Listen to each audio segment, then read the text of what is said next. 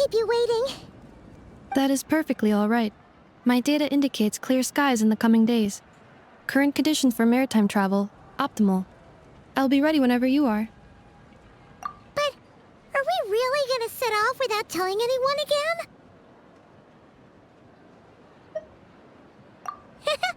Funny you mention it. You'll never guess who Paimon saw on the way over.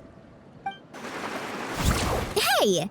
You didn't seriously think we'd let you leave without a farewell party, did you? No chance. Yeah, come on, Traveler. We've already made all the preparations. And most importantly, how dare you try and slip away without first paying your respects to the almighty Dragon Lord! A little bird told us you'd soon be leaving for Nodcry. So, we asked Paimon to give us a heads up before the date of your departure. You sure it's not time to think about changing that little habit of ours? Don't worry, we won't keep you long. Besides, everyone's there already. Shaska, Ian-san, Auroron, even the Pyro Archon herself. You're invited too, Ineffa. Shilonen has a special gift for you. Accompaniment request accepted. Shilonen demonstrates excellent massage technique. My impression of her is exceedingly positive. Wait, so robots like massages too? Or is it just that Shilonen really knows how you're wired? Alright, enough with the chit-chat. Let's head to the venue.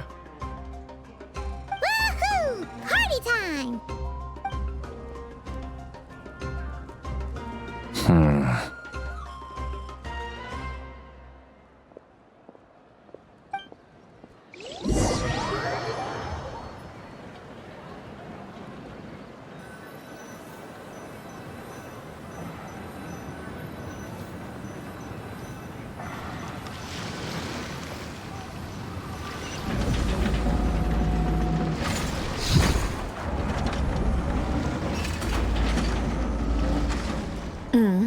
Spit it out, then.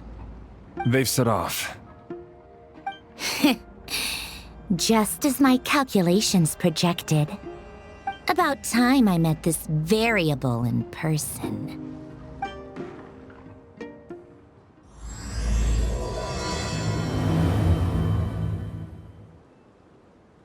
You know, every time we head to a new nation, there's always a point where it suddenly dawns on Paimon. This is it. The next chapter of our adventure has begun. This time, it was the moment she realized she just polished off the very last of her Saurus crackers. Should have stocked up better at the farewell party. In other words, Paimon has marked the geographic coordinates from 2 minutes and 40 seconds ago as the boundary between Natlan and Notcry. This deviates somewhat from the official coordinates stored in my database. Paimon meant more in terms of how it felt on a psychological level. Anyway, what about you, Traveler? When did it really sink in for you? Huh, that actually kind of makes sense. What about you, Ineffa? Come to think of it, maybe we should be asking the other way round. So, when you came over to Natlan, what was the moment you felt like you'd left Nodcry? In that case, probably when my sensors could no longer detect the moon's power. The moon? You mean that one we can all see in the sky? Negative. I was referring to... Here we are. Paimon, Traveler, we have arrived in Notcry. Oh, wow!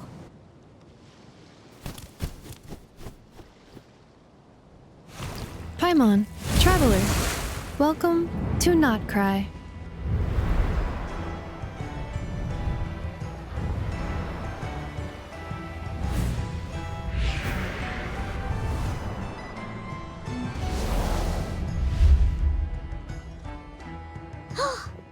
That must be Nasha Town up ahead! That's the place you were telling us about on the way over, right?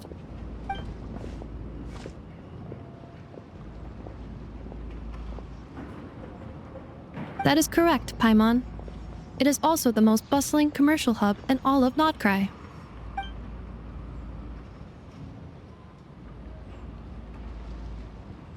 Oh, sounds like the perfect place to start trying out all the local specialties. Huh? Is something up, Traveler? Paimon, this is where our spaceship landed when Lumine and I first arrived in Teyvat. Huh? Are you sure? But how come you've never mentioned that before? Seems pretty important to Paimon. Oh, well, because those memories are really hazy. All I remember is Lumine waking me up and us leaving the ship. But just now, setting foot on this land, I felt something. The kind of power I sensed in those moments. Are you referring to Kuvaki? What now? The locals refer to it as Kuvaki. It is a unique elemental force found only in Notcry, or rather, a pure, primordial form of elemental energy. That is correct. Another similar concept I have found in my database is the primordial sea. Legend has it that long, long ago, the moon that shines in the sky above us once rose from the land of Notcry. Modern geological surveys and meteorite studies conducted in the region have since supported this claim. So, when you mentioned being able to detect the moon's power earlier, you were referring to Kuvaki?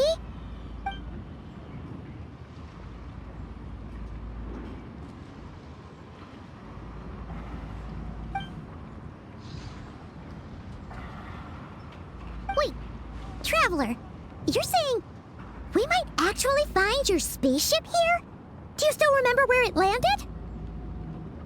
Notcry is surrounded by the ocean. In other words, it could have been anywhere along its coastline. Negative. Description still lacks sufficient detail to pinpoint target location. Hey, it's okay if you can't remember everything right away. After all, it's been a really long time. Let's just do what we've always done and keep searching as we explore. Besides, what have you got to fear with your sidekick Paimon still here? I'd be more than happy to help you out as well.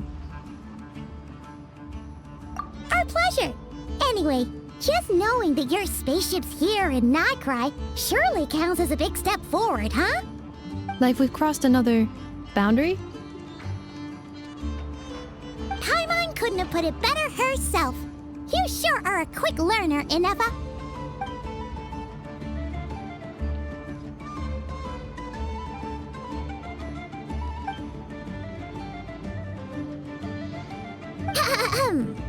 Well, as the best guide in the whole of Teyvat, Paimon hereby does solemnly declare, Notcry, here we come!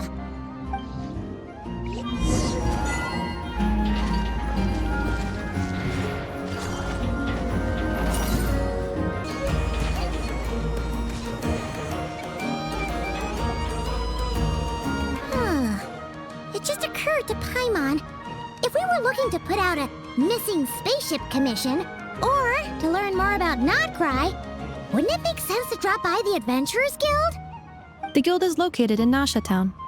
Simply follow this road and you'll reach it.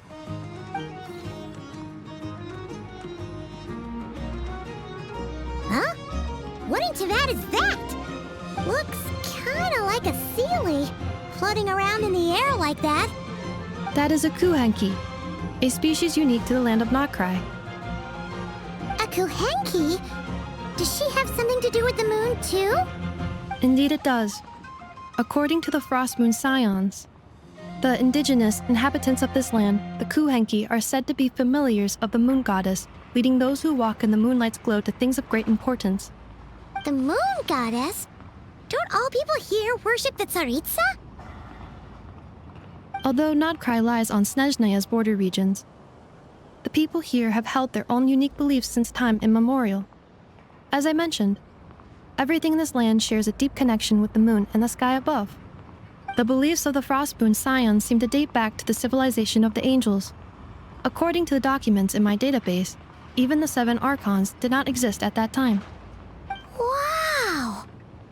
So the origin of their beliefs goes back even further than the Archon War? Correct. At some point, you may come across some statues of their goddess. The Frostmoon Scions carved these as well.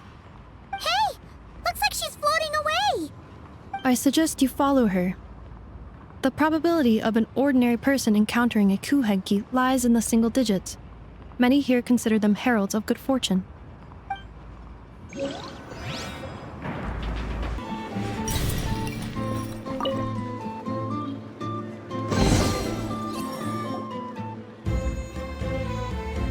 Is this a travel guide? Huh, it actually led us to something useful.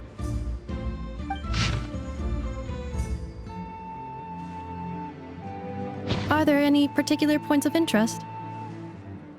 Oh, it all looks pretty interesting to Paimon. If we have time, she'd love to see, pretty much everything. Recalibrating route. If we keep following the current path, we will arrive at an area of scenic beauty. From there, we will be able to identify both the Adventurers Guild and several must-visit specialty stores. Yikes! Why is Paimon suddenly getting the feeling that if she doesn't step it up soon, Ineffa's gonna put her out of a job?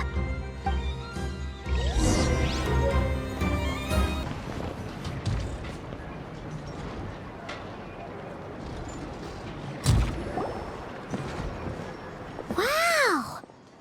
Nasha Town actually looks pretty big from here. Feels a bit different than Paimon imagined, though.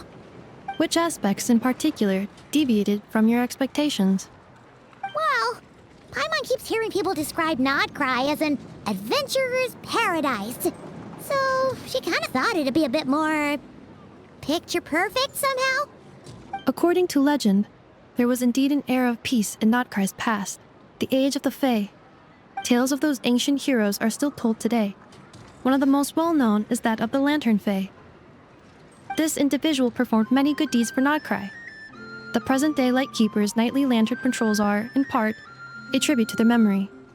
But then, one day, What happened?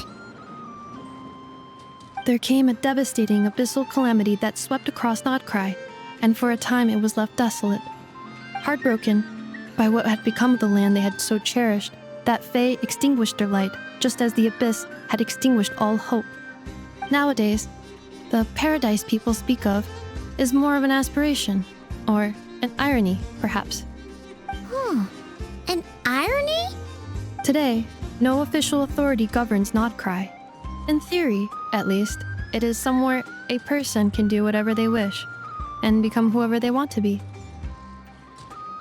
The Adventurers Guild is just over there, in Nasha Town's Central Plaza, and the flagship tavern is over that way. Hey, what's that building over there? You know, the biggest, tallest one. That is Aino's Boom and Blast Kuvaki energy cannon. It gets activated when the wild hunt threat level outside Nasha Town reaches a certain threshold. But according to the scan I just ran, the energy cannon appears to be malfunctioning, likely due to a recent discharge. The wild hunt? Isn't that the abyssal calamity you mentioned that's specific to Nodcry? It is a phenomenon that has been occurring for several centuries now. Yet the time and location of wild hunt attacks are seemingly random. At first, it was more of an old wives' tale that adults used to scare children. If you don't start behaving, kid, some night, the wild hunt's gonna come for you. Listen, do you hear that? That weeping in the fog? Those are the cries of a young woman being dragged away. You're saying people actually hear things like that? I have not witnessed enough wild hunt attacks to give a statistically sound answer. But the oldest legends say that all people saw was the ghostly shadow of a woman in the mist. It wasn't until later that it became a full-blown calamity. Abyssal monsters and all. Huh. When you put it like that, Paimon's really gotta hand it to Aino. Not only did she repair you, but she's even built a giant cannon to keep the wild hunt at bay. Absolutely. Aino is very impressive indeed. Anyway, according to my schedule, it is time I took you over to the flagship. Oh, sure. After all, we shouldn't keep Barca waiting. Well, Paimon's not sure if he'll actually show up at the bar this early. You're right about that.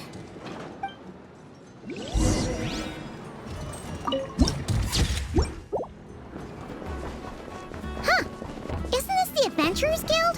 Why isn't anyone here? Does that mean that Catherine and Nodcry actually gets to clock out? Anyway, let's come back later.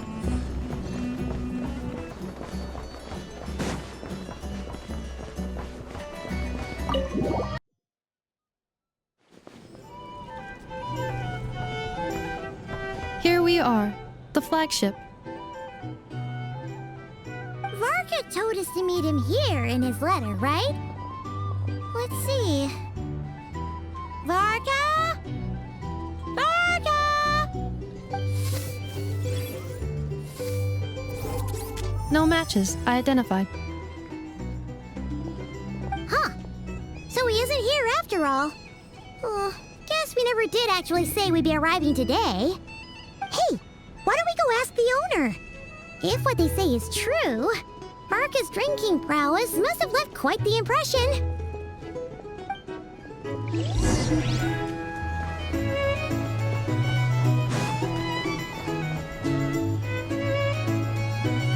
Huh? Well, well. If it isn't the ineffable Ineffa. Hello there, Demyon. You know each other? Of course! Ineffa's a regular here at the flagship. So, robots are into booze too? Not at all.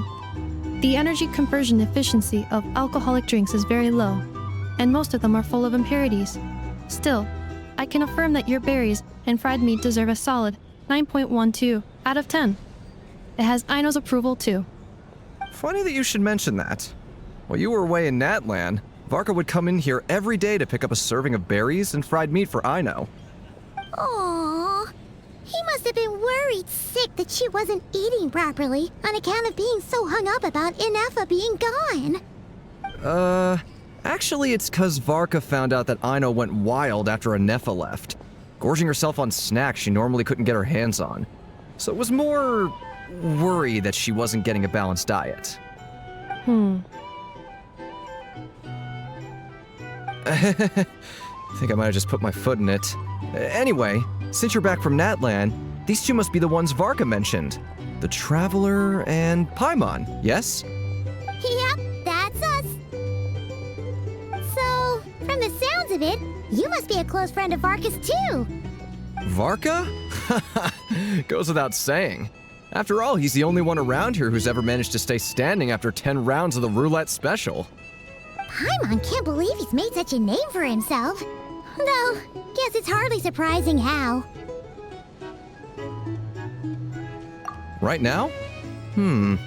Must be somewhere near Anvan Tinyarvi. That's quite far from here. Huh? Where's that? It's a lake in the northern part of Nodcry. Word reached him of trouble brewing around those parts, so he took his knights to check it out. Oh. So, we missed him? Varka knew you'd say that. So he specifically told me to make sure you stayed here and enjoyed yourselves. He sends his assurances that everything's under control. Well, if he's that confident, guess our only option is to accept. Anyway, it's not like there's any special cause for concern. He is the Grand Master, after all. Exactly. Plus, not only has he booked you into our finest room, he's paid for it in advance, too. Whoa! It's so generous of him! We might not have met yet, but Paimon's got a feeling that we'll get along with Varka like a house on fire. Oh, and by the way, he also asked me to serve up a portion of berries and fried meat for Ineffa. That was prepaid as well. Thank you. No, thank you. I'm the one who should be grateful for your business. Traveler, Paimon, why don't you go ahead and drop off your luggage? I can use this time to go pick up some components that Aino asked me to bring back. Sure thing. Besides, now that we've got ourselves a map, once we're done unpacking, we might as well go for a stroll ourselves. Why don't we meet up again later? Oh. So you no longer require navigational assistance? No worries, we should be fine. We've got a rough idea of our way around town, so Paimon's reasonably confident we shouldn't get too lost. Thank you. This translates into an approximate time saving of 30%, meaning I will be able to see Aino about 45 minutes earlier than previously projected. Oh, right. You must miss her a lot, too. In that case, we better get a move on.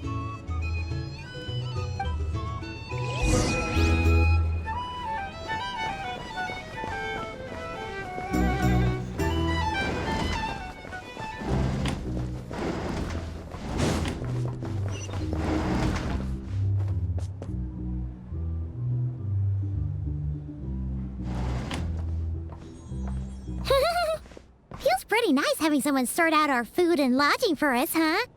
But is this really the flagship's best room? It's pretty big, make no mistake, but it looks a little worn out, right? Though, to be perfectly honest, that feels right at home with everything else we've seen of Nasha Town. You mean it's got something to do with Nodcry's history? Oh, that makes sense. But what exactly was this calamity?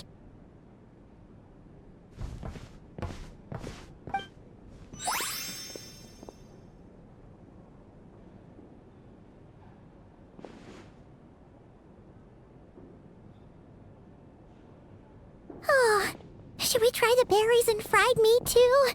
Paimon's getting hungrier and hungrier every time someone mentions it. Oh, sorry about that. Paimon wasn't watching where she was going. Please, there's no need to apologize. If anything, I'm the one who should be sorry. Clearly, I shouldn't have gotten lost in my thoughts in the middle of a hallway. Wait a sec. Are you staying in the room next to ours? Ah, quite the perceptive one, I see.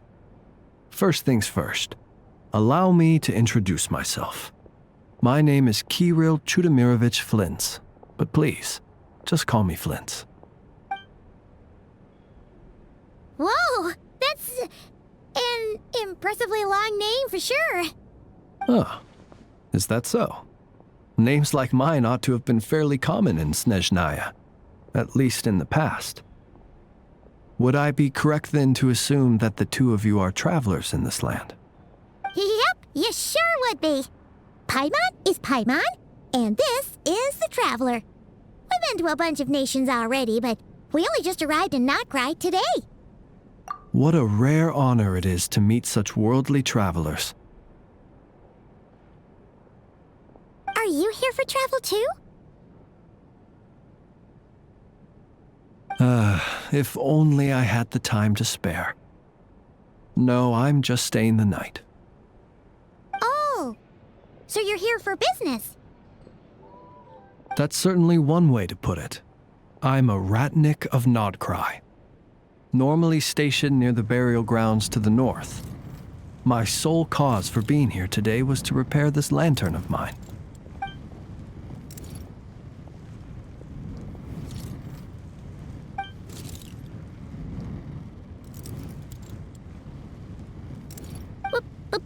Burial grounds? Your surprise is entirely understandable. Most people cannot even begin to fathom the idea of a life surrounded by tombstones and decay.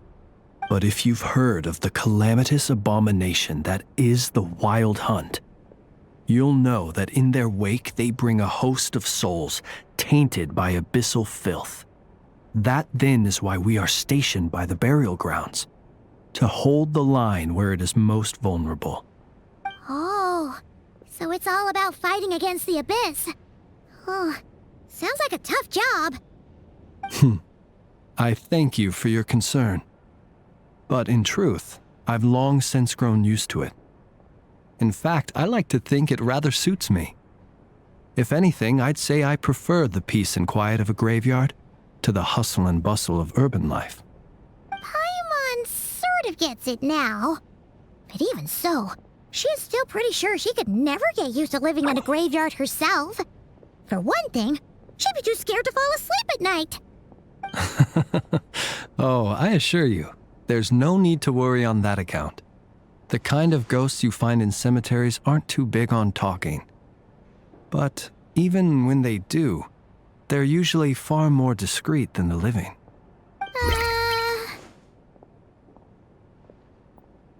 Well, would you look at that?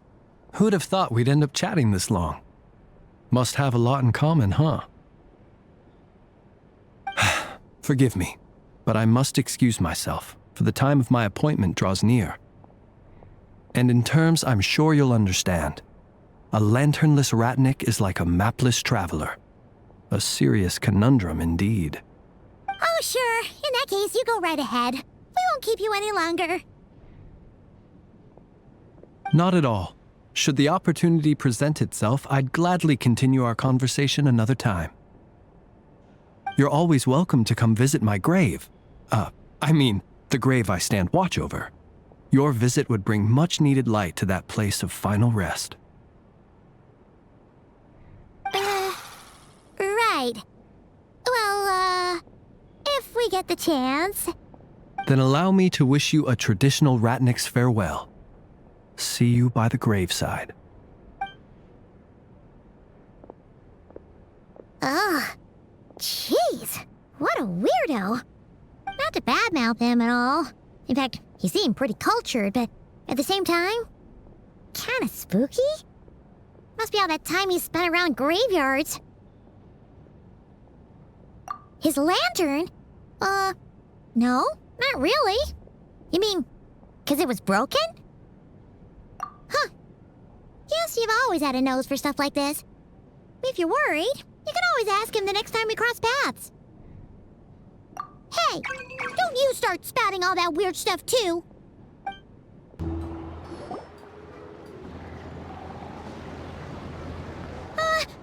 Paimon almost forgot something super important. Were we gonna go try out the berries and fried meat? But now, heading all the way back to the flagship feels like such a waste. Please, accept today's boon. Come night or day, may the blessings of the moon goddess shine down upon you. Huh? What's going on over there? Wait, free food? Wow, the people here are so nice! Quick, let's grab some too. Paimon's super curious what their food tastes like. Moonlight illuminates the path before you, travelers from afar. Huh? How'd you know we were travelers? Just now were a song the birds in the sky, singing of your wanderings. You are no ordinary guests, it seems. The birds and the... what now? Forgive me. I should not have laid the words of others out as a welcome mat for our very first meeting. You, too, must be wondering who I am. I am Lauma, moon chanter of the Frost Moon Scions. Please, as do our followers and other passers-by, accept today's boon. Happy to oblige. Paimon's name is Paimon, and this here is the Traveler. Thanks so much for sharing your yummy food with us. We'll take one each. Think nothing of it. These fruits were the finest we found, delicacies gathered in the wake of the morning dew. It is my hope that partaking of them may lift your spirits to heights anew. The finest you found? Wow!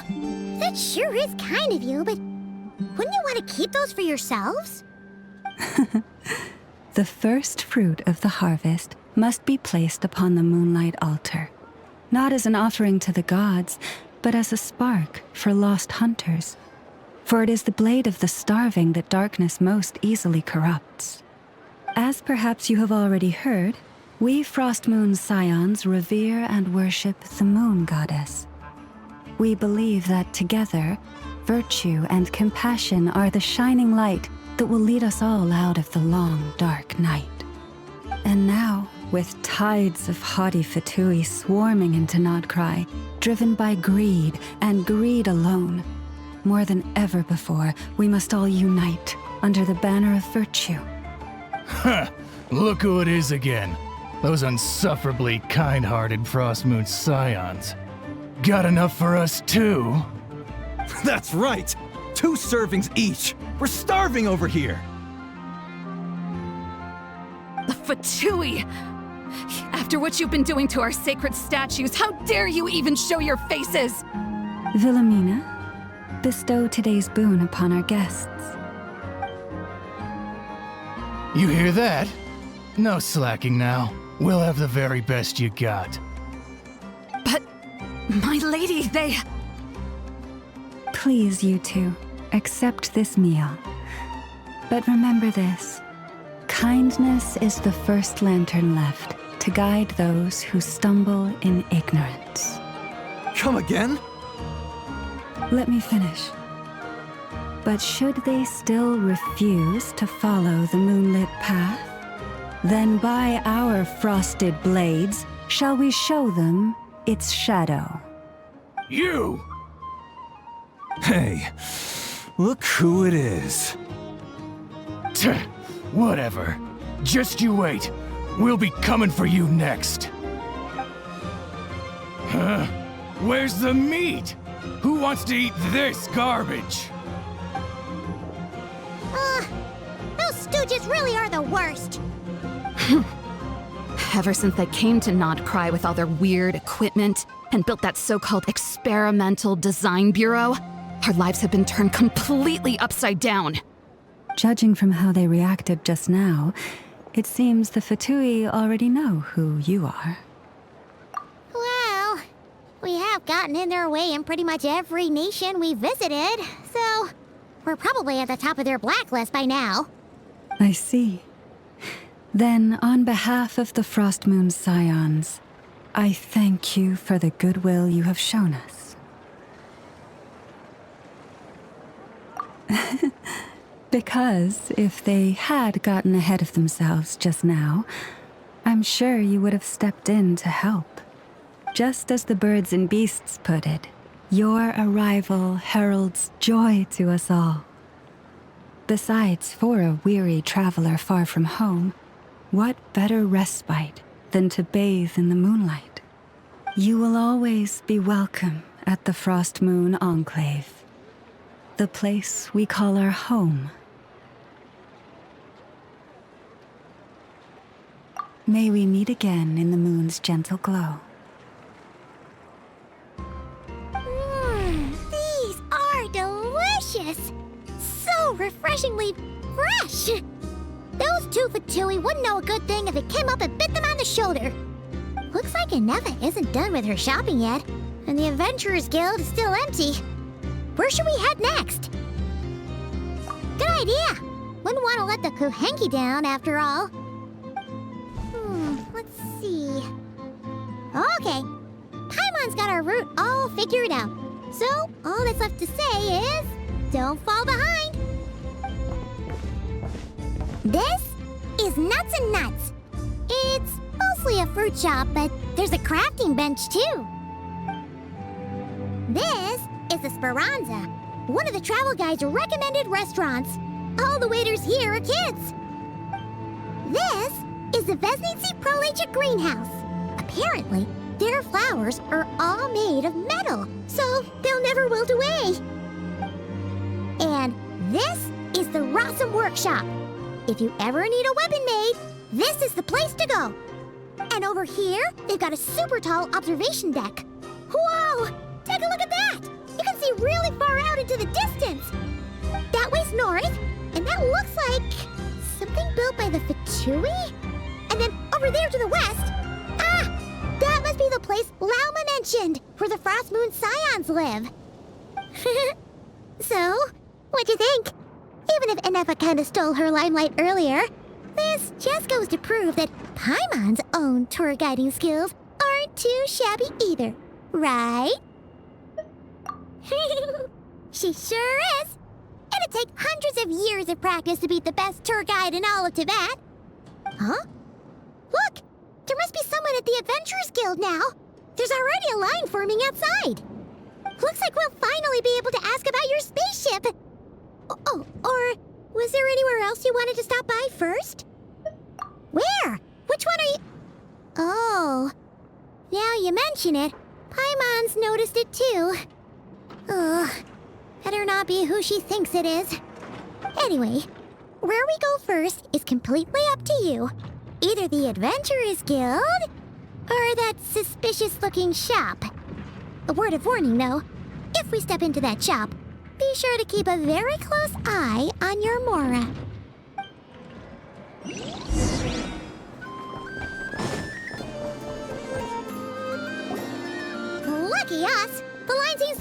now. Come on, let's go say hi to Catherine. Hey, Catherine, we meet again.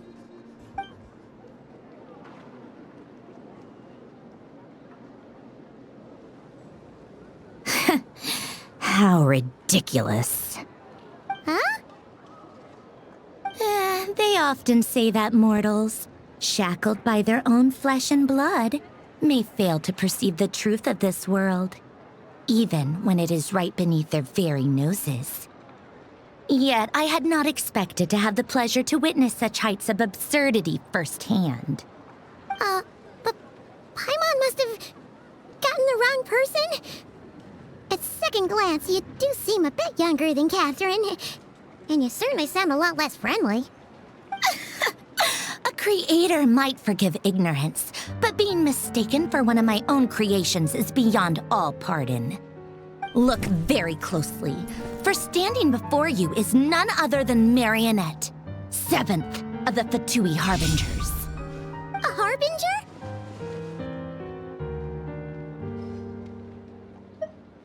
I told you already, I'm not Catherine. Just how obsessed are you with my machines?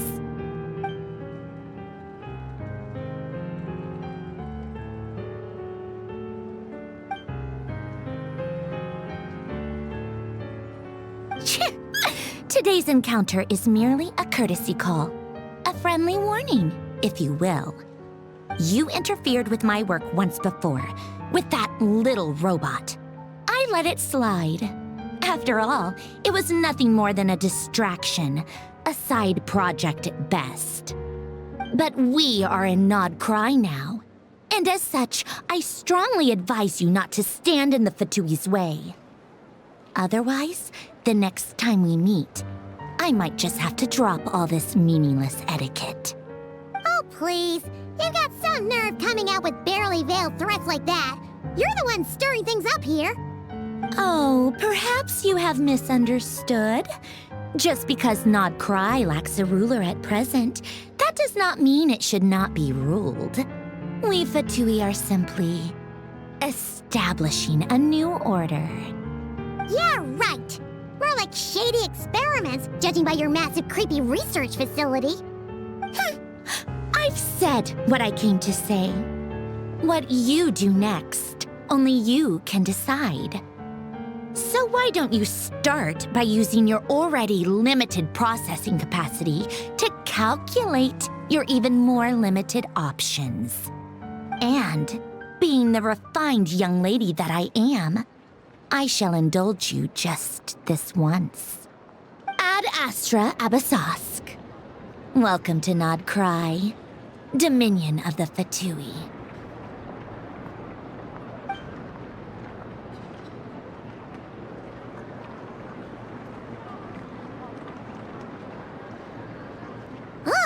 Paimon's so mad right now! How can anyone so obviously evil be so annoyingly self-righteous?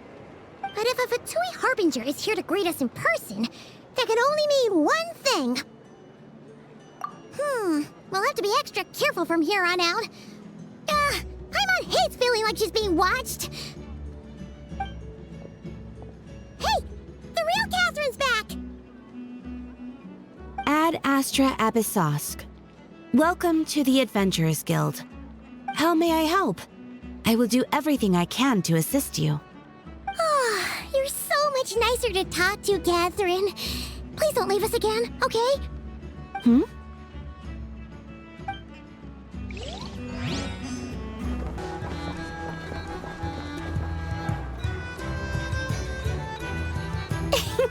Please, here you go.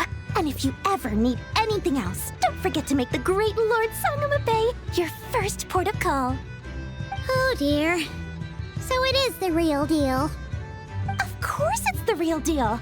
Everything you'll find here is 110% real, meaning every one of my deals is as real as a deal can... Wait a minute. Well, if it isn't my two most valued clients! And with no small thanks to your munificent patronage. Come. How could you just sneak into Nod Cry like this without telling your dear Lord Sangama Bay? If I'd known earlier, I would have made an absolute I mean, pulled out all the stops to ensure that your boat ride over was as comfortable as humanly possible. Thank the Archons we didn't tell you. Oh, come now. You know as well as anyone how impeccably and conscientiously above board I am when it comes to doing business. Well, regardless of whether that's true or not, the main issue here is that we had no idea you had a branch in Notcry. A clever merchant always has a backup plan, or two, or three up their sleeves. As the saying goes, a rabbit with many burrows fears not the hunter's arrows. A merchant with stores galore hears no debtors at the door.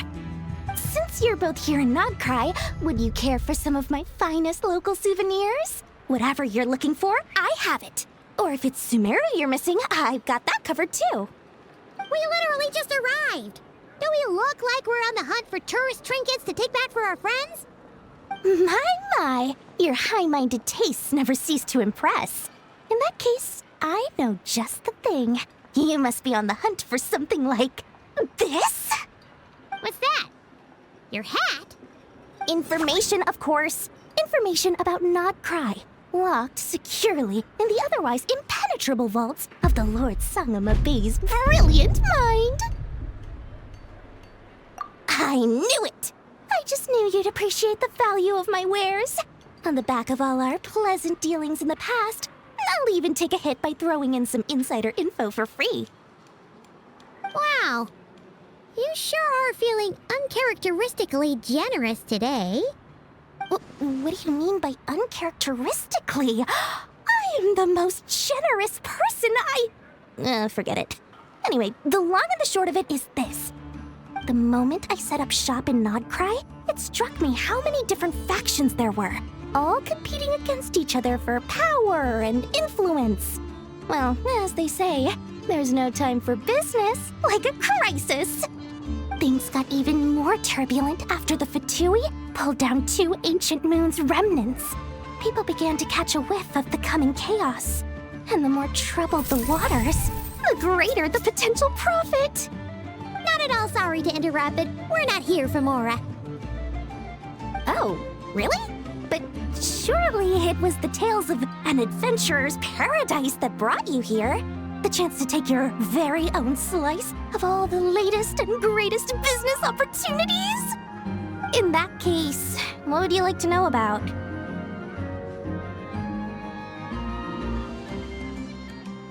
The Frost Moon Scions? You mean the people who believe in the moon goddess? They're not a bad bunch. It's just, well, they have such simple tastes. No luxuries, no indulgences, no nothing. Trying to earn a little more from that lot is like trying to squeeze blood from a stone. Still, things between them and the Fatui have gotten pretty tense. It's only a matter of time before the powder keg goes boom. And when that happens, that's when business will start to boom too. Oh, they're an organization set up to keep the locals safe. Apparently, they have a long and glorious history, and they're made up entirely of volunteers. But seriously, a volunteer organization in Notcry? This place is hardly a magnet for noble hearts. No pay, all work. That's not a business model, and it's certainly not for me. Everyone knows they're here for the Ancient Moon's remnants, but no one's sure why they pulled them down in Notcry of all places. Anyway, they've been acting mysterious enough, but if you ask me, that Kuvaki Experimental Design Bureau of theirs up north hides secrets wilder still. That bunch of booze-loving monstatters? Ugh, don't even get me started. As fellow Outlanders, I thought they'd be easy pickings, but somehow, every single one of our business negotiations wound up at the flagship. I've done plenty of deals with heavy drinkers before, but those guys? I never once made it to the contract signing before blacking out. I'm getting flashbacks of the hangovers just thinking about it. What now? A spaceship? Nope, never heard of anything like that. Don't you two get involved in any big business here without so much as a heads up, you hear me? At the very least, consider letting me in as a key investor. Oh, I almost forgot to mention, Sooner or later, you'll no doubt end up doing business with some other merchants in Nodcry. And someone's bound to mention a place called the Curatorium of Secrets. Listen to my advice. Do not, under any circumstances, go there, no matter how much trouble you're in. The Curatorium of Secrets? What do they get up to there? Just a place that handles all kinds of disputes. But the owner will charge you an absolute fortune, and she has a temper to match. Nothing like your friendly neighborhood, Lord Sangama Bay. You're not just saying that to stop your competition from undercutting you, right? When did that little pipsqueak get so sharp? And after I gave them all that info for free just to win them over. What do you mean? Of course not. I'm only thinking about your wallets. I mean, on behalf of your wallets. You're really not convincing anyone, you know. All right. Business is a cutthroat business. I won't argue with that. But I'm not lying about that boss lady. Not only did she make it into my top 3 people not to mess with in Nodcry, she's also in my top 3 people most eager to trade in favors. Seriously? It feels like you're just bad-mouthing your rival now. Fine. If you don't believe me, go see for yourselves. We might both be from Sumeru, but compared to hers, my conscience is so large, why, it could fill 3 whole palaces of Alcazar's array. But when you realize what I'm saying is true, don't say that good old Lord Sangama Bay didn't warn you.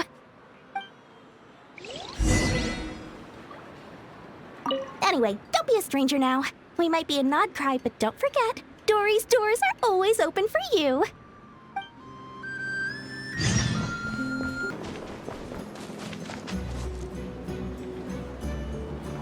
Ineffa! Hello.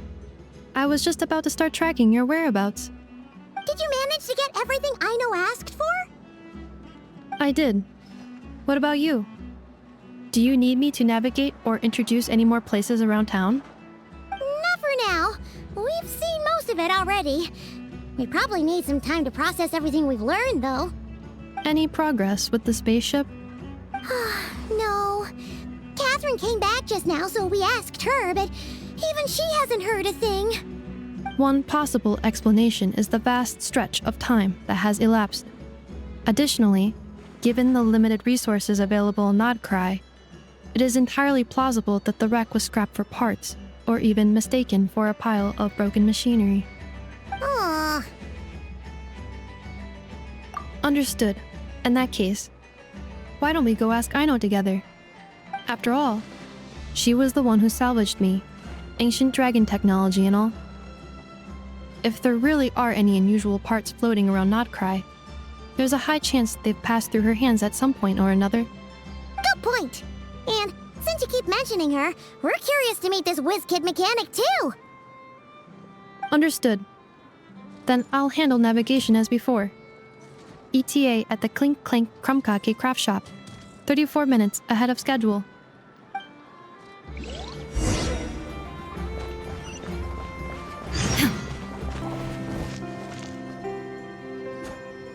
Oh no!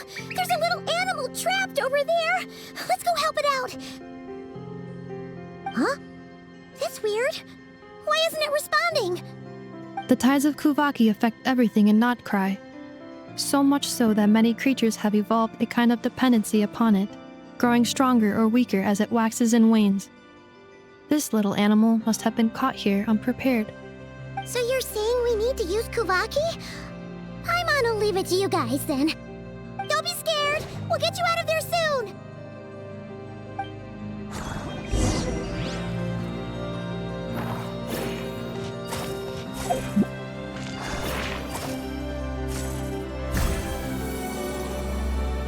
Oh! It worked! Off you go now, little one. Don't go getting yourself caught again.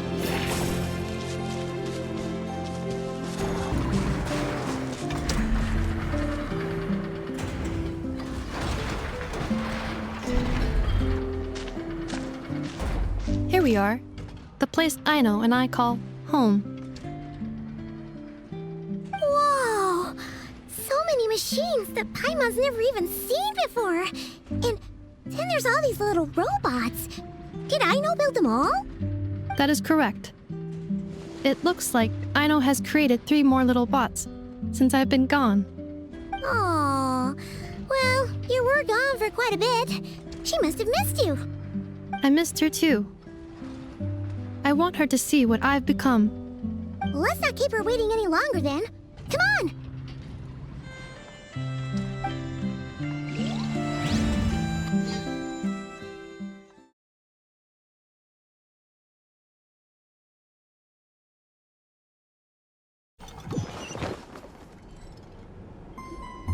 Aino, I'm back.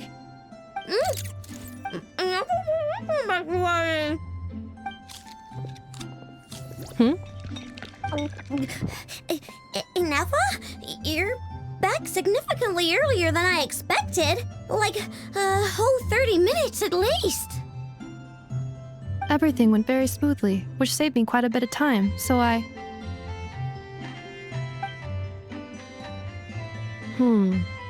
Aino. Could you turn around for a moment? Aino?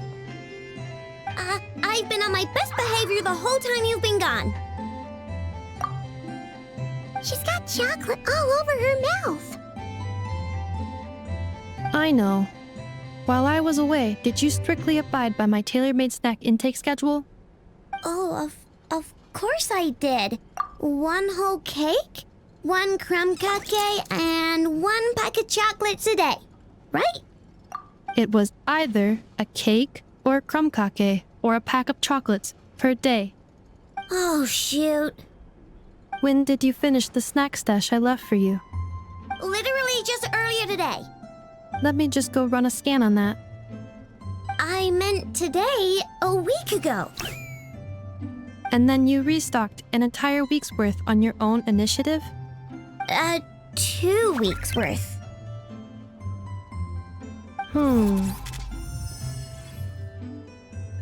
Why does Paimon feel like the roles in this household are pretty much the opposite of what she imagined?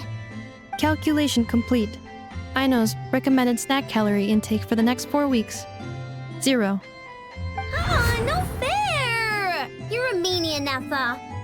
This is what happens when you break an agreement. Oh, come on! Don't do this to me! I only ate a teeny bit extra every day. Just a teensy, eensy, weensy bit extra. That is objectively not a teensy bit extra. Oh, seriously? If you'd only arrived half an hour later, I would have had everything cleaned up and you wouldn't have noticed a thing.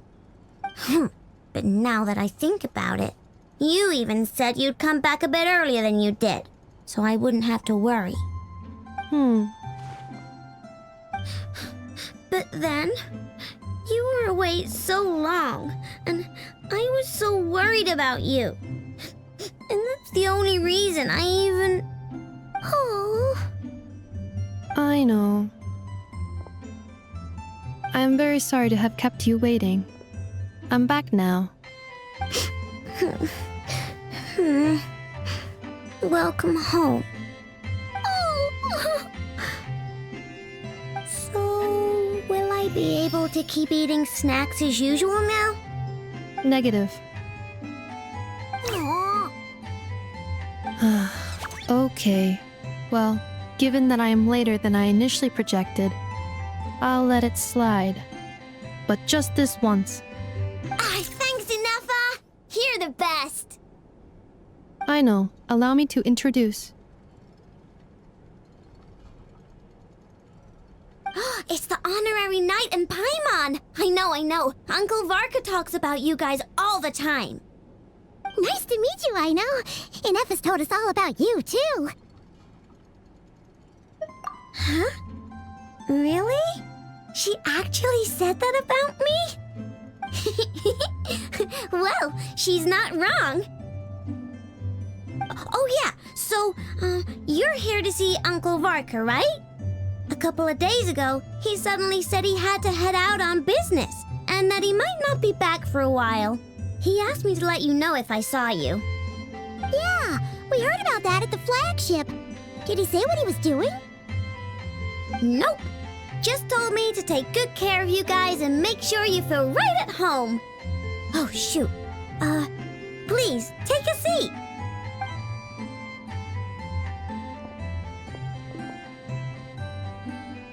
Do either of you need my help with anything? Anything at all? After all, I'm the head of this household. Sure wouldn't know it from that snack tantrum she just threw.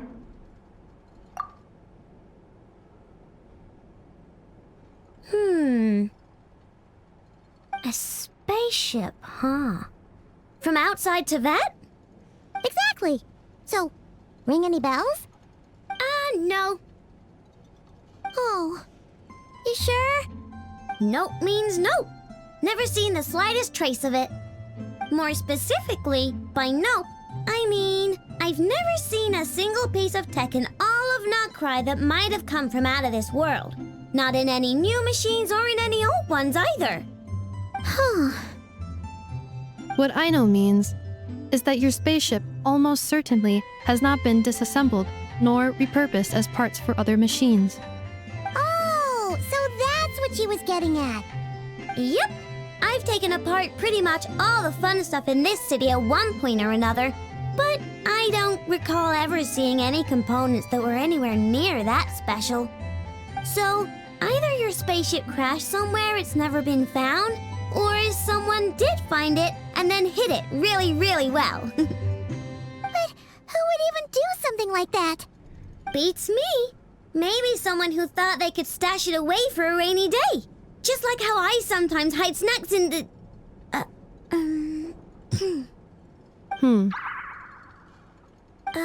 Anyway, long story short, I definitely haven't seen anything like that.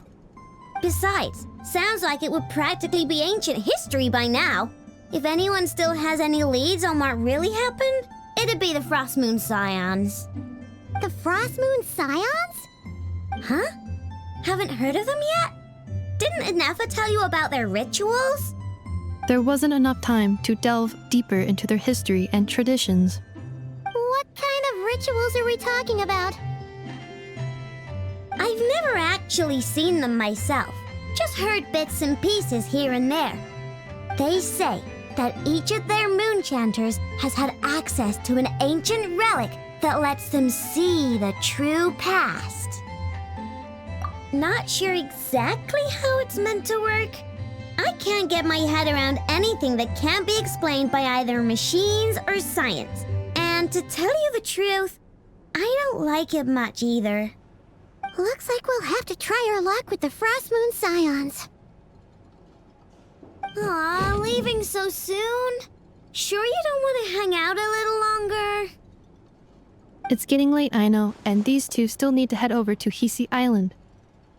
It would not be convenient for them to linger much longer. Aww. All right then. Don't worry, we'll be sure to drop in on you as often as we can. Really? You promise? Sounds like my type of visitors. You're welcome anytime. I'll be staying to look after Aino today, so I won't be going with you. Hey, don't sweat it. We'll find our way just fine. I'm glad to hear that. Also, I must admit, I have very much missed the charging bed that Aino made for me. Oh, are you here to play with me? My name's Aino, and I'm an inventor. Me and Ineffa live together. I could probably eat all the cakes and cookies in the world because I love them so much. But my favorite kind of all is Lackaberry Crumb Cake. Come visit my Clink Clank Crumb Cake craft shop whenever you want. Anyway, that's me. What about you? Tell me something about you, then we'll be friends.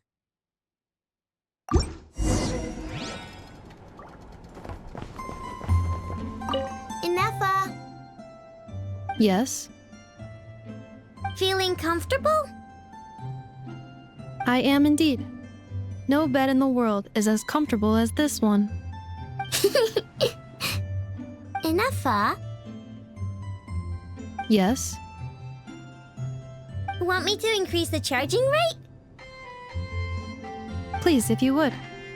Thank you, Aino. Ineffa,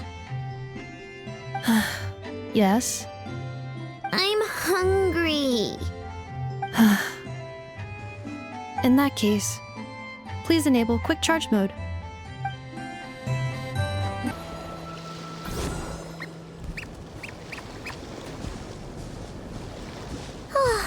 Seeing Ineffa and Aino reunited like that sure was heartwarming. We should definitely hang out with them more in the future.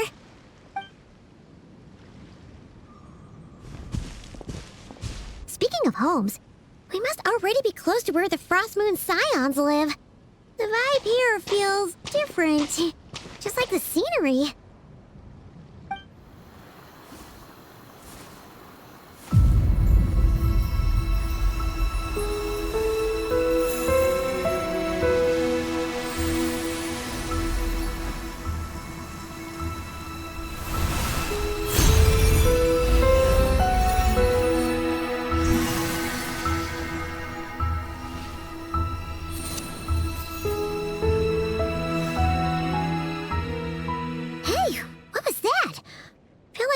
Sort of breeze blew by, and then the petals suddenly turned into... Huh? Is that a Kuhenki? She looks different from the ones we saw before. Hey there! What's your name? Huh. Doesn't seem able to speak. No idea what she wants. Unless you want to stop, maybe we should just keep moving?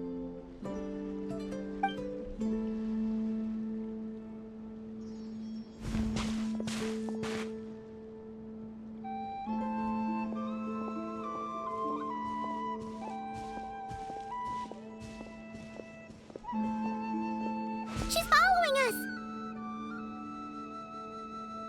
Go on. Go on now. We've got stuff to do. Best you find someone else to hang out with. Hey! Don't make it sound like Paimon's some kind of meanie. Paimon had no idea what she wanted, okay? Ugh. Anyway, next time Paimon sees her, Paimon promises she'll be nicer. Seeing as we're on our way over to meet Lauma anyway, we can ask her about it while we're there.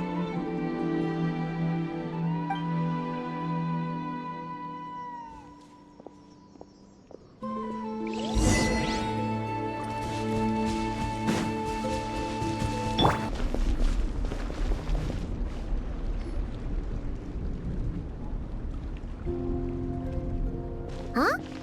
Hey, look! Isn't that Lauma? The moon chanter? Let me take a look at your wound. You must be more careful. Doesn't matter how much of a rush you're in, your safety always comes first.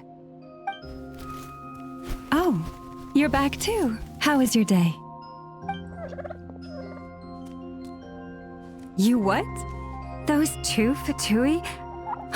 The ones who were causing trouble in Nasha Town? You went to teach them a lesson? And you put that in their food? You naughty little thing! How could you do that? They didn't notice. That's not the point. You mustn't do that again, okay? Next time, at the very least, bring a few of your friends along too. You'll be an easy target if it's just you on your own. Hey, Lauma! Still remember us? Oh, it's the Traveler and Paimon, isn't it? Welcome to Hisi Island. Not at all.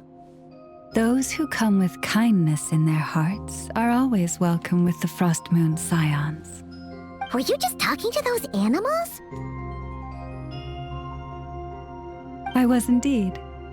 The Frost Moon Scion's bloodline is unique, for throughout our history, there have been many among us who could communicate with all living things. What was that? Oh, Is that so? She says she was trapped in a plant earlier, and that you are the ones who rescued her. She wants me to thank you on her behalf. Oh, it was nothing. Barely lifted a finger. If you both are free, why don't you join us at the Frost Moon Enclave for dinner? Consider it a small token of thanks for your kindness. We'd love to! And actually, we had something we wanted to ask you anyway.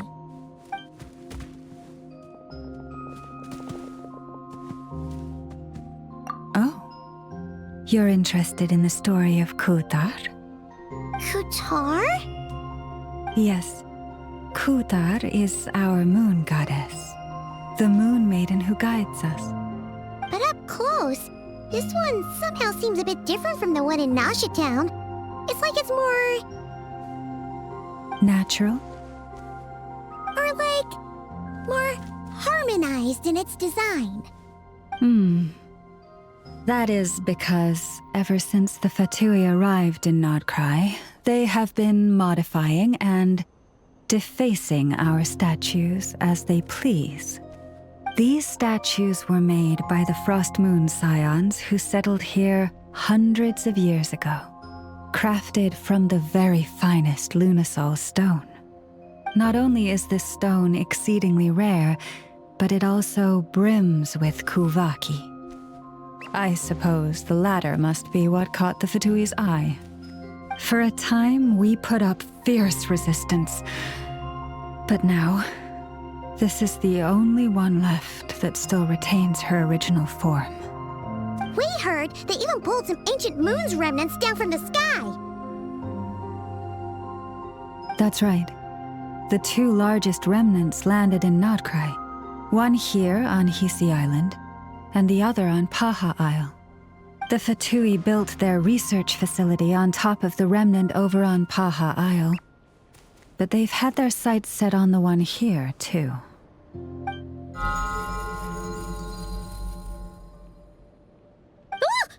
Oh! It's that little Kuhenki again!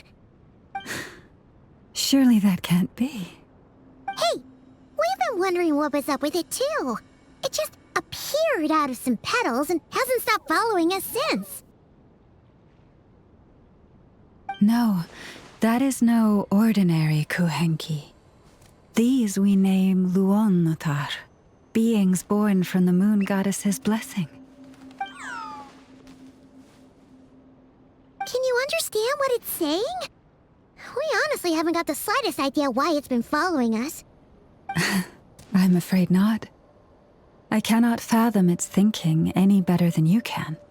Sometimes a long time must elapse before the moon goddess's blessings turn into Luonnotar. Perhaps you two were simply there to witness that transformation. Oh, maybe. Legend has it that the Luonnotar bring good fortune. Given that it seems to have taken a liking to you both, why don't you let it come along with you? Really? Then you can start by helping us find some more treasure chests along the way. Capiche?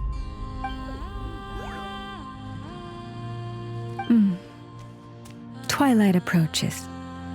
If you would hear more of the moon's story, then let us make our way to the Frost Moon Enclave. Beneath the gentle moonlight, I shall share this tale in full.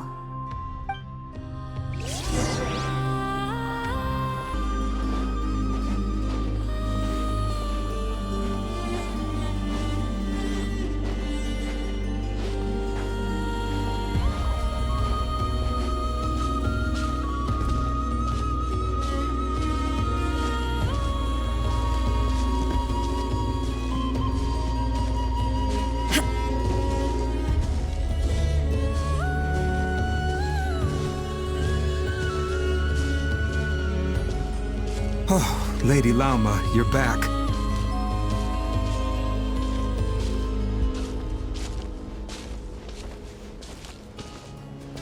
Come day or night, may the blessings of the moon goddess shine down upon you.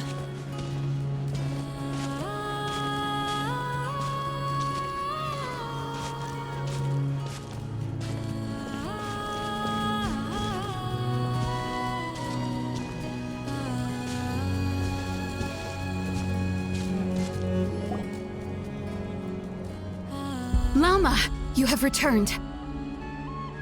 Wilhelmina, this is the Traveler and Paimon. Kindly arrange for 2 additional dinner settings for our honored guests. Of course, my lady. Wow! Everyone along the way here pretty much saluted you. Are you, like, super important around here? I am but a moon chanter, one entrusted to convey the moon goddess's will. Nothing more. She's just being modest. The Moon Chanter holds the highest rank among us Frost Moon Scions. Lauma is our leader. Wilhelmina? I know. I'll send word to the kitchen. 2 meals coming up.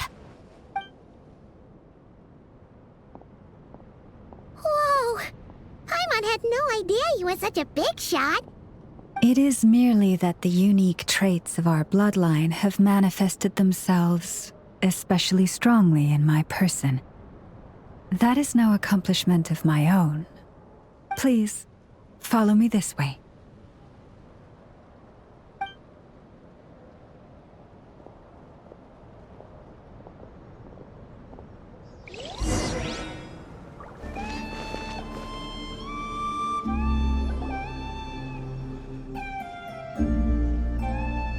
Even to this day, I am still trying to piece together the many fragments of our past. It is a story not only of the Frost Moon Scions, but also of the moons themselves. A story of the moons? Yes. We Frost Moon Scions are the last descendants of the ancient golden realm of Hyperborea. Its former glory may have faded, but what remains is a memory uniquely ours. In the distant past, Tevat had not just 1 moon, but 3. It is said that they were created by the primordial master of this world, cast into the firmament to keep peace in the land below. Firstborn was the eternal moon, largest of the 3. Legend has it that it was her immense kuvaki that gave rise to the ocean tides. Next was the frost moon. Smaller than her big sister, yet brightest in radiance. Her glow became the cold, undying lantern of the night. Finally came the iridescent moon, smallest of the sisters. Most of the time, her light was barely visible to the naked eye. Yet when she shone, her fleeting halos were all the more mysterious for it. Wow! Sounds like it all happened so long ago. So, what happened to them afterwards? Afterwards, well, as you have seen, the 3 moon goddesses perished. This happened in a war triggered by the Descenders, and of the 3 lunar husks, only the frost moon survived unbroken, while the others were shattered to pieces. Oh, so that's why there were ancient moon's remnants in the sky. Yes.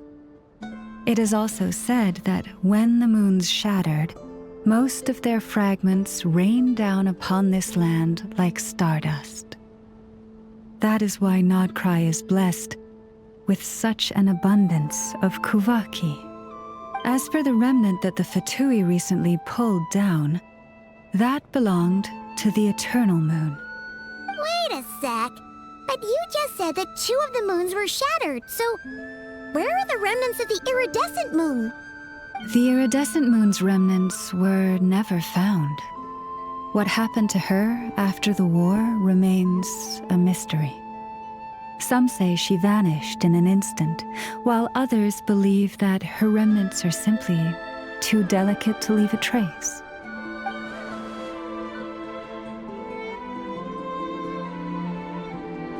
Yet, though the era of the 3 moons has long since faded into legend, successive generations of Frost Moon Scions have always passed down a prophecy that one day the moon goddess would return.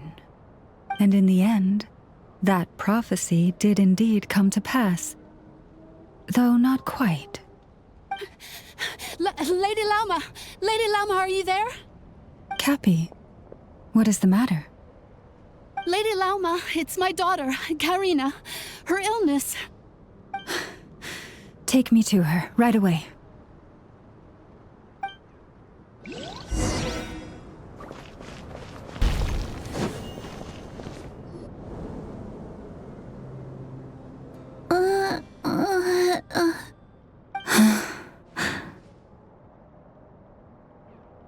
Her sensitivity to Kuvaki is flaring up again.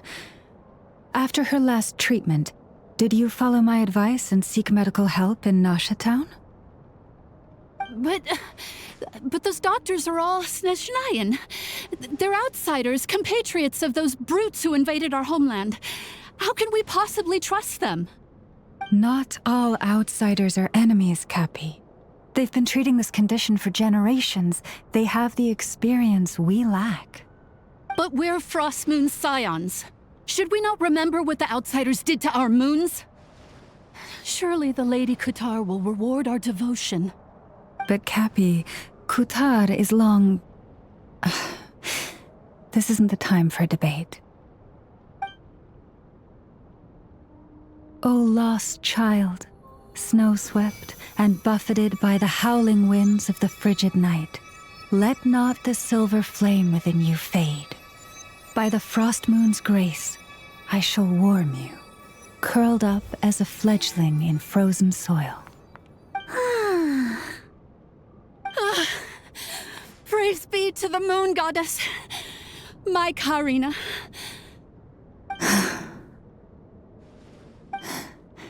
Remember, she must take powdered laka berries daily. It will ease her symptoms.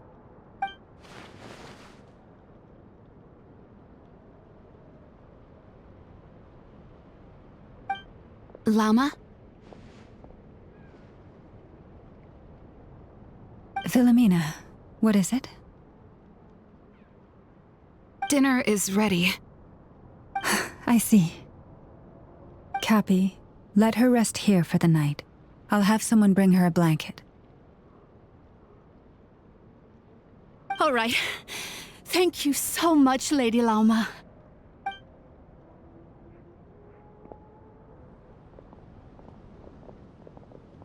Will she be all right?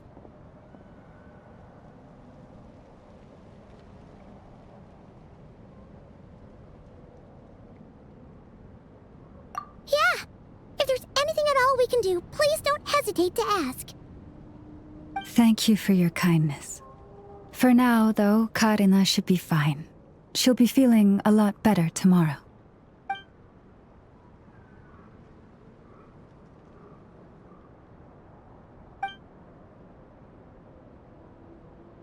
Please, do not be worried.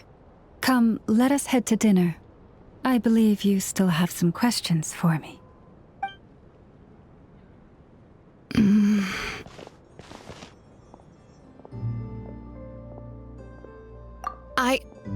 Oh, sorry. Yes, I'll be coming too.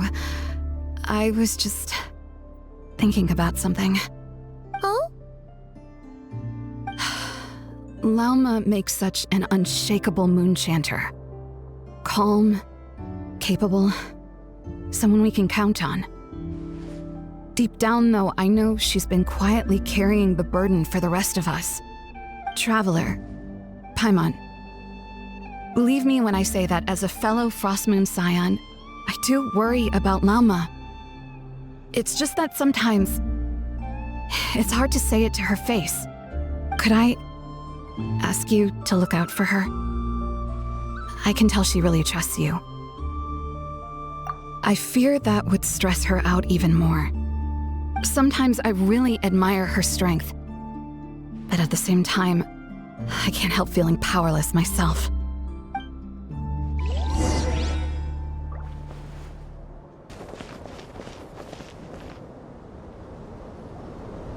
Phew. Paimon's so full.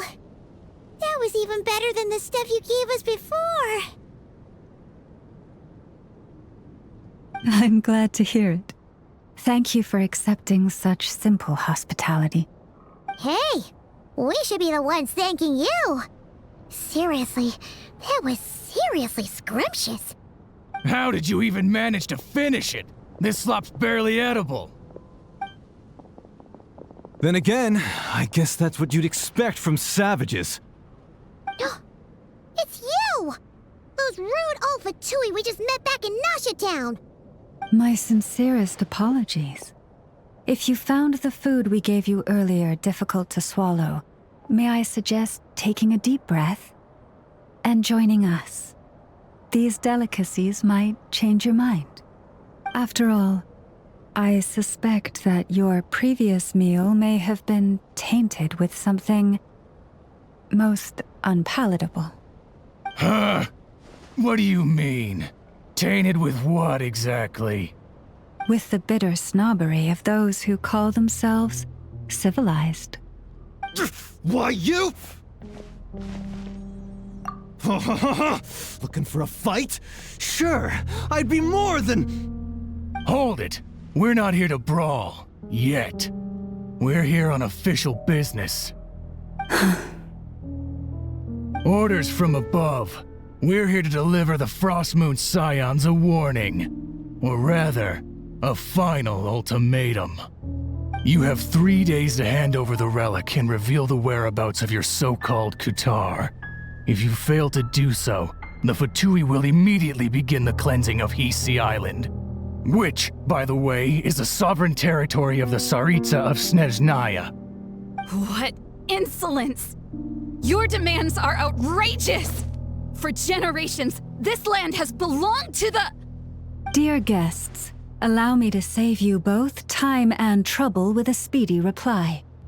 The Frostmoon Scions will never hand over anything to the Fatui. And to those who set foot on our land with ill intent, I say this. With your blood, we shall draw an inviolable line in the snow.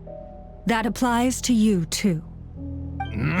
Stubborn savages, the lot of you! Now hold back this time. Forest, protect us. Wind strike! Clouds high! The birds come! Crumble! I will have order! Illusion shattered! Pretty sharp. You'll pay for this. Mark my words.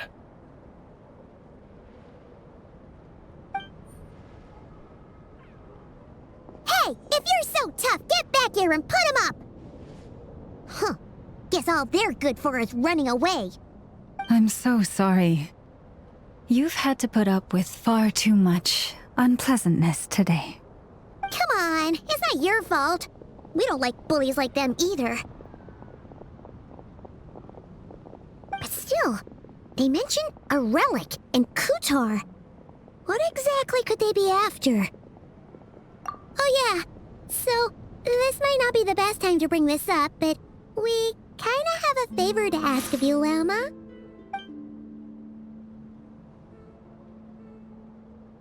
I see. So your questions concern the sacred relic too. Please, do not hesitate to speak your mind. Unlike those insolent intruders, you walk in the moonlight with open hearts. You stood by us when we needed your help, so it's only right that I return the favor. But let us continue this conversation somewhere more fitting. As it happens, there's something I'd like to show you, too.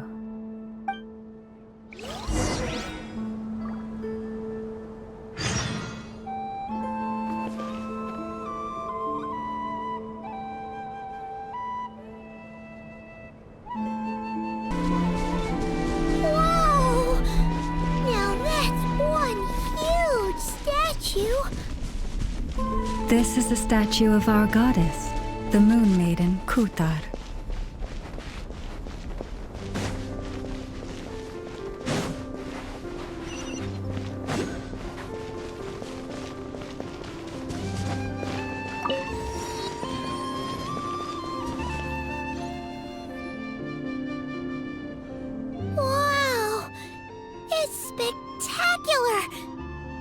Kutar was born here on Hisi Island around 500 years ago.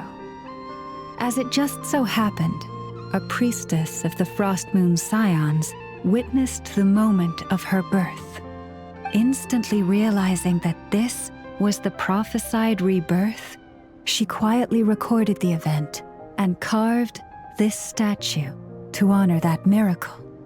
According to legend, Kutar's birth was accompanied by the sudden appearance of many Kuhenki, who wove the moonlight that bathed her into silken vestments fit for a goddess.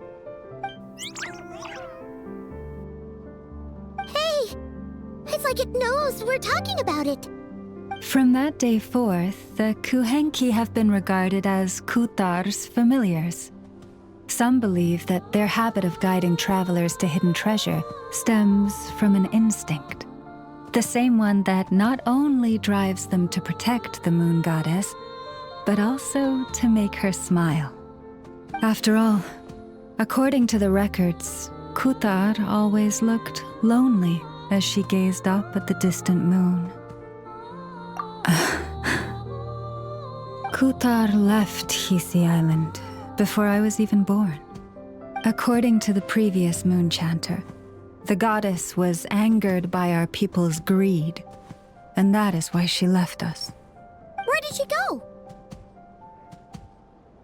No one knows what happened after she left.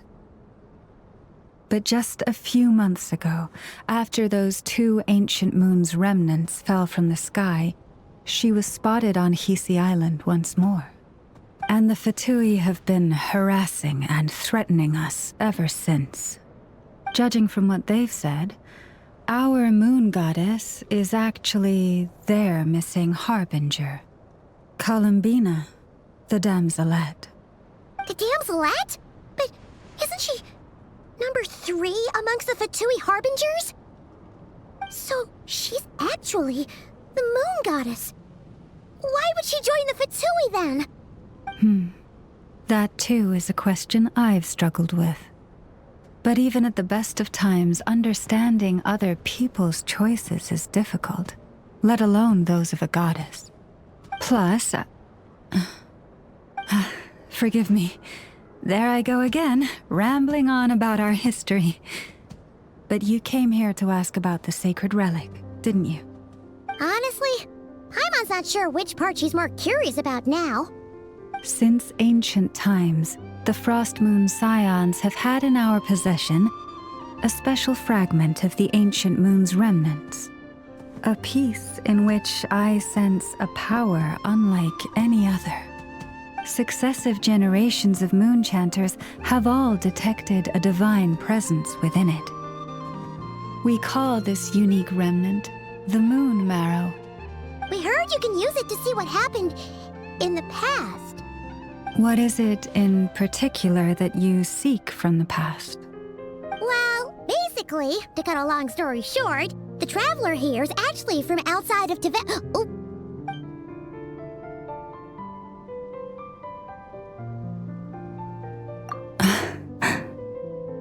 Thank you.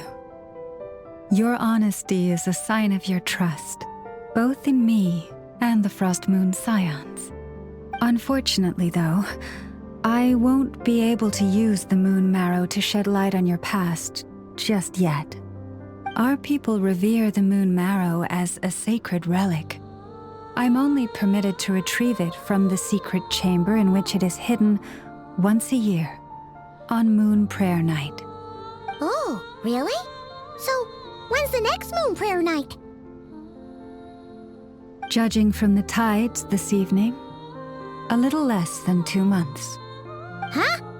Does that mean the date changes every year? The ceremony is held on the night when the moon is closest to Tevat. This is also when Nodkrai's Kuvaki reaches its peak. Only then can the seal on the secret chamber be lifted. Oh, guess we've got no choice but to wait. I am truly sorry that I cannot help you sooner. But, as the Moon Chanter, I swear that I will do everything I can to help you find the answers you seek. Think nothing of it. After all you've done for us, you deserve nothing less. Who'd have thought today was only our first day in Nodcry? Feels like so much has happened already. If I may be so bold, what does family mean to you? If you are aware of something, a secret that could hurt your family, would you be honest with them? Or try to hide it?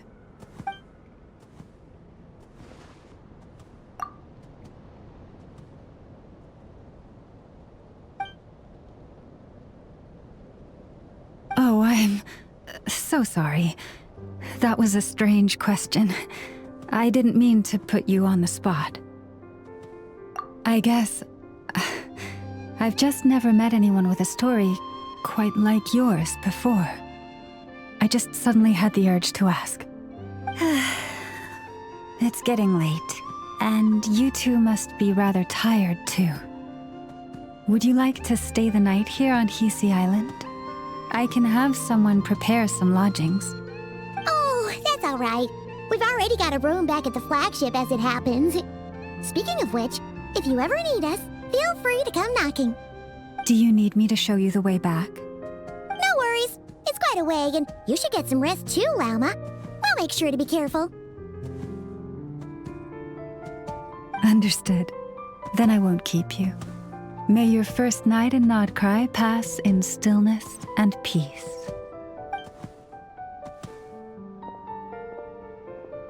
So, what you thinking? Sure was an eventful day, huh? The good news is, we're not at a dead end in the search for your spaceship yet. We can always learn more about this place while we wait. The usual drill, huh? Paimon's really getting sleepy now. If she gets too tired to fly back, you carry her, okay?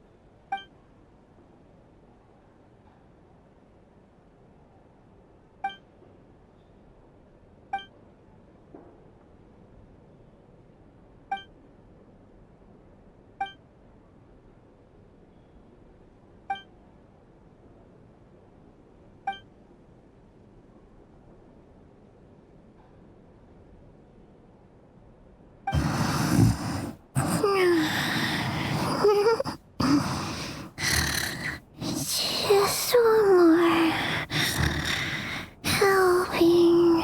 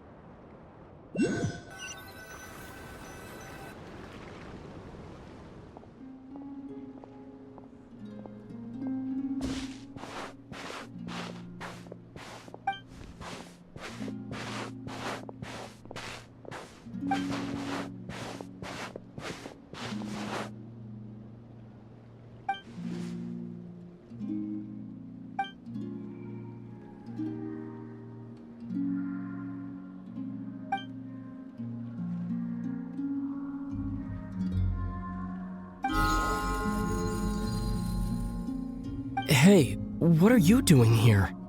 These flowers. I remember. When you first appeared, there were flowers like this all around you.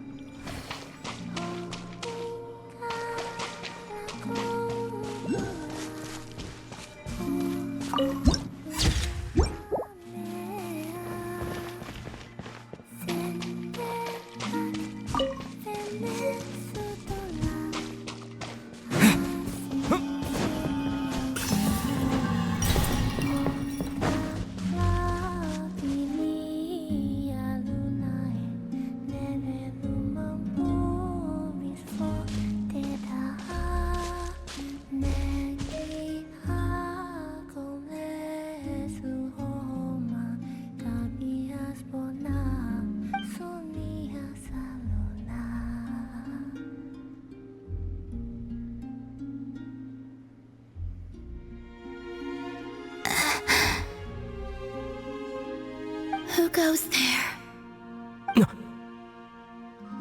How did you get in here? I am but a passing traveler. I followed your song here. I'm very sorry if I've intruded. The Kuhenki. She brought you here.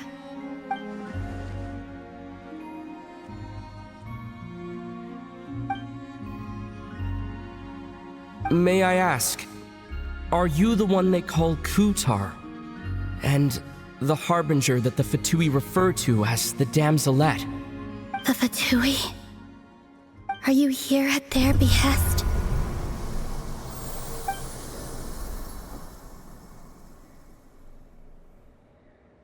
Please don't get me wrong. I have no intention of doing anything for the Fatui. I just wanted to ask you about Nodcry and the moons. The moons? Do not believe in what you can see. What truly matters is what you cannot.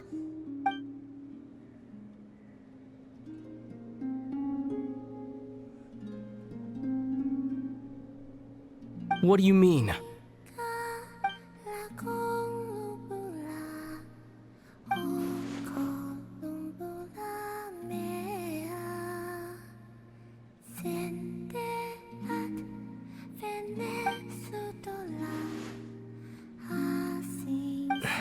Listen, I'm the Traveler. I'm on a journey through the nations of Teyvat. Hello.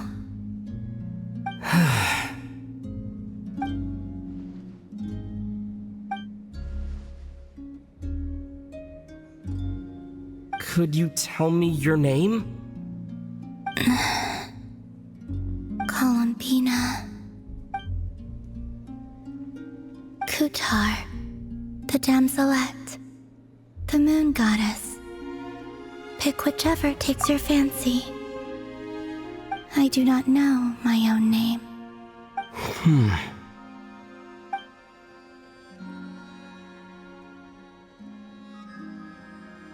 Then, Columbina.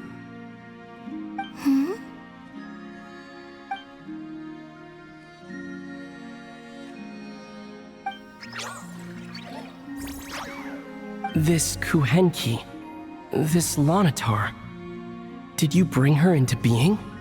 Come here, little one.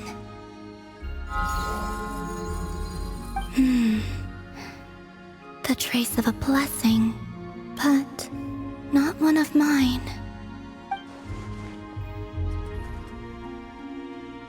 People always assume I can do many things. Assume I have done many things. But I haven't. All I ever wanted was to.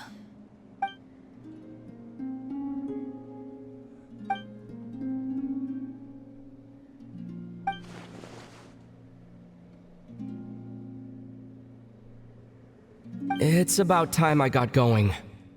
I'm very sorry for disturbing you today.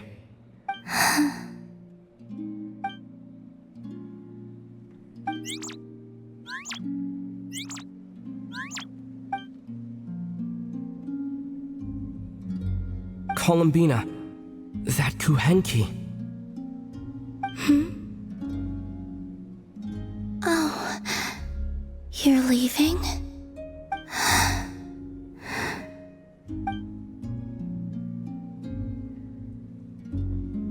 Go then.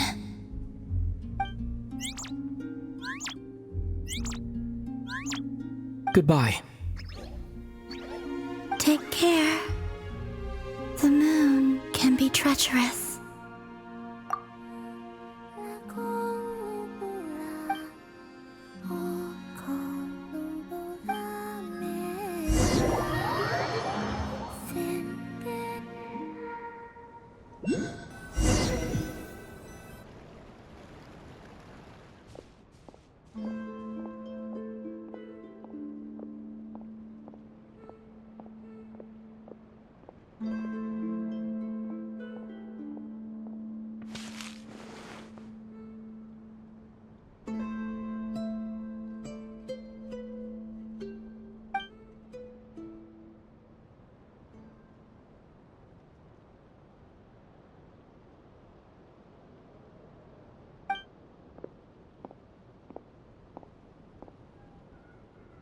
Wait, is that...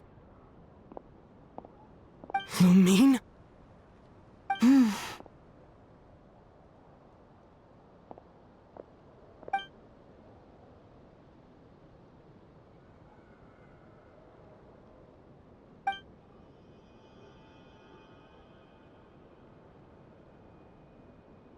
Lumine!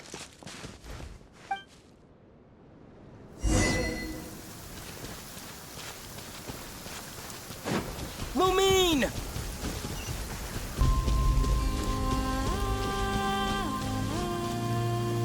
Lumine! Ether, it's you.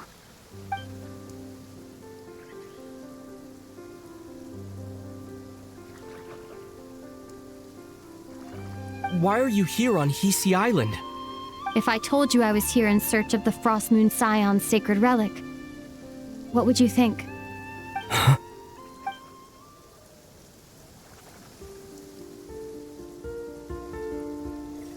Are you also here to uncover the truth about our past? That's right. What happened to us in the past, how we came to Teyvat, why our spaceship crashed here. There are things I want to know too.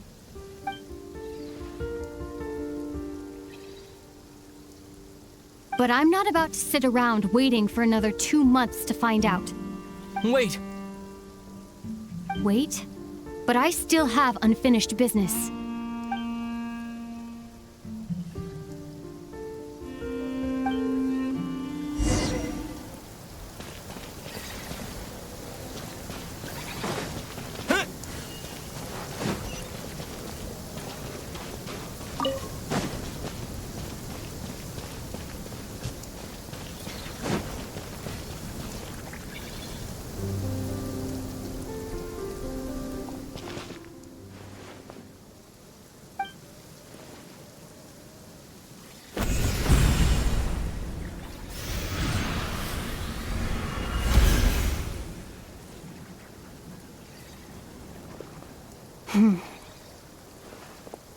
Hold on a second. What's wrong? That's the Frost Moon Scion's sacred relic. We can't just... Use it to get to the bottom of all this? We should at least get their permission. You barely even know her, yet already you hold that moon chanter in such high trust? What do you mean?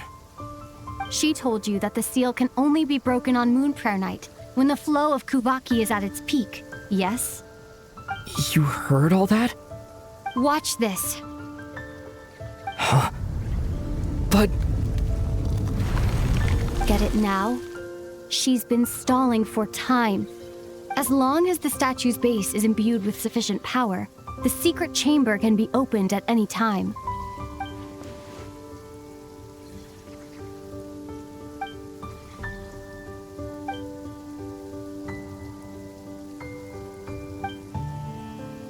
Is it such a sin when I don't put all my cards on the table for you, but not when someone else is doing it? It's not like that. Is it?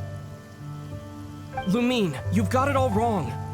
This whole time, I've wanted to ask you, what happened to make you like this?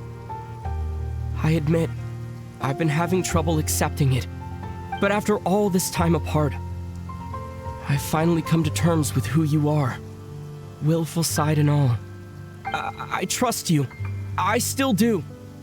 Through all the worlds we've traveled, you've always been there by my side. If there are things you can't explain yet, I can wait while the journey goes on. I'll wait as long as it takes, until the day you're ready to talk. Ether.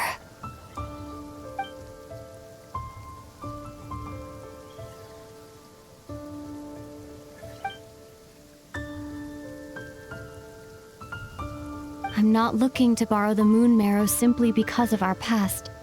It holds answers about the very origins of Teyvat. I've always believed that if you want the truth, you have to see the whole story for yourself. I'm not asking you to trust me, Ether. Just don't try and stop me. If this choice weighs on your heart, then let me go in alone. Forget this meeting ever took place. Bit late for that now. But maybe this is the chance I've been waiting for all along, even if it fades with the morning light. I want to go with you. You sure? Yeah. Then let's go. Lumine. It's been ages since we went on an adventure together. I can't wait. Really? You think I'd lie to my big bro?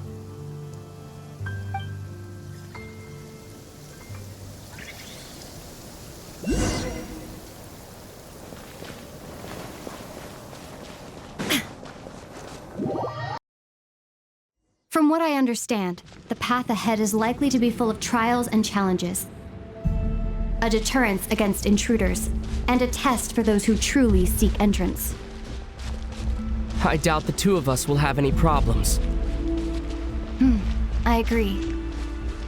Still, if we get separated, things could get tricky. Best we move together and watch each other's backs. Even the sound of your footsteps takes me right back. As a warrior, as a traveler, as my big brother. Looks like this is the first trial.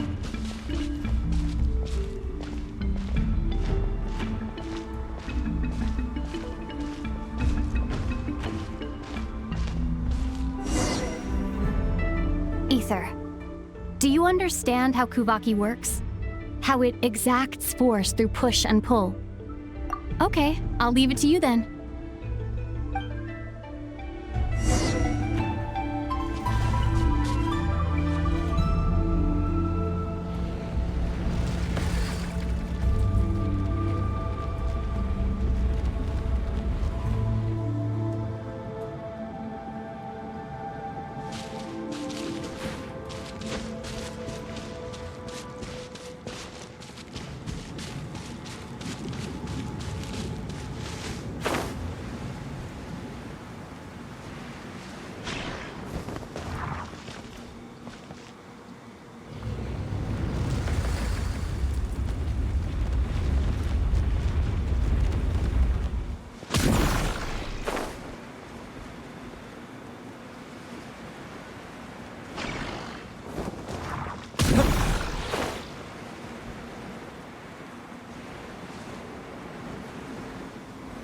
This should help Lumine get across.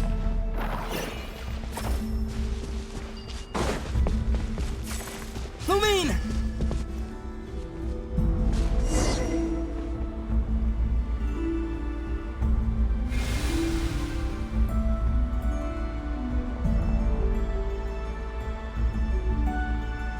We make a pretty great team, huh? Just like the old days.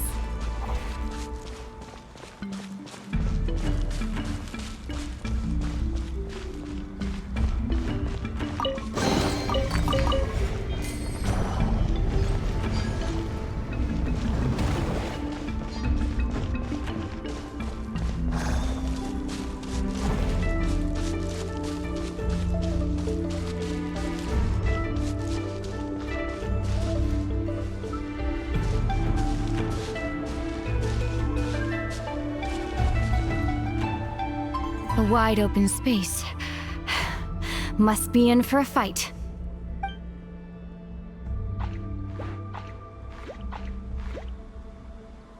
Was that it? What a letdown.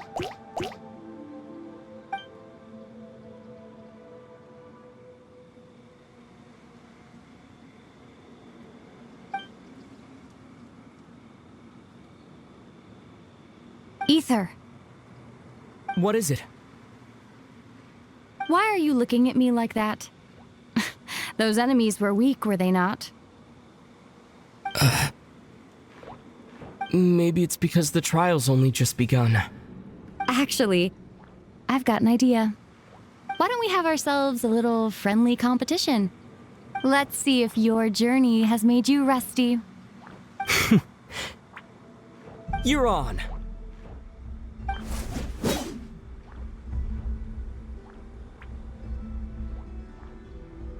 I won't lose to you, Lumine.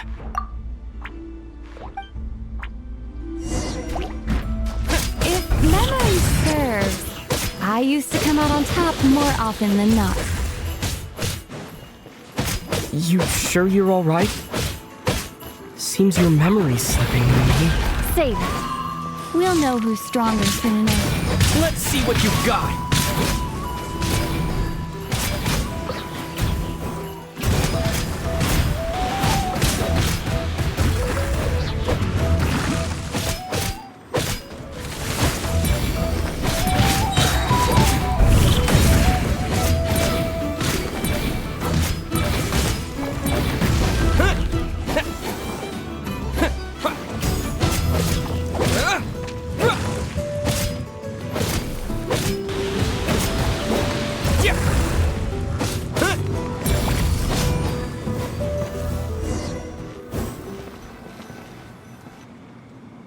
Been slacking off on your combat training? Or has no one been around to keep you in shape? No, I just wanted to let you win. Been too busy practicing your excuses instead, huh?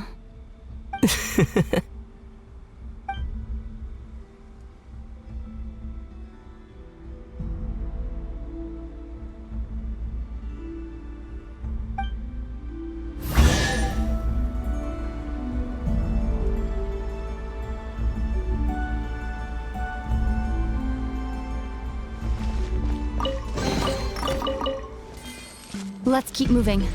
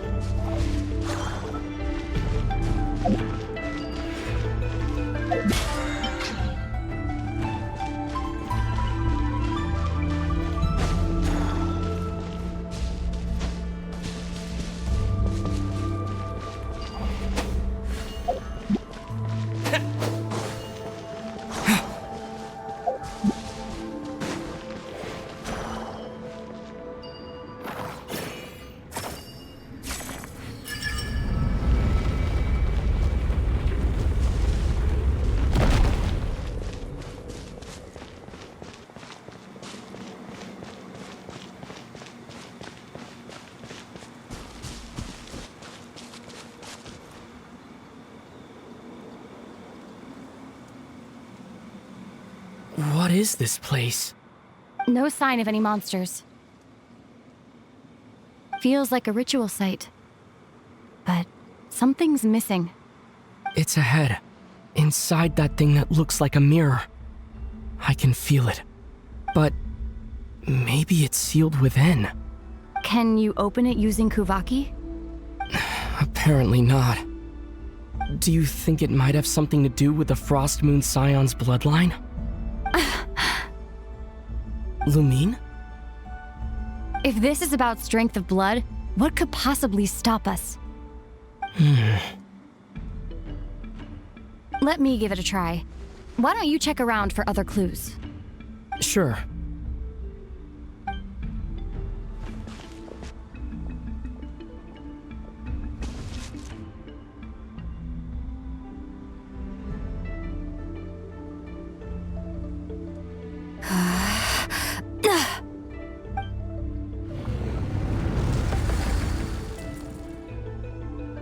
Found it.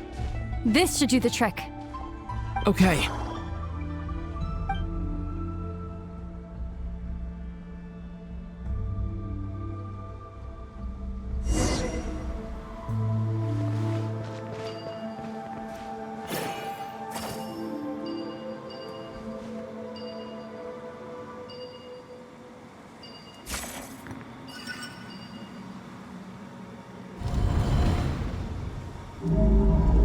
Yep, that got a reaction. That's one down.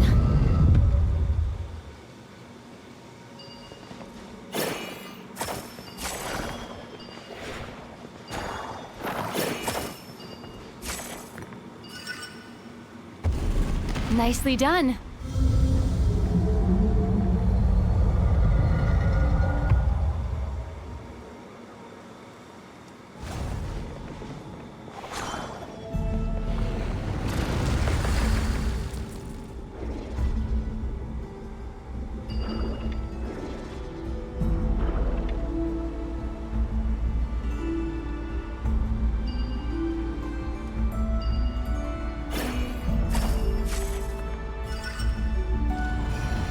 got this.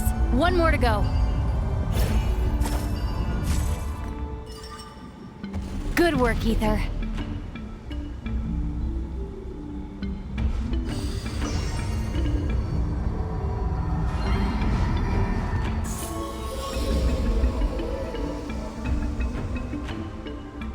The door's open. Come. We must be close.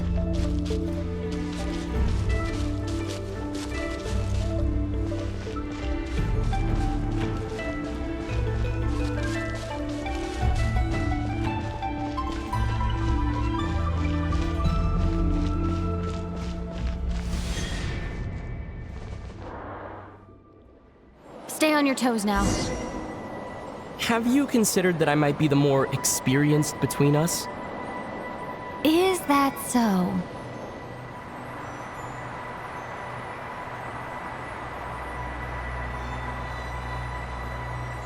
So, will you be heading off again after we're done here? Maybe, maybe not. Another cryptic response. Don't worry about things that haven't happened yet.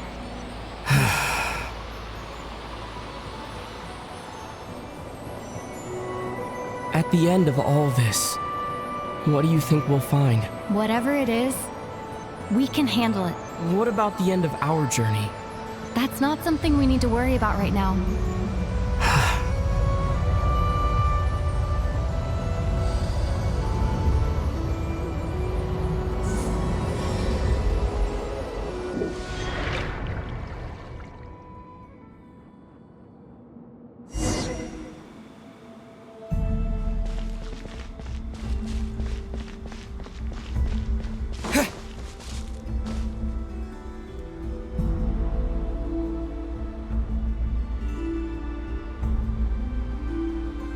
Looks like the final trial is just up ahead. Ready for battle? When have I ever not been? What's wrong? Going on an adventure with you, side by side, it's been so exciting. But at the same time, it just feels surreal, I guess. Maybe because it's been so long. You know, this is only the second time we fought together since the day we both woke up in Teyvat. Maybe that's it. Ether, let the light of our blades come together once more, just like they did in the past. Lumine. This is a night of miracles, an adventure that belongs to us. Let's not weigh it down with worries and regrets. This is our adventure.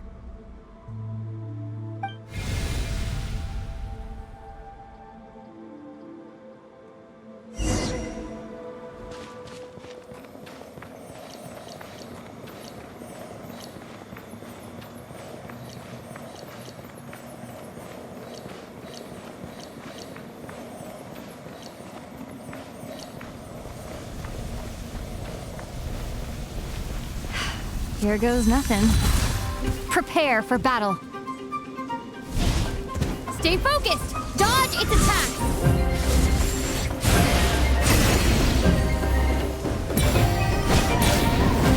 Don't forget to heal yourself! Now's our chance!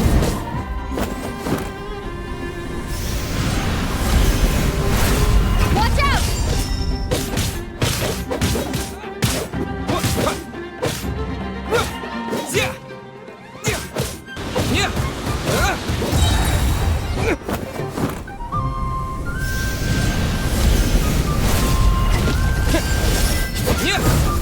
Time for the finishing blow. Stay focused. Dodge its attack.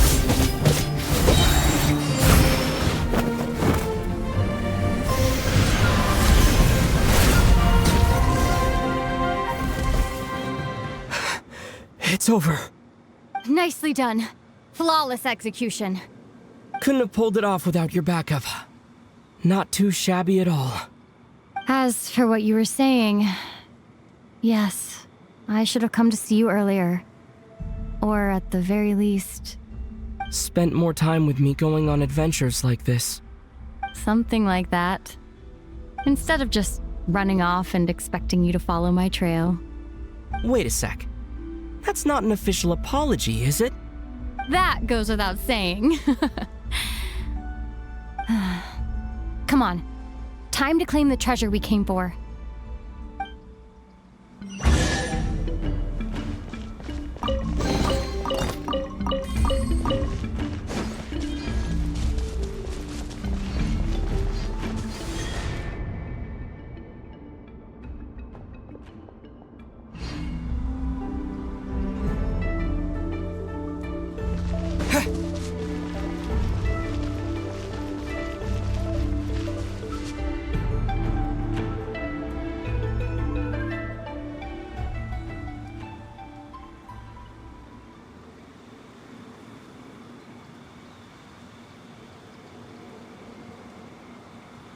So this is the moon marrow.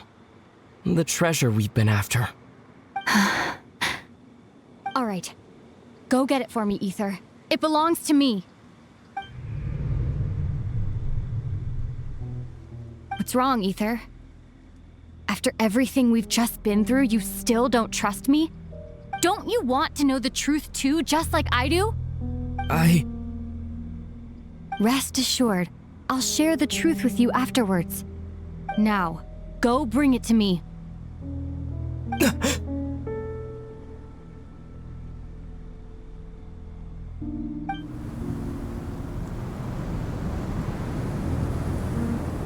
What's going on?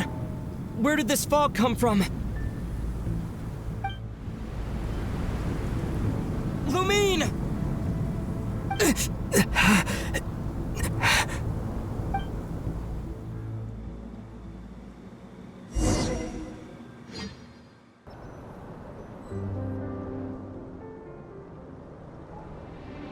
Lumine!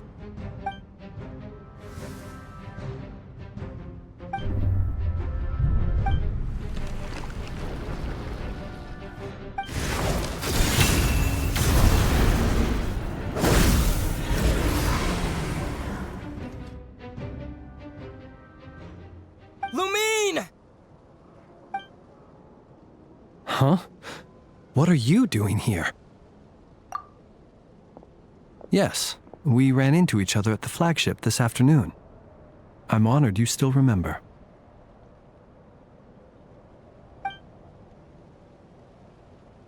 Are you looking for something here?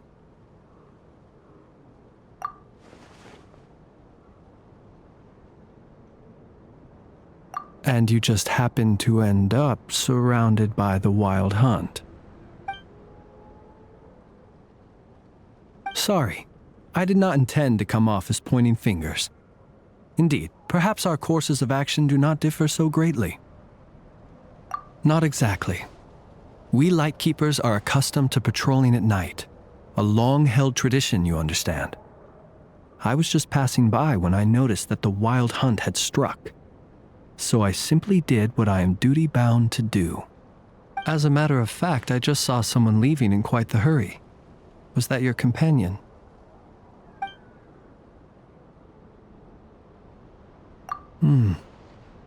Perhaps I should take my leave now. After all, my patrol isn't over yet. Nodcry is a dangerous place to be at night. I'd advise that you head back soon as well.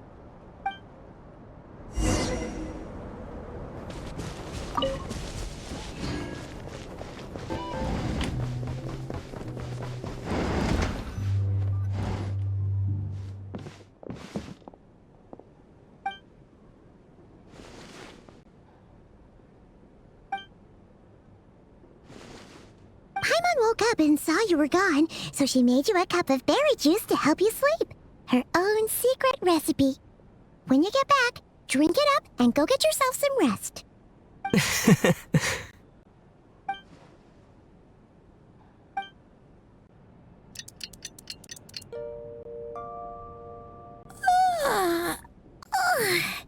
Good morning? If now still counts as morning. When did you get back last night? Did you sleep well? Good to hear. So, where'd you wander off to on your midnight stroll? Anything interesting to see in Nodcry at night? Oh, really? Come on! Don't leave Paimon hanging!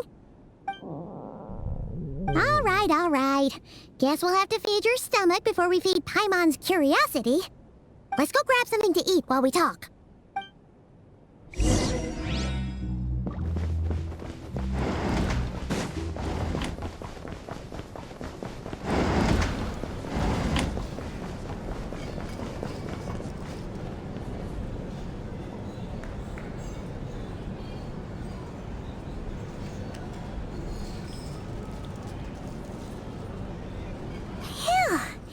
This is just the best, huh? Free food, free lodgings. This bark is friend for life material, that's for sure. Hey, did you hear what happened? Hear about what? You know, all that commotion over at the Frost Moon Scions. Crazy, huh? Huh? What happened?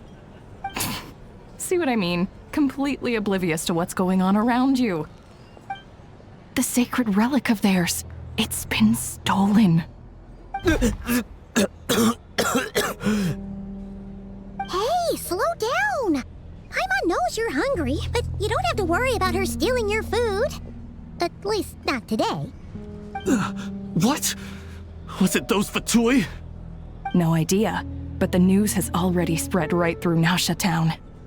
What did their high priestess... what do they call her again? The moon... something... Anyway, what did she say about it? What could she say? She's the one who discovered it was missing.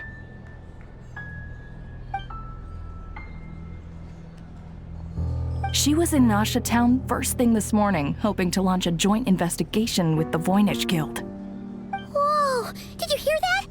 Lauma and the others, their sacred relic's been stolen! Who in Tiva would even have the nerve? Paimon bets it was that bunch of good-for-nothing, rule-breaking, troublemaking Fatui!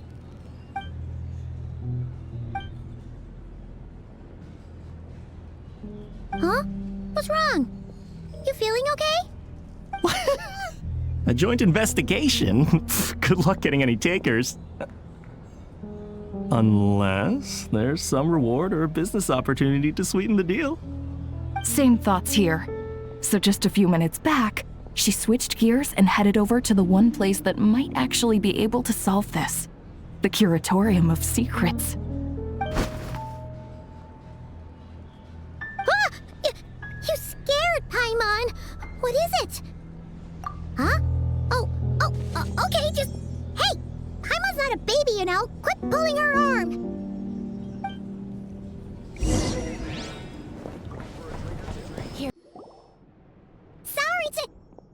Huh? There's no one here. But didn't they just say Lauma came this way a few minutes ago?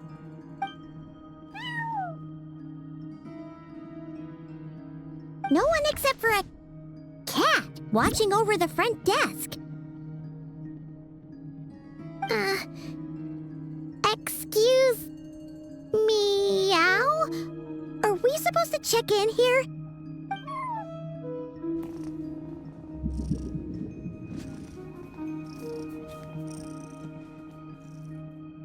No idea what that means. Is this Lauma's personal receptionist or something? Pretty sure she'd be the only person who could actually understand it.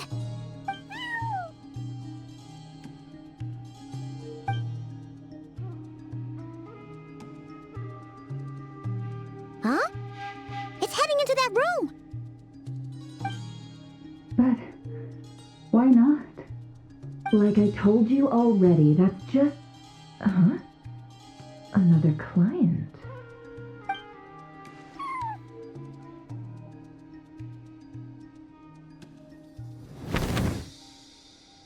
Ah!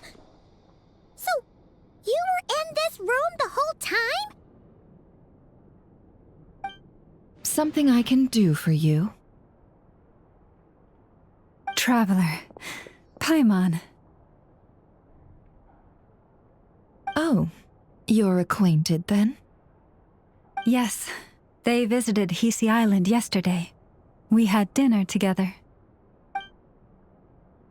Allow me to introduce you. Traveler, Paimon. This is Nefer, boss of the Curatorium of Secrets. Pleasure to meet you. They are travelers who arrived in Nodcry just yesterday. Greeted by the birds and beasts of this land, they are kind-hearted souls who walk in the moonlight's glow.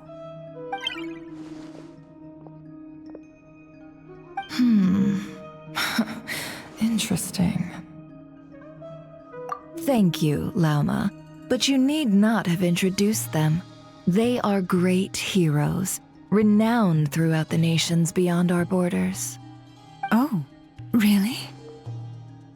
Do not forget, I deal in information. Just because most people in Nodcry pay scant attention to foreign affairs, that does not mean the same goes for the Curatorium of Secrets. They're the heroes everyone was talking about before. The ones who saved Natlan during the Abyss Crisis.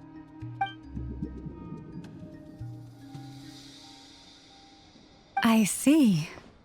We Frostmoon Scions seldom leave our domain, so I had not heard of your heroic deeds. Please, forgive my ignorance. It's no big deal. We were hoping to keep a low profile anyway. If we had to list all of our titles and good deeds, we'd be talking till sundown, and then some. Huh? What's wrong? Still not feeling great? So, what brings you both to the Curatorium today? Oh, so basically, we were just eating when we overheard people talking about how the Frostmoon Scion's relic had been stolen, and then he dragged Paimon over here. I see.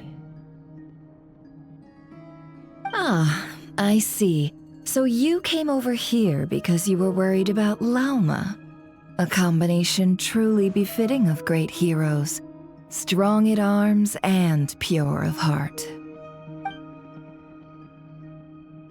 In that case, Lauma, I've got a suggestion. Why not ask these battle-hardened heroes to take the commission for you? Honestly, it's a little beyond the means of such a modest establishment as ours. Your modest establishment? Unable to handle a commission? You just don't want to take it, do you? You're right. I do not. What kind of commission is this? Surely it's not to recover your stolen relic? Yes, that is it. Recovering the relic is both my duty as a moon chanter and a step toward fulfilling the promise I made the traveler, to help uncover the truth of the past. But Nefer has already declined our commission multiple times. And yet, just as it always has, the moon will continue to illuminate the sky above the Curatorium. Come night or day, may the moon goddess keep you. Enough of that.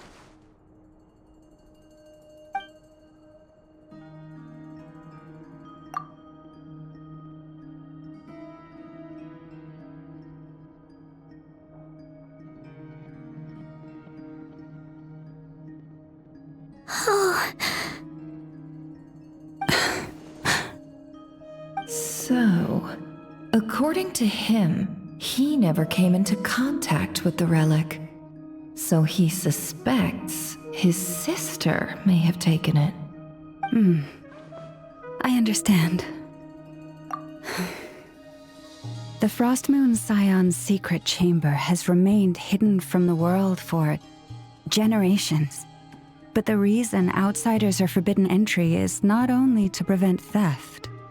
Within the chamber lie ancient trials, challenges designed to test the worthiness of those who enter. To intrude without rightful cause is a most perilous act indeed. So please, don't be too hard on yourself. The fact that you made it through those trials proves your right to stand before the relic. To put it simply, the Moon Marrow itself has deemed you worthy. No. Your honesty tells me everything. You never sought to take the Moon Marrow for yourself. As for what happened at the end, I suspect the chamber's protection mechanism may have been activated.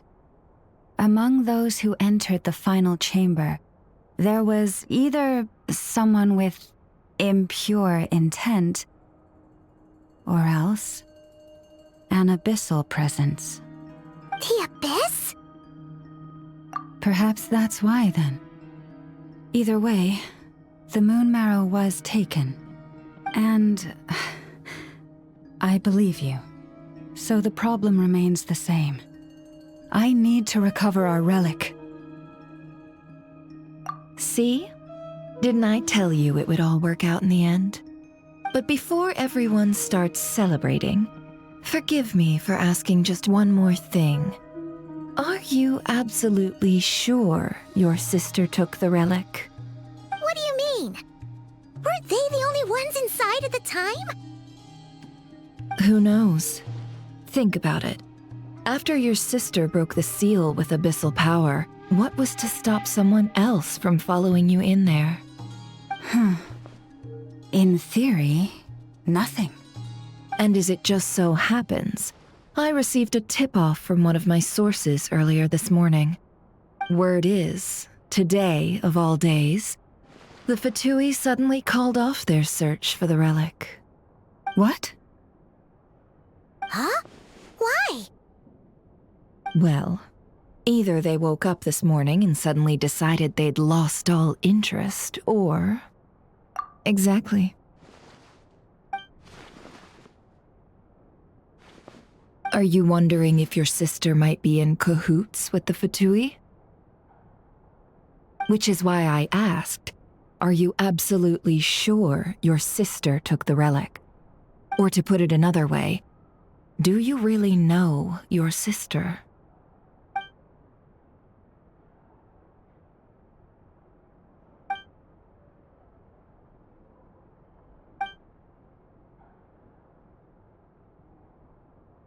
In other words, it's highly likely that the Fatui already have the moon marrow. So, basically, all we need to do is find our way into that Fatui research facility, and we should be able to get to the bottom of this, right? Congratulations, you've found your answer. Looks like the curatorium won't need to lift a finger this time. Well, Lauma, there we are.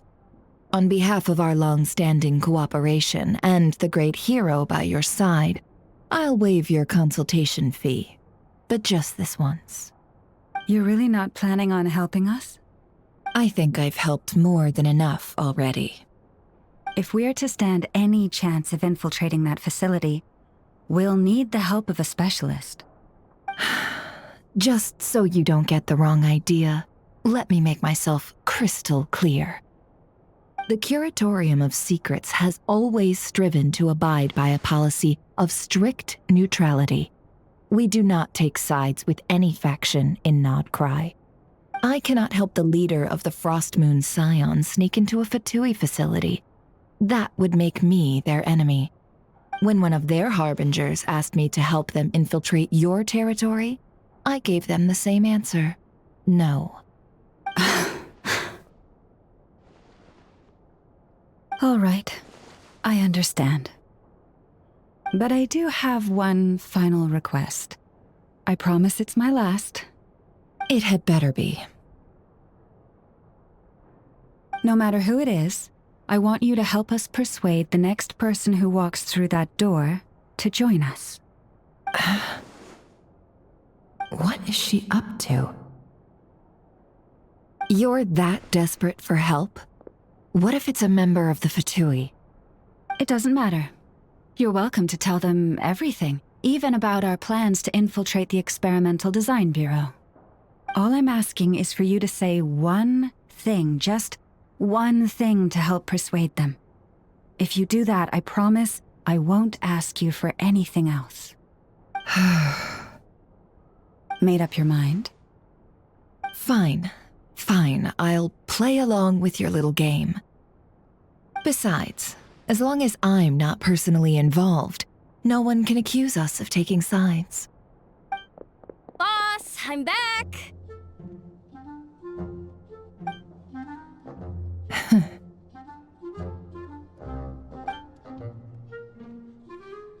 don't believe the luck I've been having today. Remember you sent me to find that runaway cat, yeah? And you said I'd only be back after dark? Well, guess what? Right after I left the house, this big ibis flew over and the missing cat was right in its claws. And once it got close, it loosened its grip and... Boss, you're meeting clients. I'm so sorry. I'll get out of your way.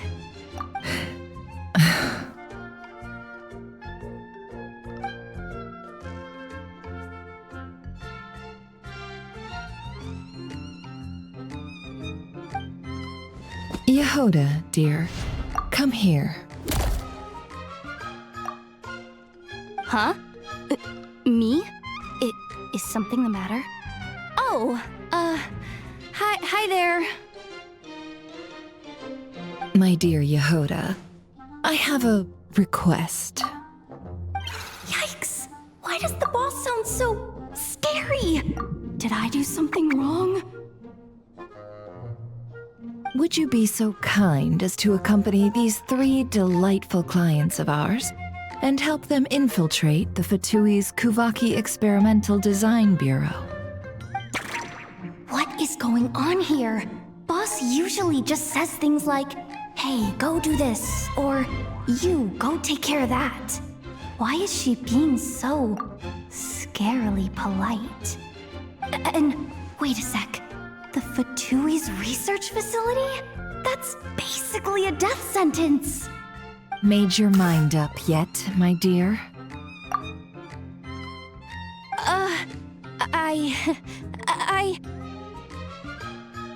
What is up with Boss today? Am I supposed to say yes to this? Or maybe it's because the mission's too risky, so she's actually looking out for me? Why is everyone looking at me like that? Is this some kind of test? I can't let the boss down. Can I? Have you made up your mind?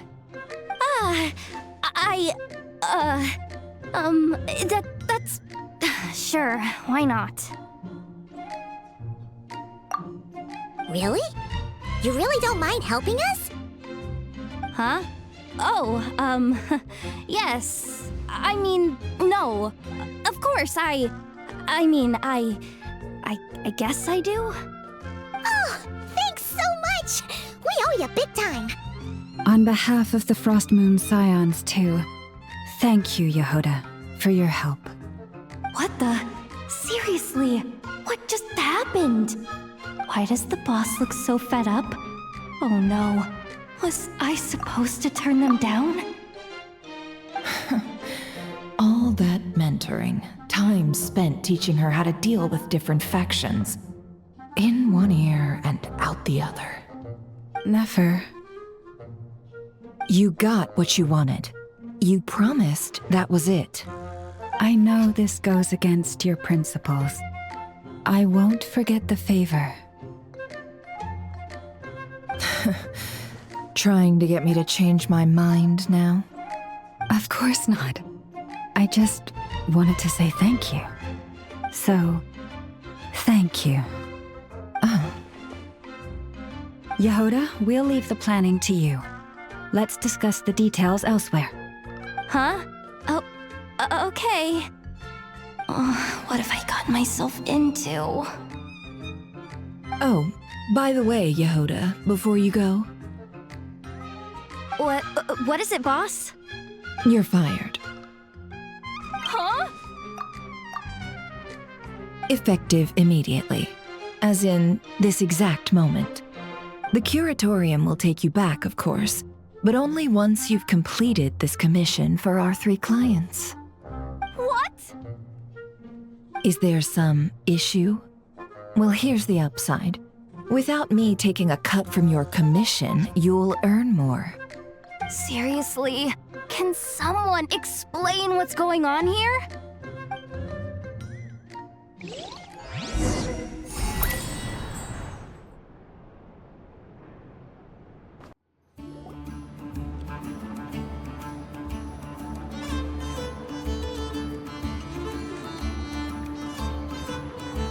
you sure Jahoda's alright?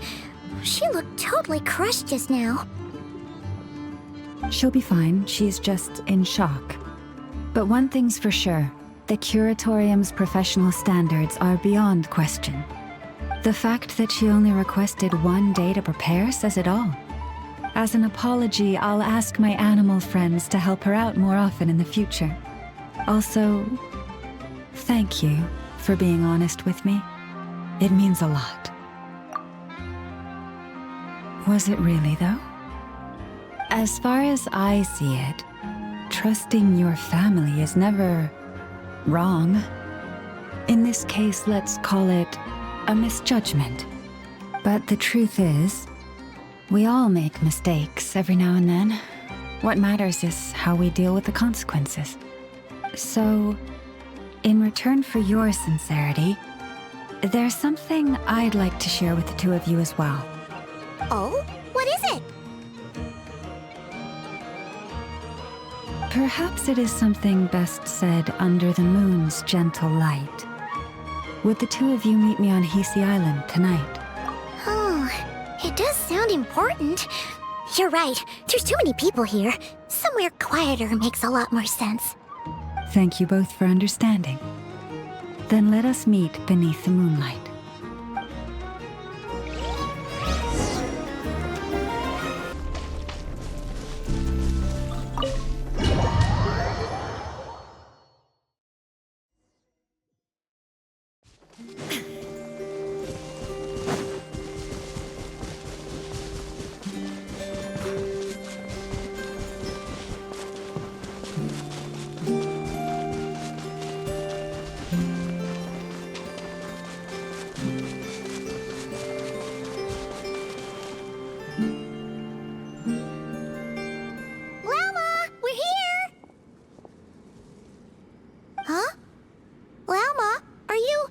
Praying?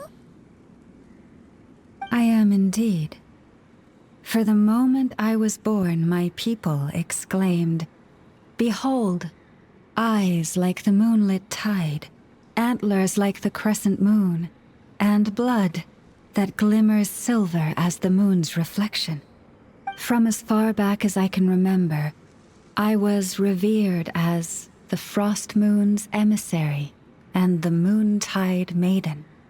The first words I ever learned were prayers to the Frost Moon. The first gestures, those of our sacred rites. Wow, that must have been tough. Back then, I didn't know any better.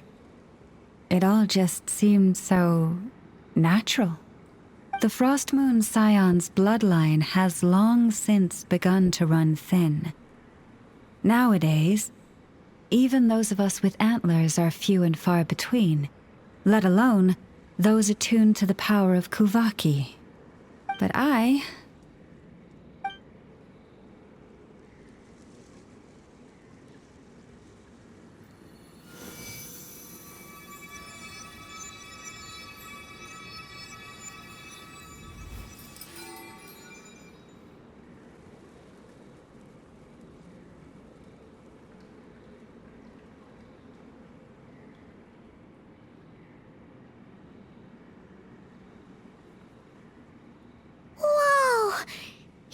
Antlers are so pretty.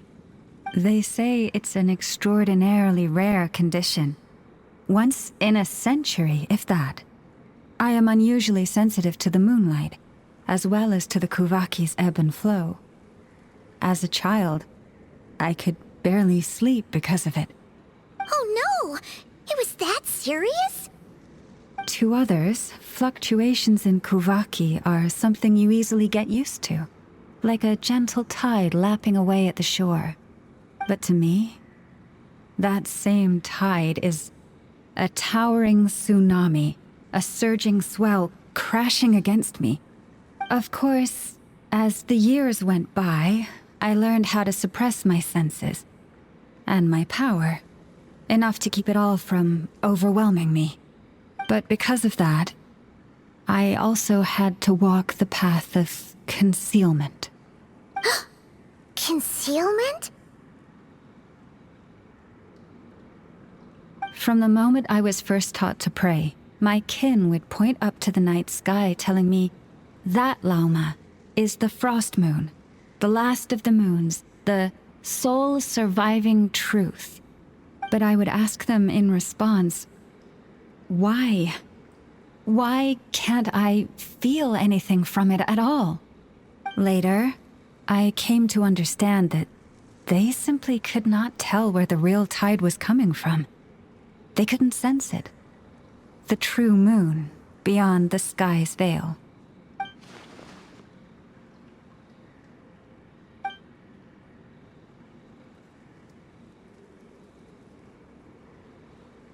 The moon is false. I reached that conclusion long ago. But there was no one I could tell. Not a single soul. At least, not until now. Am I the one who's wrong? Is it the moon that is false, or my own senses? I asked myself such questions time and time again.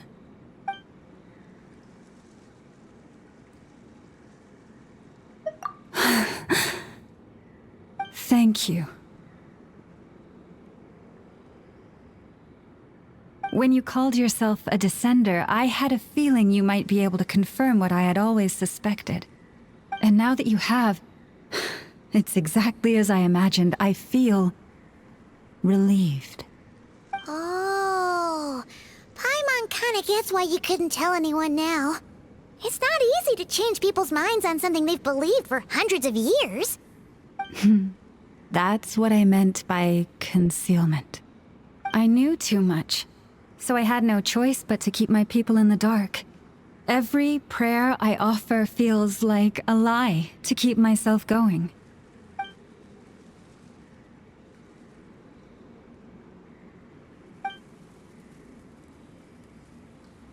You've already met our Kutar, haven't you? Huh? When was that? And, more importantly, when were you planning on telling Paimon? Ah, no wonder. What did you think of her?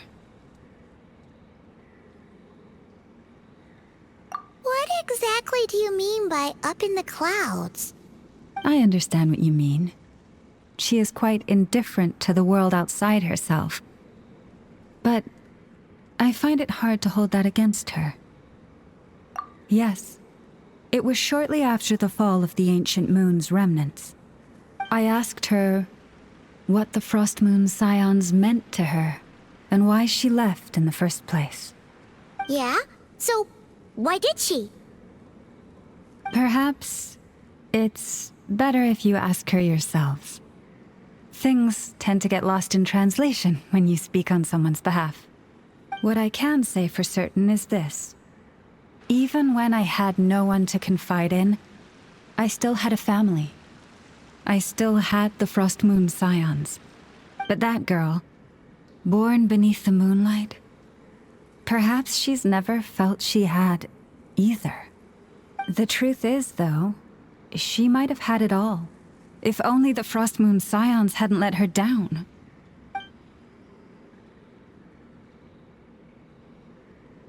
The Frost Moon Scions now walk a path of error. They offer their prayers to a false moon, and to a goddess who can no longer answer them. I want to change all that. But with the Fatui closing in on us day by day, the Frost Moon Scions must stand united, now more than ever. I just need to wait for the right moment. Lady Lauma! Lady Lauma! Cappy? Has Kachina's condition deteriorated again? Traveler, Paimon, we'll have to continue this conversation later. We'll come too!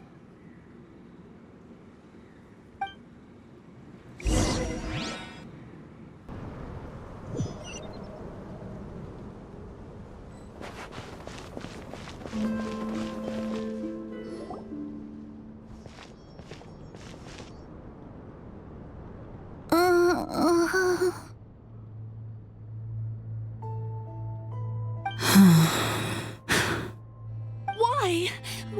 Did I do something wrong? I've been praying to the moon goddess every day. Why isn't she getting any better?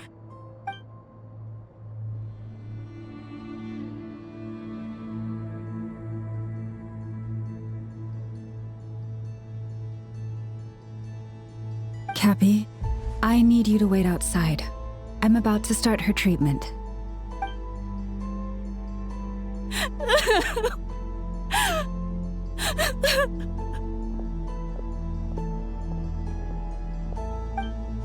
Is there anything we can do to help?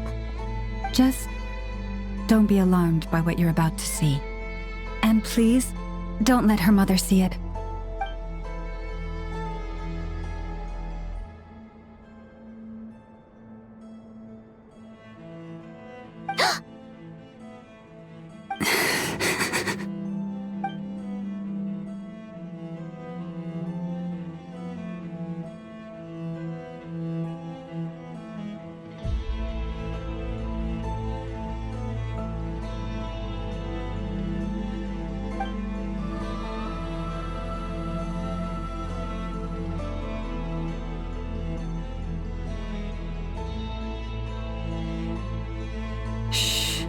Please, help me keep this a secret.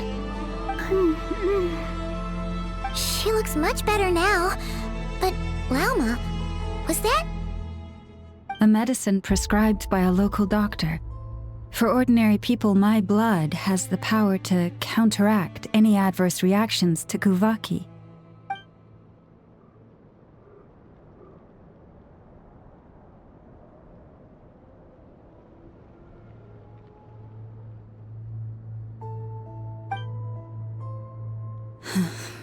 So, now you know another of my little secrets.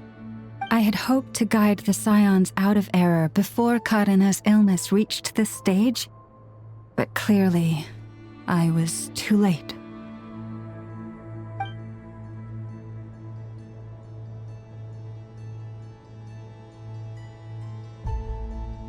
My life is as hidden from sight as the far side of the moon. Yet people only look to the bright side for guidance. If the day ever came when the two sides were reversed, could they truly accept it?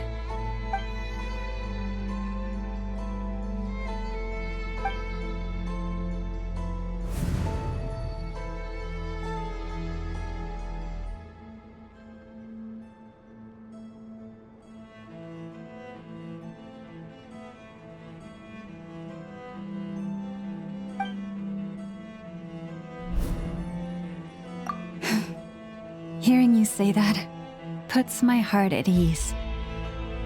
And if there's anything we can do to help the Frost Moon Scions, just let us know. Our priority right now is reclaiming our relic from the Fatui. But I now understand that the day I will tell everyone the truth is no longer far off.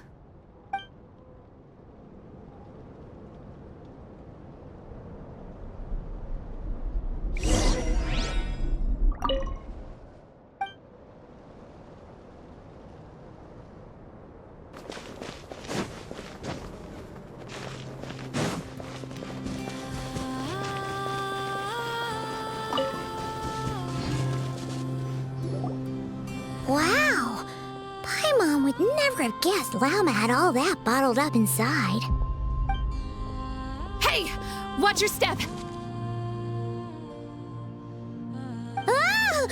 What's wrong? Oh, you scared Paimon. You scared me there too. Almost stepped right into one of my traps. A trap? Why would you leave a trap somewhere like this? Well, it's not like this is a main path. And besides, we Frost Moon Scions would recognize it instantly.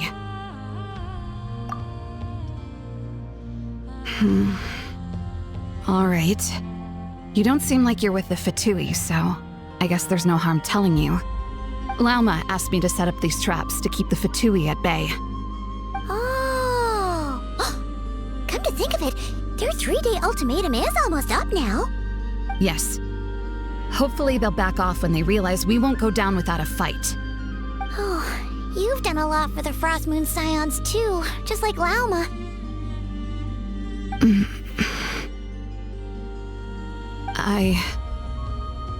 Philomena? It's nothing. I was just wondering if any of this is really worth it. What do you mean? Our people. So many are stubborn, stuck in their ways, clinging to a truth they refuse to even question. Do they really deserve everything Lauma's doing for them? Afraid. Huh. I suppose. Maybe you're right. No. I shouldn't be saying this. Just forget it, okay? Bye. Huh? Why did I say all that? Or really, why am I still doing any of this? Either way, this will be my final night with the Frost Moon Scions. Wow, she sure took off fast. So, are we heading back to the flagship for a break or what? Wait, you're not thinking of visiting that damsel light up in Cloud Cuckoo Land, are you? Huh. Given who she is, pushing her won't get us anywhere. Hey! Why don't we... Let's bring her something tasty! If she doesn't want to talk, we'll have to win her over with food. Hey, no harm in trying. At the very least, it shows we're trying to be friendly. Let's see. How about Ineffa's 9.12 out of 10 berries and fried meat, the Frost Moon Scion's boon of the day, and one of your signature dishes? Your choice. Should be a good mix of meat and veggies. There's bound to be something she likes.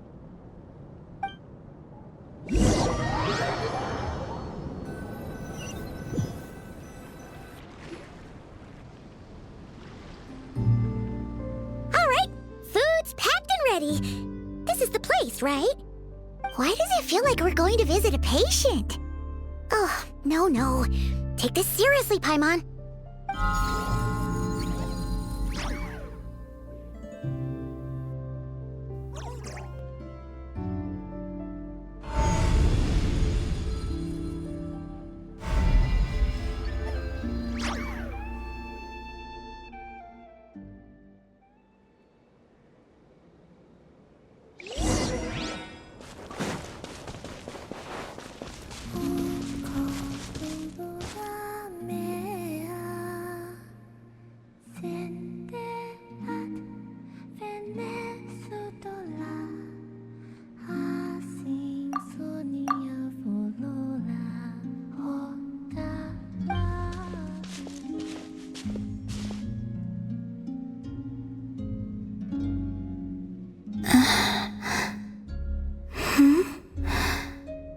Remind me, who are you again? A different one floats by your side today. A different one? What's that even supposed to mean? Oh, there goes Paimon's perfect conversation starter. Hi there. Paimon is Paimon, and this is the Traveler.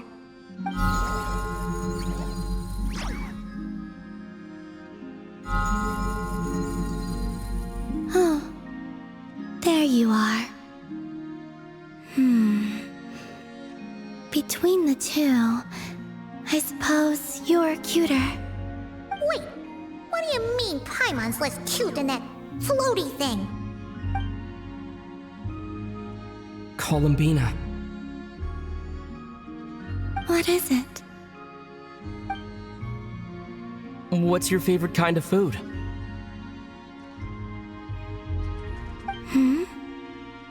Is this a treat? Or an offering? Let's go with treat. Anyway, this is all the Traveler's cooking, so please, help yourself.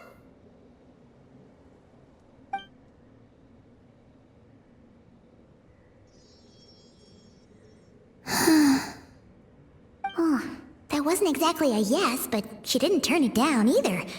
What could she be thinking?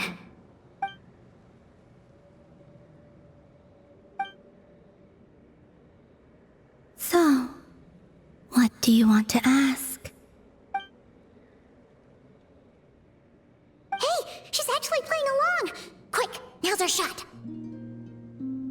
You know the moon in the sky isn't real, don't you? I know there is only one moon in the sky. It is simply that some can see it, and some cannot. What does it mean to you?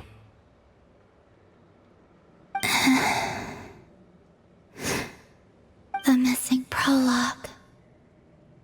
What?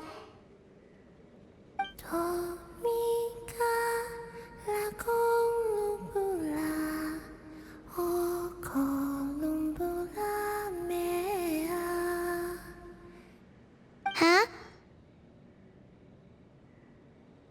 What does that mean? Isn't she going to explain herself? Can you tell me more about that melody? You were humming it last time, too. It must be important to you.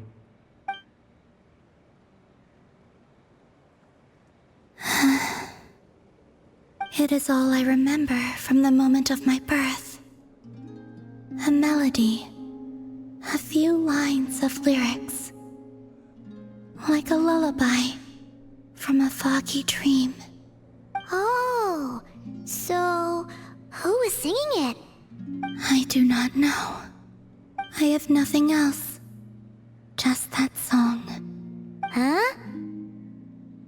And the Frost Moon Scions who found me. They had nothing either, but hope. Before I even knew what was happening, they were already calling me their goddess. And I had no reason to decline. Like two lost infants unknowingly exchanged, I adopted their faith. And in return, they adopted me. But my adoption drops you into the story halfway through. What came before was scribbled onto the wrong pages, never even bound into the book. That sense of something missing only served to nurture their greed and doubt. And thus, I came to realize that this place was never truly my home. Greed and doubt? O Moon Goddess, forge weapons for us, drive out our enemies, and expand our lands. O Moon Goddess, heal our wounds, ease our suffering, grant us strength. They asked for everything, and I obliged. Until the day came when no answer could be given. If mortals can turn to the gods when they are powerless, then who do the gods turn to when they have nothing left to give? You've got Paimon there. In those days, the Frost Moon Scions cared more for faith than for truth.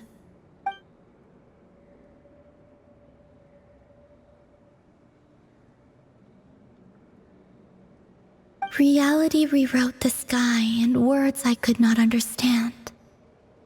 I did not want to read a tampered version, so I simply stopped looking.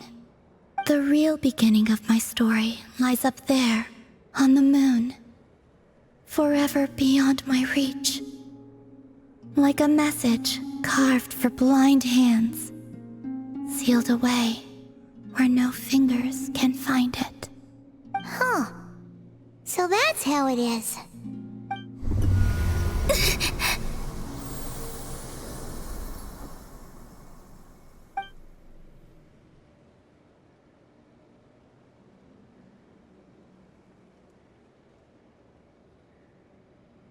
What's wrong?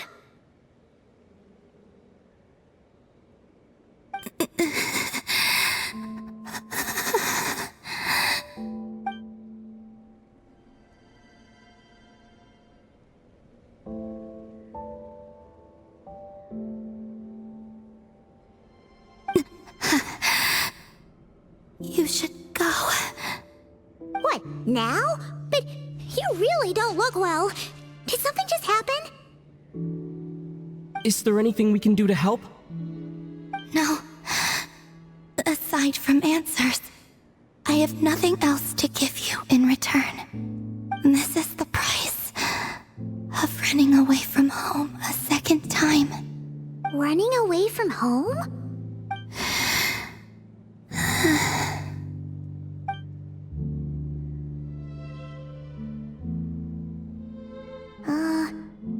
Is she heading towards the food? Did all of Paimon's questions make her hungry? Do you still have many questions? I know I should offer more in return for your kindness, but I'm feeling a little worn out. Oh, we're so sorry about that. The Tsaritsa was right. Freedom always comes with a price. She said I could treat the Fatui as a second family, a second home. But in the end, they were no different. All they wanted in truth was my power as the moon goddess. I'd rather not dwell on such unhappy memories.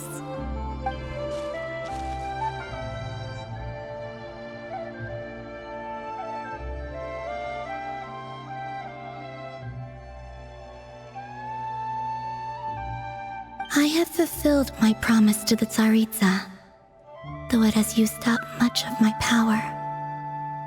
So you see, this has nothing to do with betrayal. So, you're just staying here for now, resting and recovering your strength? Yes. What about these flowers? They have grown in Nodcry for many generations. They're highly sensitive to the ebb and flow of Kuvaki.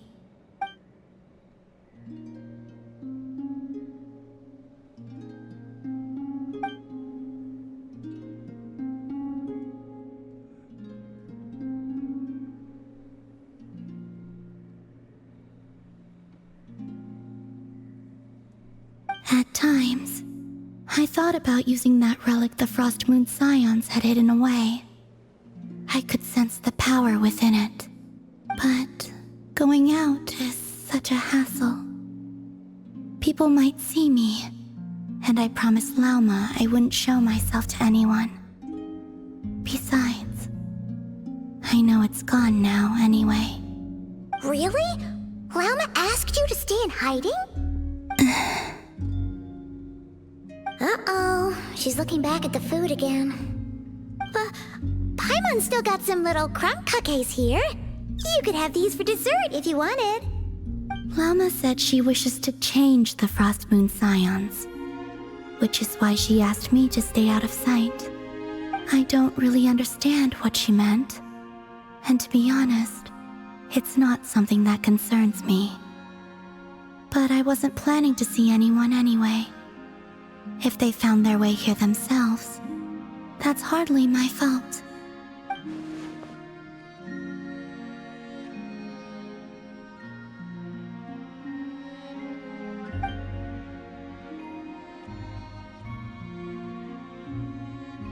Lauma, the Maiden of the Grove. She is quite unlike any Frost Moon Scion I have ever met before. After hearing my story, she actually apologized for how the Frost Moon Scions treated me back then. She told us she feels like she's been living on the far side of the moon. Is that so? I actually got the opposite impression. She's been keeping her true power hidden away, afraid that people might be dazzled by its brilliance, and that they'd no longer be willing to look her way.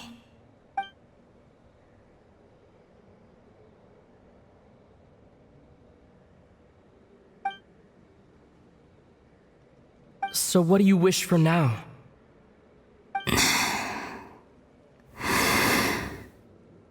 I wish to return to the moon, to the home where my story is written. Right now, that is all I wish for.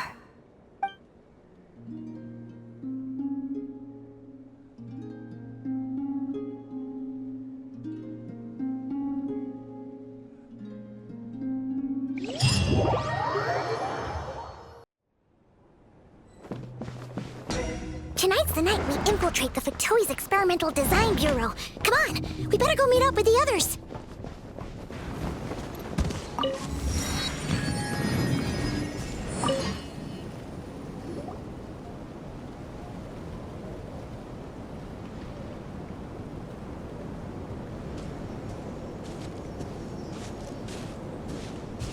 Huh? How come you're here by yourself, Lauma? Where's Jahoda?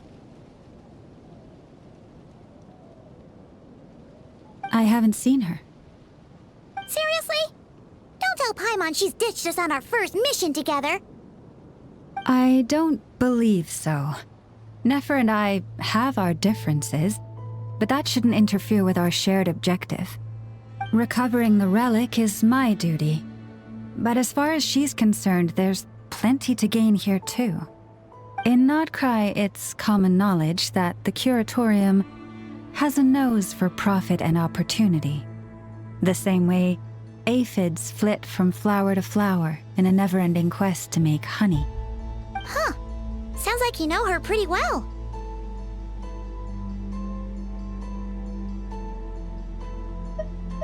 Still, Jahoda sure is taking her sweet time.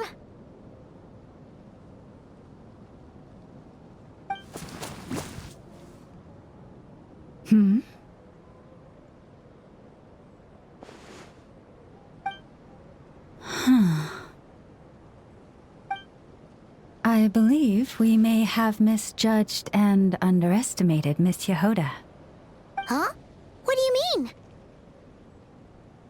As a former employee of the Curatorium, I'm confident that she possesses both professionalism and integrity in ample measure. Huh? Ah! What was that noise? The sound of a wavering conscience, perhaps? Ah! Whoa! Something just fell down. Hello, everybody! What kind of an entrance is that? Wait a second. Have you been hiding nearby this whole time? Yeah. I was just, scouting things out from up high. Darn it. How did Jane Doe even notice me up there? I can't believe I'd only realized I'd run out of smoke bombs this morning. What if something goes wrong inside? How am I supposed to make a quick getaway now? Thought I could just hang back and wait for the clients to get cold feet. But nope. Turns out they're all completely fearless. Don't they know how scary the Fatui are? Really sorry, everyone. Truth is, just as I was heading out this morning, I discovered I'd run out of a super important, completely essential, absolutely indispensable piece of equipment. So, what are we gonna do? Well, as I see it, there are two options. Plan A is we take a detour to Nasha Town to restock, though who knows if any shops will still be open this late. Plan B is we call it quits right here, disband the team, and I'll go home. My place is only like a 10-minute walk from here, so... Personally, I vote Plan B. Bada bing, bada boom! Maximum efficiency, minimal effort. Don't try to solve your problems by running away. Not a fan of either? Then I guess our only option is to fall back on Plan J. That's J for Jahoda, by the way. Why didn't you just tell us that was an option in the first place? Come on, that would have totally ruined the surprise. Boss pulls this trick all the time, and it's always the clueless ones who end up praising her to the skies. Feels like you just threw shade at a whole lot of people. I have faith in your professionalism, Jahoda. You don't need those flashy tricks. Your abilities alone are more than enough to earn our respect. Huh, this Jane Doe sure has an eye for talent. Speaking of which, maybe it's time I started calling her something nicer? You really mean that, Jane? Lauma dough? I do. I'll tell you what, it's not every day you get to work alongside such considerate clients. I have a feeling we're gonna make a great team. Plan J is this. We find our way in through the freight access on the facility's east side. It's tucked away from view, and security's lighter at night. I've prepared some special gadgets too, so we should be ready for anything. If we want this to go without a hitch, we'll need to work together every step of the way. So everyone, stick close behind me. Now that finally sounds like a real pro talking. Hey, you saying I didn't before? Kinda, yeah. You... Ugh. Never mind. A top-tier treasure hunter like me never lets the naysayers get to her. All right, let's go over what we agreed on yesterday. The goal of infiltrating the Kuvaki Experimental Design Bureau is to locate and, if possible, recover the relic that the Fatui stole. We also need to figure out why they built the facility in the first place. I'm worried that they've set their sights on the ancient moon's remnants on Hisi Island too. Well, now that we've got a plan, time to get this show on the road.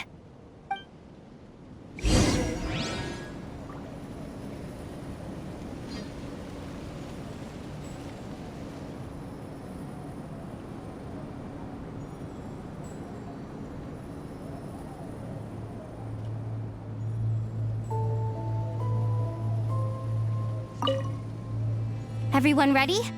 Yeah? Then, let's move. All right then, let's get this job done.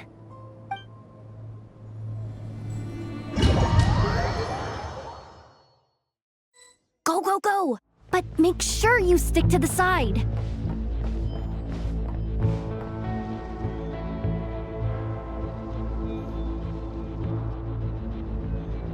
Just as I thought.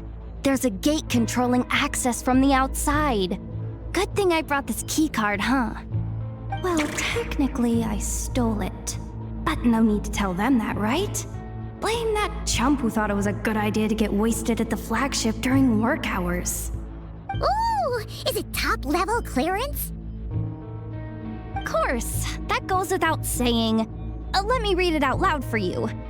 Fatui Experimental Design Bureau number 183574, maximum clearance, maintenance intern.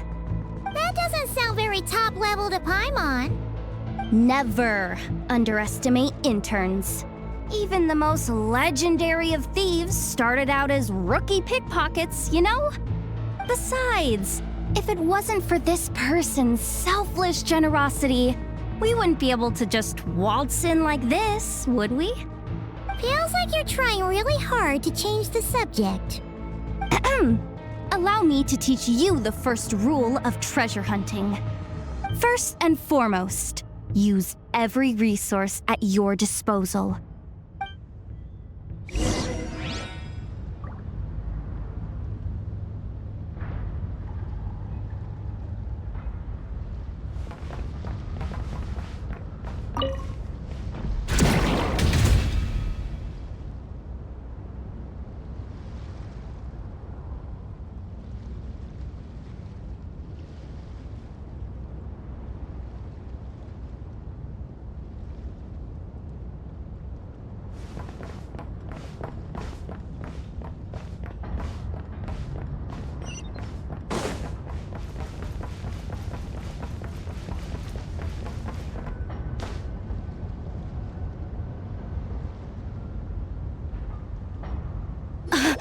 I get it now.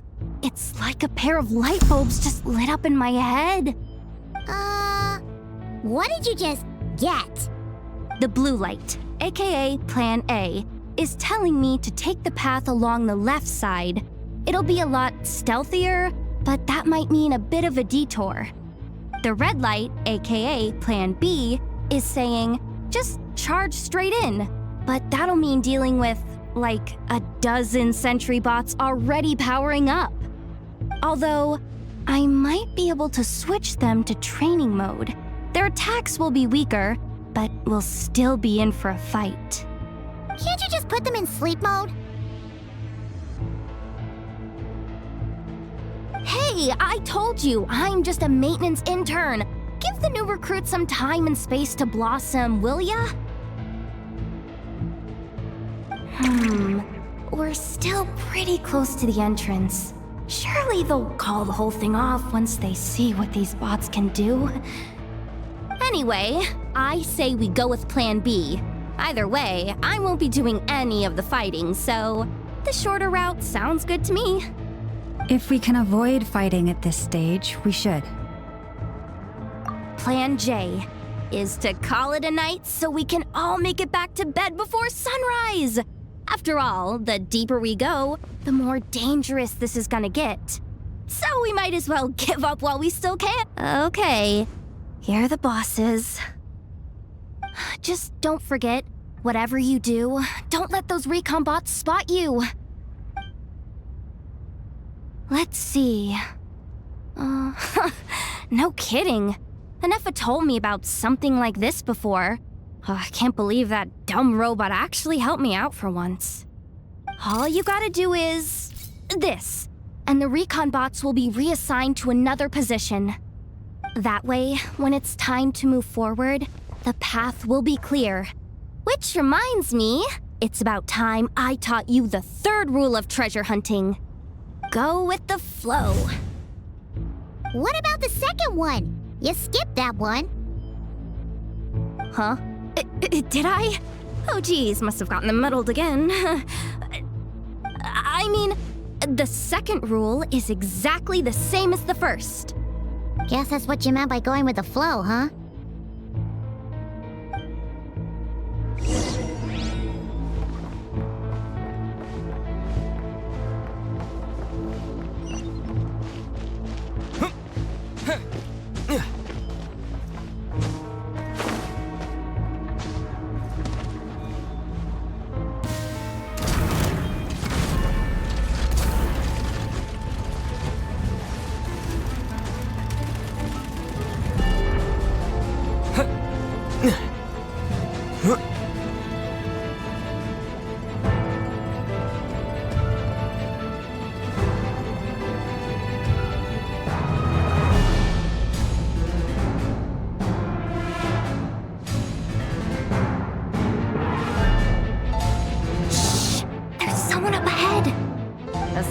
Been initiated?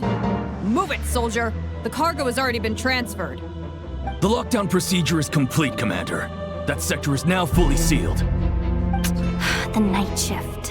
Just our luck. Don't they usually handle deliveries during the daytime? There's not supposed to be anyone here. We've come this far already, and they're really trying their best.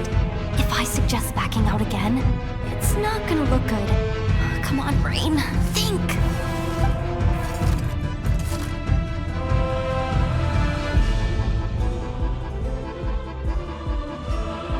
Got it! The freight shaft to the upper levels. We might have a shot there. Let me see. Huh? The recon bot in the middle's not responding? A double lock failsafe? We've been outfoxed! Stay calm. Stay calm. One step at a time. Let's just find a way across first.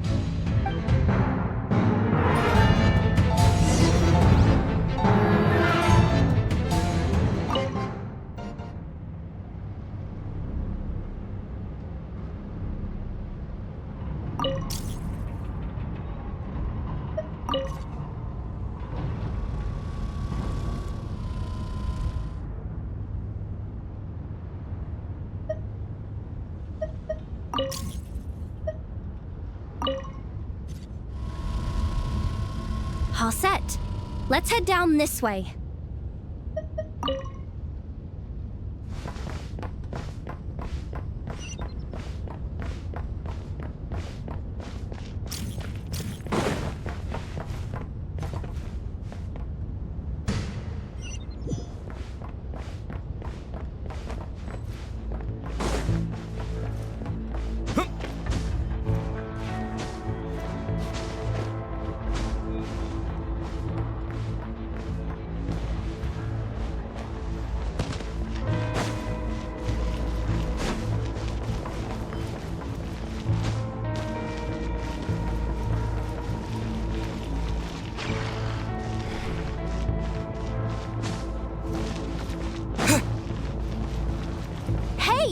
Another control terminal!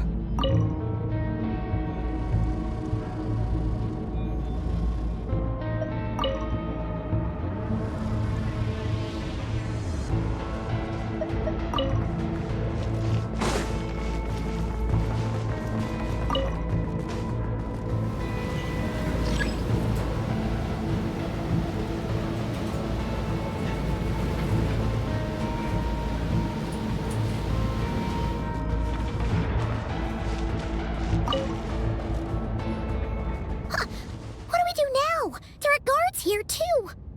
Don't worry. Bots are way easier to deal with than people. At least their behavior is predictable. First, let's find a safe spot to land. Good. That spot shouldn't draw their attention. Let's go. Let me just try something. Maybe I can use the terminal to command them to move out of our way. Security verification? With 10 questions? Are you kidding me? You really trust me that much? Fine. I'll do my best. But just to be clear, if I can't answer a question, I'm backing straight out of the terminal. No way I'm risking triggering any sort of alarm. Come on, Jahoda. You can't give up now. Question 1. What is our motto? Oh, I know this one.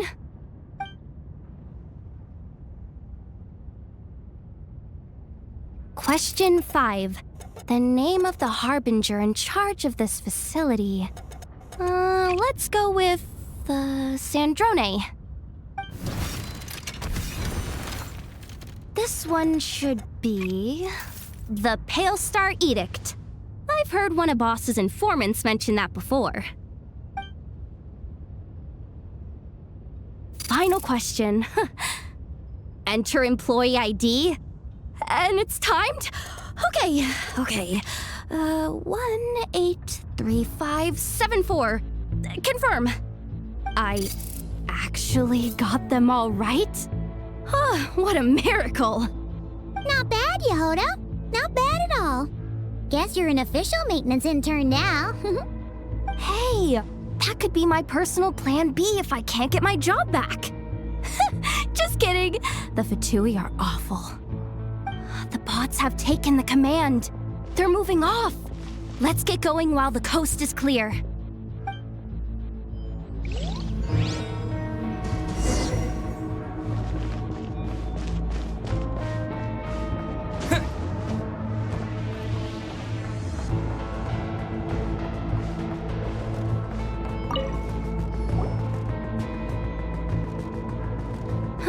Didn't think they'd even cut off the supply of Kuvaki. They're being really cautious. If we can somehow divert some emergency power into the system, we might be able to force boot this thing. What do you mean by force boot? How do I explain this? It's like dumping a whole bucket of water into an empty pool, so that the little ducky gets to swim around again. You should probably just ask Aino instead. So, we just need to find that bucket of water, right? Paimon thought your explanation was great. Kinda adorable. In a childish sort of way. Hey, you could have just skipped that last part. Here, bucket, bucket, bucket. Where are you hiding? Judging from the concentration of Kuvaki, over there. Wow, you can sense that, Laumado? That's incredible.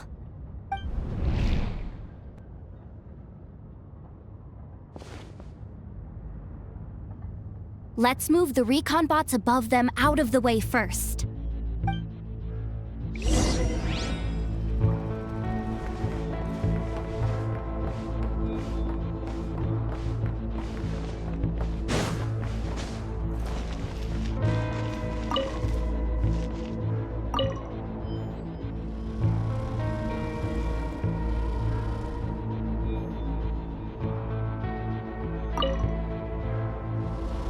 All right, that should keep the alarm from going off.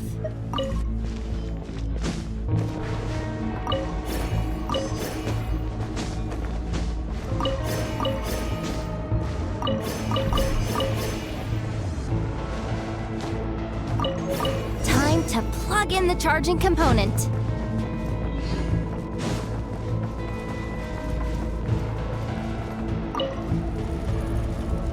Up and running at last. Let's hope nothing else goes wrong. Please, everyone, step inside. Oh, it's so dark in here. Well, it is a cargo crate after all. No point in being picky about lighting at this point.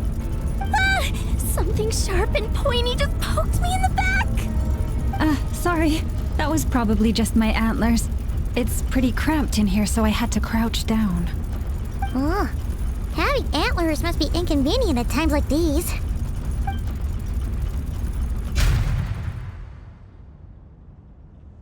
Ah! What's going on? Don't tell me something's gone wrong already.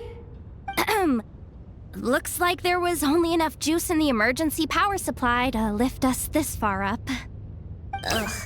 Awkward. Am I gonna get docked for this? Based on the boss's policy of docking pay for every screw-up, No, wait a sec. I've already been fired. Doesn't look like it's moving again anytime soon. I think we can get through if we follow the ventilation duct along the outer wall. The entrance has gotta be somewhere. Don't worry, this was totally part of the plan.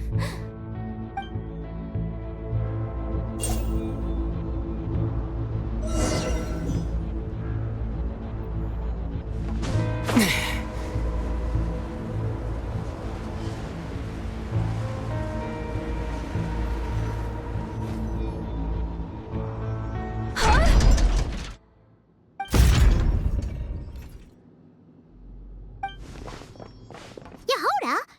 How'd you end up outside? Looks like she slipped out at the very last second, just before the gate shut. Impressive reflexes, I must say. Though I'd expect nothing less from a former employee of the curatorium. I'm so sorry. That was pure survival instinct. I didn't mean to ditch you. Anyway, you guys just stay where you are. I'll figure something out.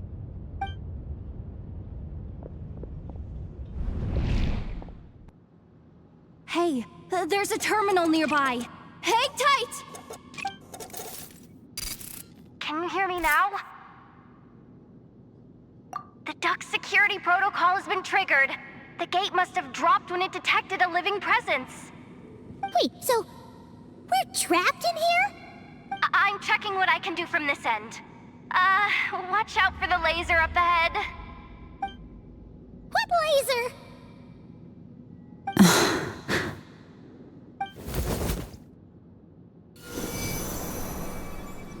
Oh, we see it now. Good thing we didn't move. Got it. I think I understand the situation. Hang in there. Just one moment.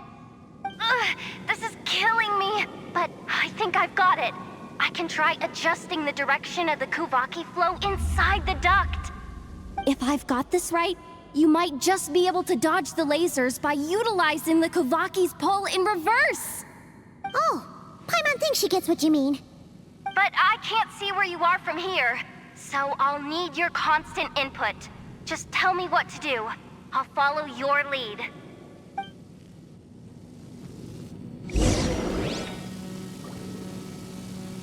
Like this, right?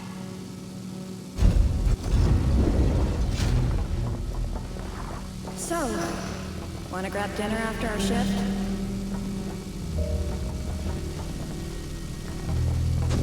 How about the flagship? Too far. And besides, we're not exactly in with the locals. Okay.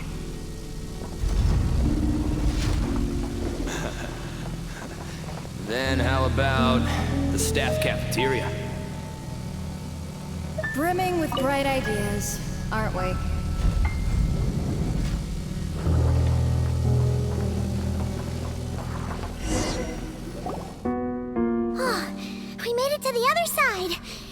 All thanks to Jahoda. But the gate hasn't opened. How's she gonna meet up with us? Jahoda! No irregularities detected in the duct. Confirm.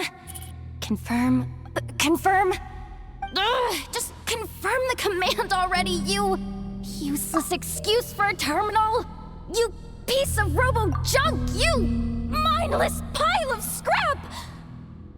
What the? Insufficient clearance? Of course, I don't have the clearance! You oversized... Ow! Go with the flow, Jahoda. Go with the flow.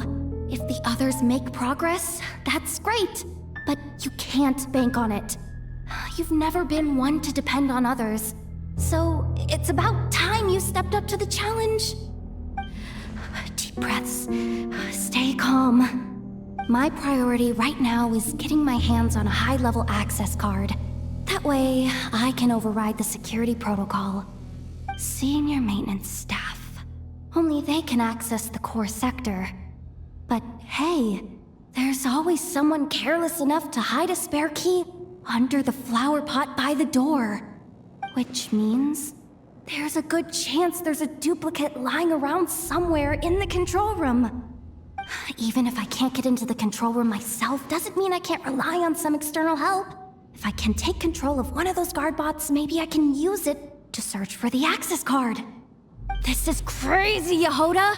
You're all alone. You've got nothing. And yet, you're charging ahead like fear's a foreign concept. Maybe that's exactly why. 'Cause I've got nothing left to lose! Confirm! Am I a genius? Whoa, this feed's super clear. This is gonna be a piece of cake. Wait a second. This thing's not a guard bot. It's a janitor bot.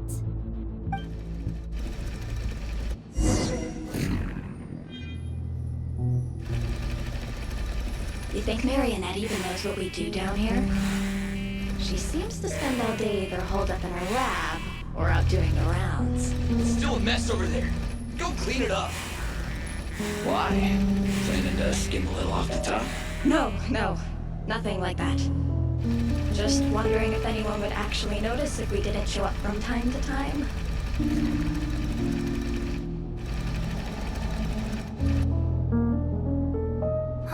Let me see. There it is! Hey! Why'd you stop? You haven't finished sweeping that corner. But, I can see the card from here. Guess I have no choice but to swallow my pride and stay in character for now. Sweep up the crumbs by my feet. Yeah, good luck with that. What are you gonna do when they ask for a progress report?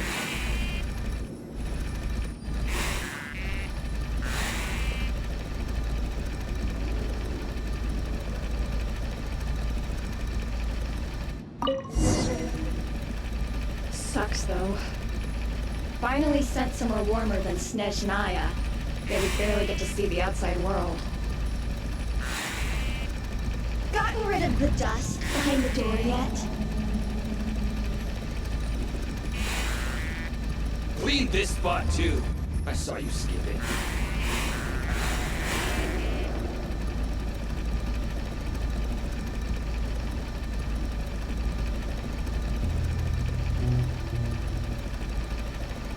Come on. Where's that bot passage when you need it? There! The terminal's just ahead. But will Jahoda be okay? Paimon? She said she'd use every resource at her disposal, so let's have some faith in her abilities. Besides, when it comes to surviving in Nodcry, she probably knows more than any of us. So, they really do believe in me. But how long are we gonna have to stay here? Paimon doesn't want to get caught by the Fatui either. Does Paimon mean the two Fatui in that room? Let me see if there's a way to distract them. Wait, did you hear that? Huh? The alarm? What's going on? Let's go check it out.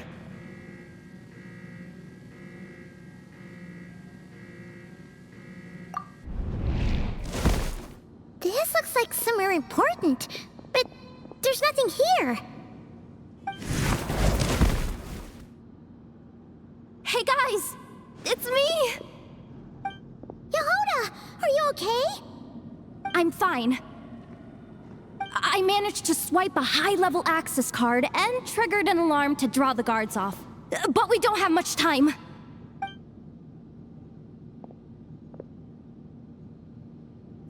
All right, looks like we can control the elevator. Come on, hop in. Let's take it further down.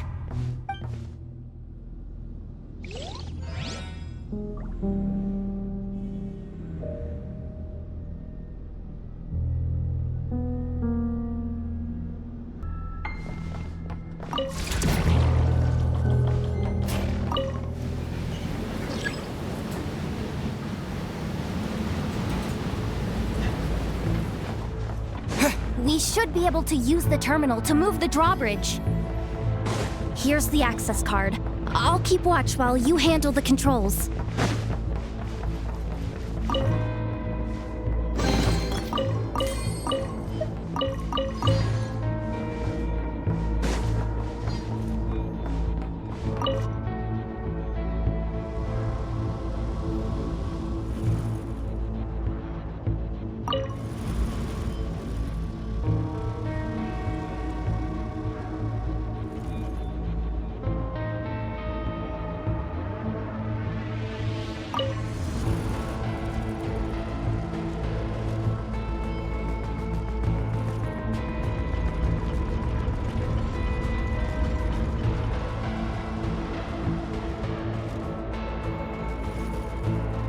All done. Let's keep moving.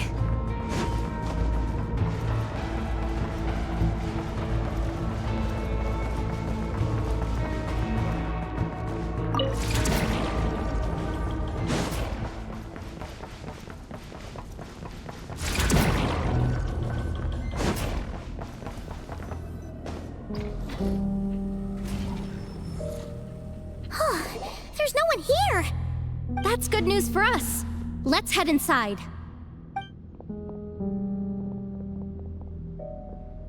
Looks like a rest area for the Fatui's Oprishniki. Huh? The terminal's still on?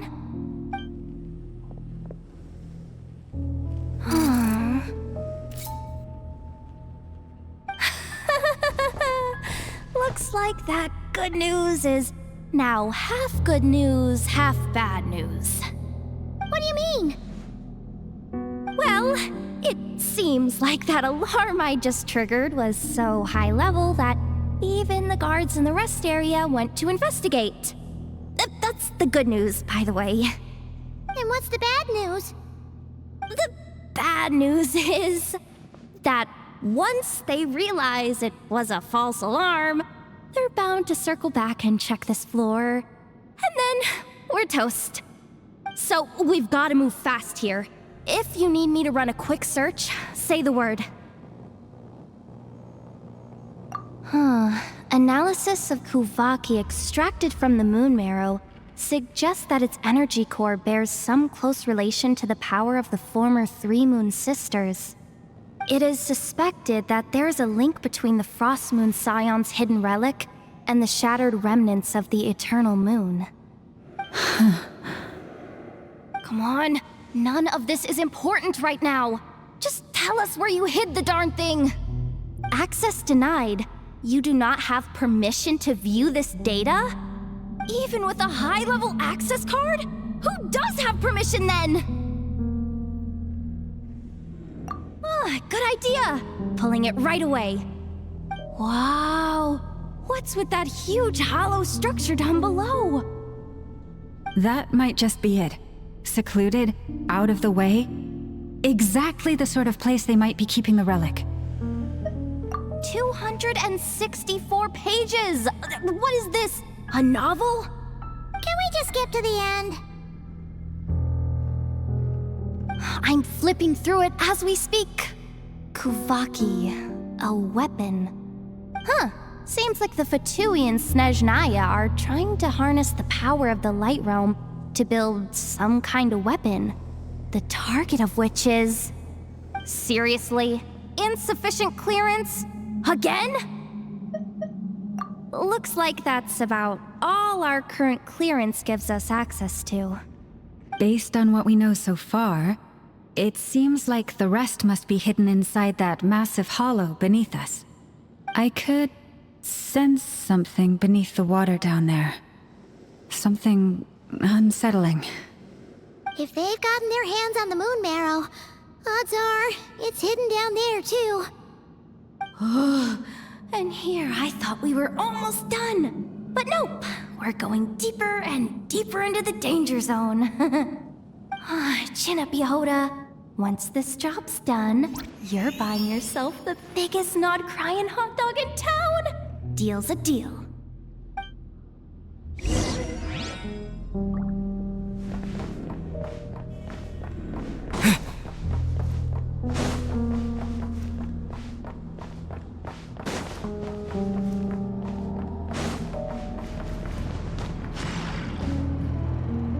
Watch out for that defense bot! It's aiming right at us! You'll have to use Kuvaki to deflect its attacks back the way they came!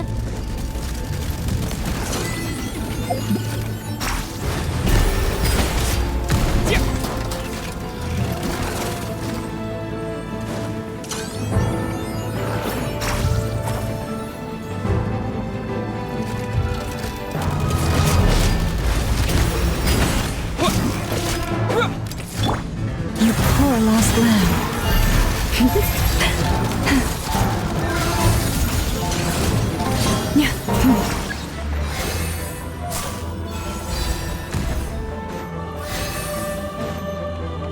Leave this place.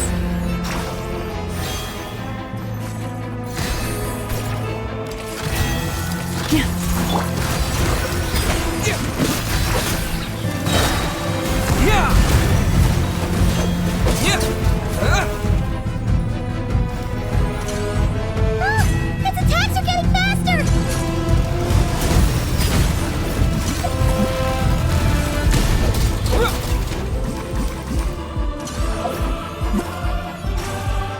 Almost there! We're almost there!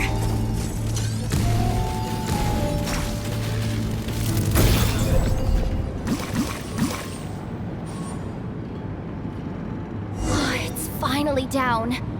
Quick, let's hurry down to the lower level before we're spotted.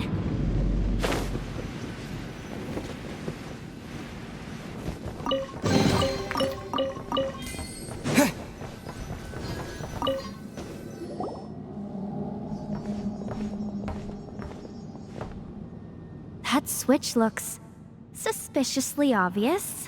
No way I'm pulling that. But you guys, go ahead. Hey, you spotted it first. Shouldn't you be the one to pull it? Not a chance.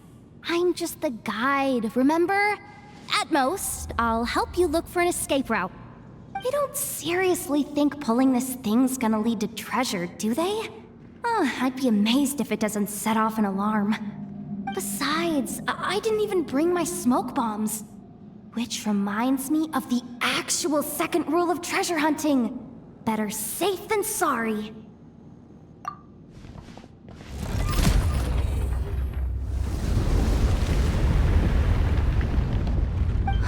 The ground, it's shaking.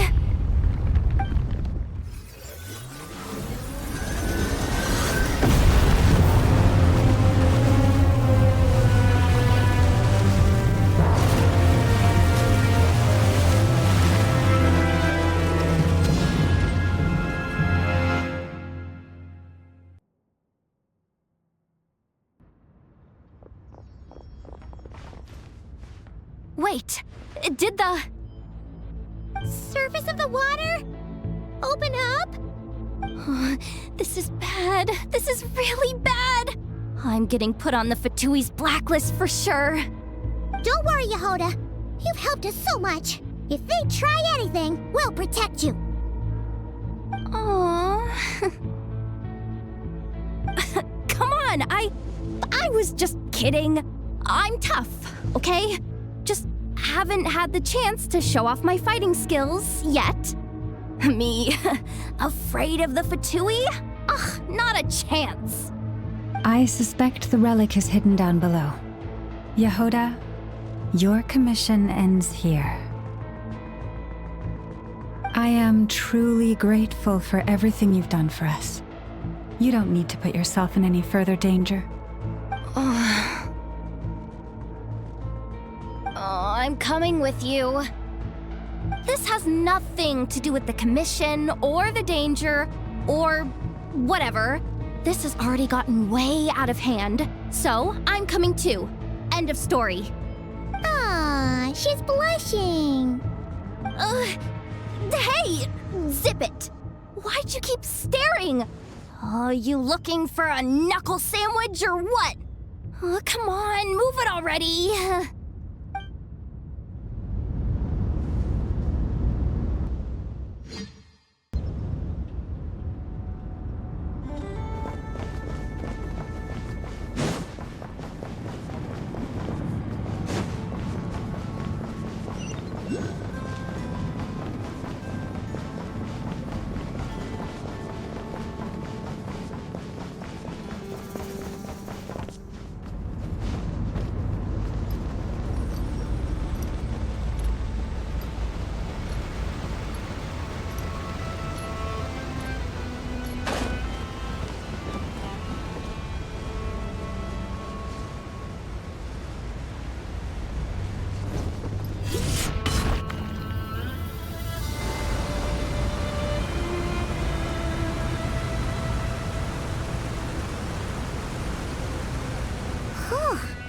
It's really deep down here. What is this place?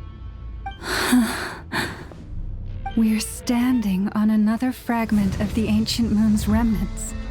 So this was the source of the Kuvaki I sensed earlier. Wait, what? So the Fatui had it hidden underwater this whole time? This gigantic thing?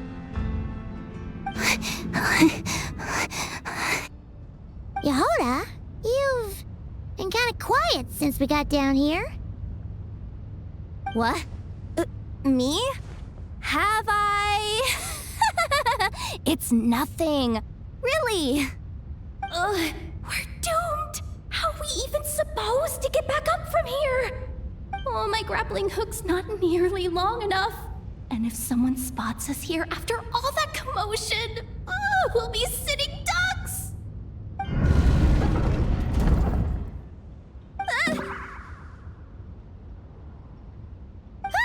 Oh no! That door's opening! Please don't say it's the Fatui! No, please, no! We finally made it here, and we're so close to getting the job done! I didn't risk my neck just to die before I've even had a chance to spend my reward!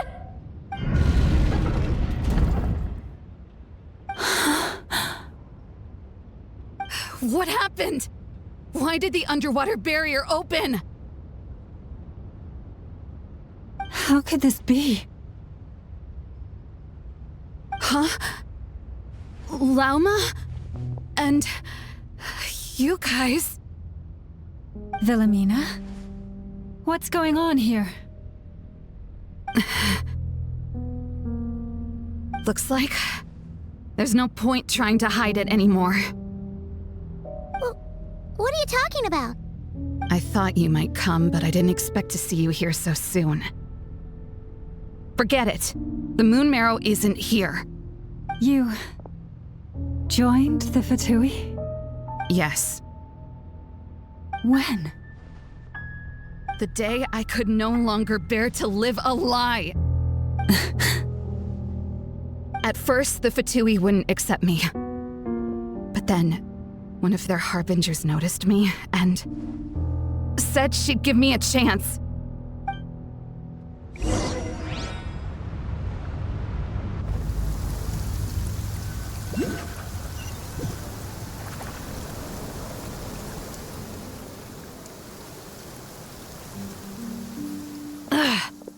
lost them again. That Harbinger told me to follow the blonde traveler who might visit the Frostmoon Scions. Easier said than done, though. The animals are on alert at night. If they see me, Lauma will catch wind of what I'm doing sooner or later. Am I really doing the right thing? No. It's too late to turn back now. The empty prayers, the stubborn displays of faith like Cappy's today. This isn't the life I want. Huh? Is that? The Traveler's back. I won't let him slip away this time. Wait, who's that with him? They look so alike. They seem to be heading towards the statue of Kutar.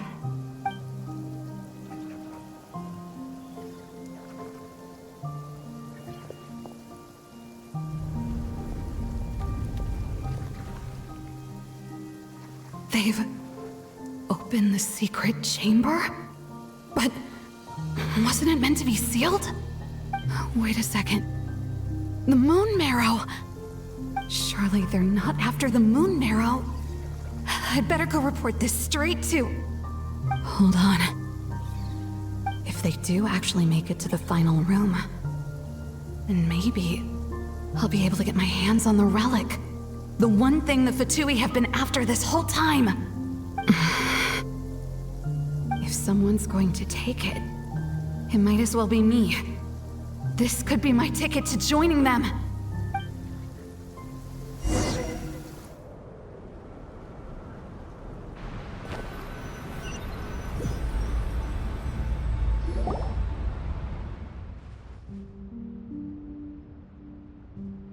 Yes. And in your final moment of hesitation, I took the chance. And then you gave it to the Fatui? But when we talked to you before, you seemed so genuinely worried about Lauma. Because I thought she was as fed up with the Frostmoon Scions as I was. We grew up together, Lauma. I know you were chosen to be the next Moon Chanter when you were just a child. They never gave you a choice in that. I saw the look in your eyes when you were treating that child. That sense of helplessness. Surely you too must see that this blind, inherited faith of ours is simply holding us back. If our prayers are never answered, then why keep praying? Do they really deserve all of your devotion? Or are you trapped by the responsibilities they imposed on you? So those are your reasons for wanting to leave the Frostmoon Scions? Isn't that reason enough? When we pray to the moon, we do so to show our gratitude for the life it granted us long ago. It reminds us to strive for something higher within ourselves. But I know that's not what you want to hear. You're right, Philomena. I have indeed kept secrets from you.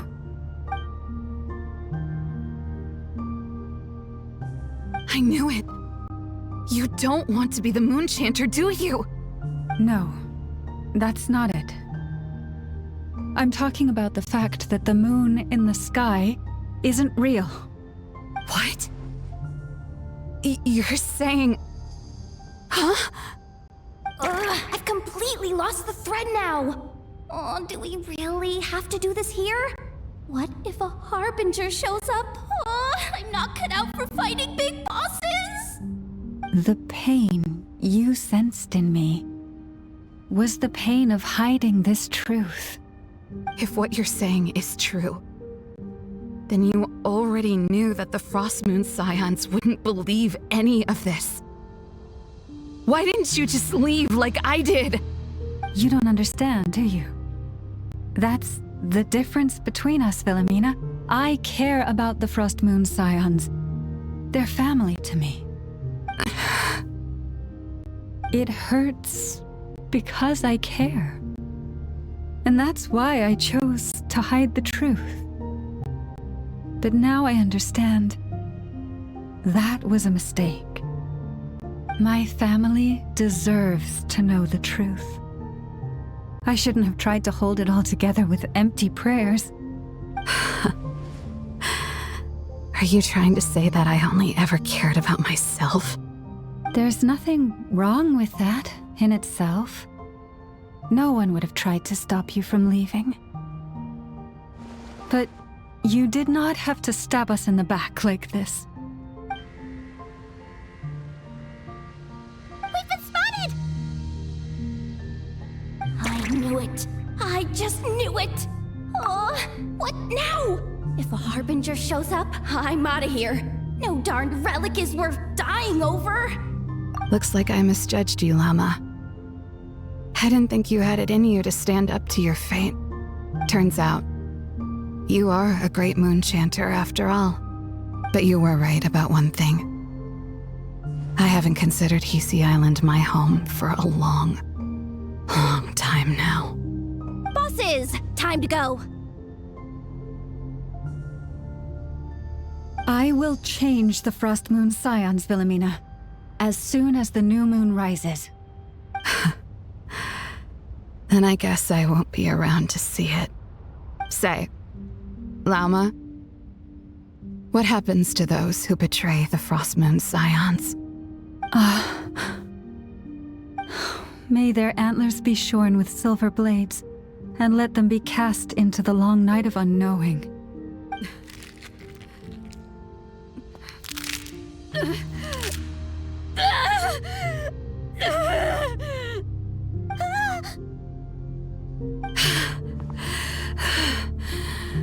I have honored the ways of the Frost Moon Scions one last time. Think of it as a gesture of respect, Lauma. There they are! Lauma? Marionette has the moon marrow. She went to Starsand Shoal. Don't flatter yourself now. I'm not trying to atone. I just don't believe you'll actually be able to change them.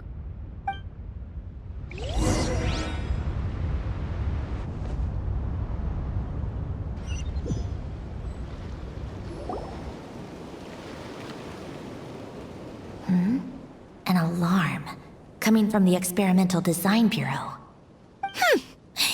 Interesting. Hey, wrap things up and get yourselves ready. Looks like we might be having some guests. Yes, milady. Perfect timing. This job's been boring me to death. Time to test some hypotheses.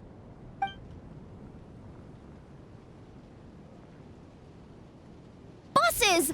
I mean, esteemed clients. I mean, generous benefactors. Wait up! Come on! Sure you don't want to consider heading home first and coming back another day? Nasha Town's that way. You are aware that this is the way too. A little ahead of schedule, aren't you? Oh no, it really is a Harbinger this time. Marionette. So you are here after all. Hand over that relic right now. It belongs to the Frost Moon Scions. You mean that thing your antlered turncoat brought us?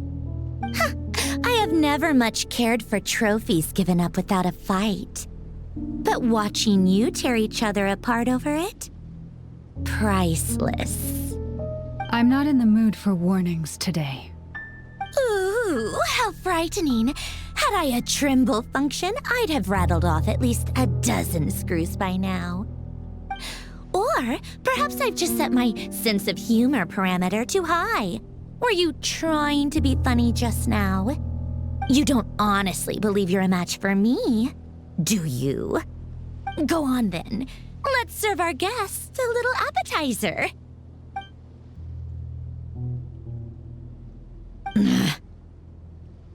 Hey, didn't you hear me?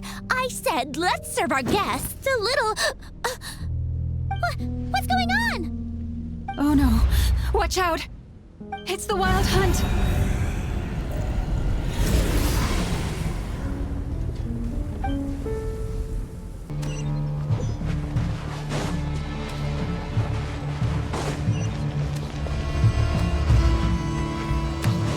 Illusion shattered!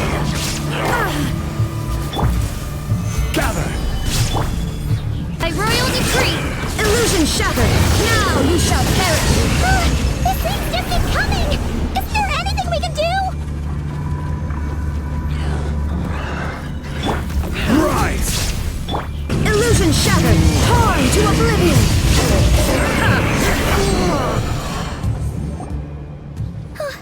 Is that it? Oh, at least that's what the Lightkeeper's Handbook says. Careful! It's not over yet!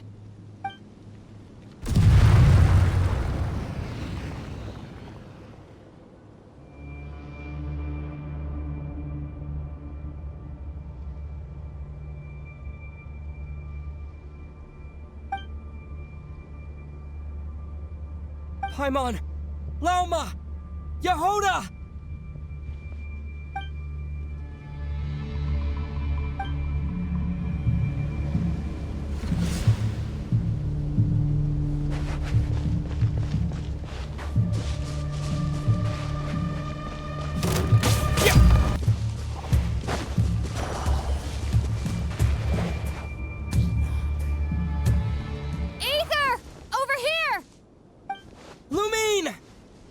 Quick, grab my hand.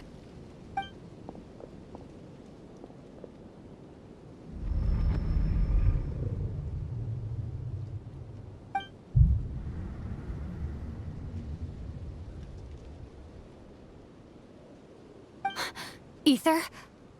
What's wrong? Why are you here at all, Lumine? What do you mean? If I may be so bold, what does family mean to you? Why were you after the moon marrow that night, Lumine? Among those who entered the final chamber, there was either someone with impure intent, or else an abyssal presence. We can talk about that later. Tell me why, Lumine.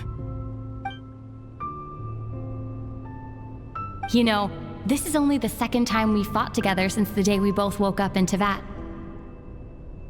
No.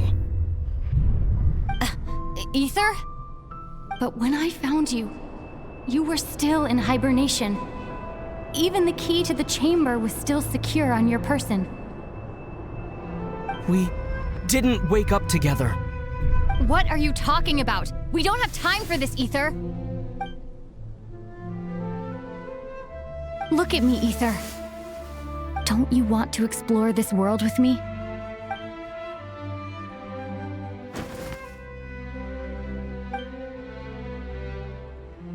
You think I'd lie to my big bro?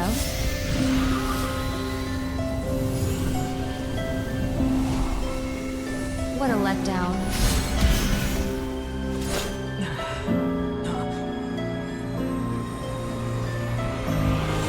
Go get it for me, Ether. It belongs to me. I never believed it. I didn't want to believe it. That strange feeling that something was off. I wanted it to be real so badly, even if it only lasted a moment. But you're not my sister!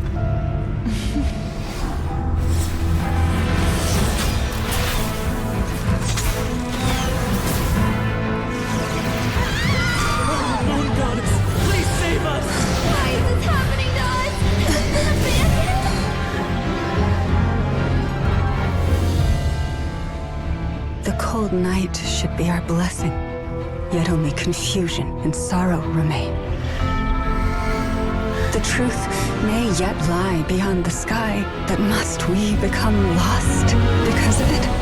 Standing before you, as a scion of Hyperborea and the Frost Moon's emissary, I say this.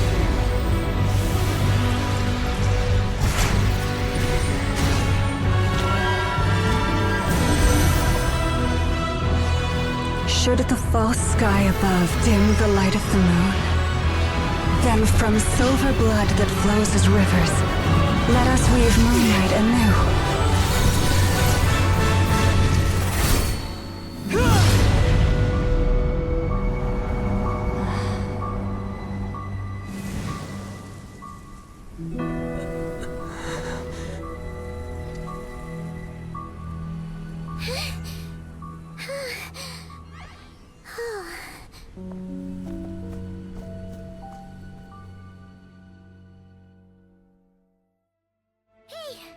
Is everyone okay?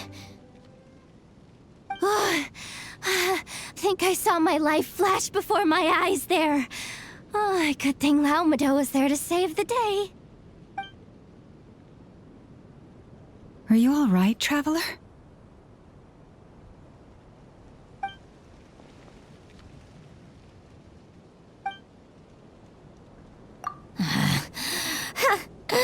Well, that took you long enough. Seriously, how many of you are there? Pathetic. Oh no. Oh, I spoke too soon. Totally forgot we still have a harbinger to deal with.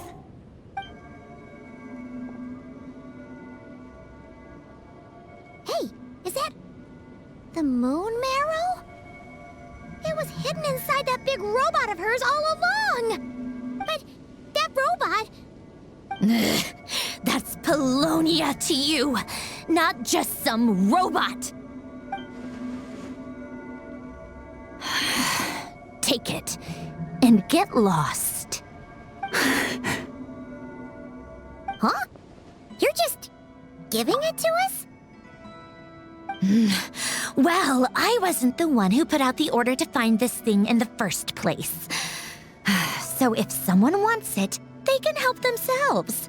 Maybe even choke on it. See if I care.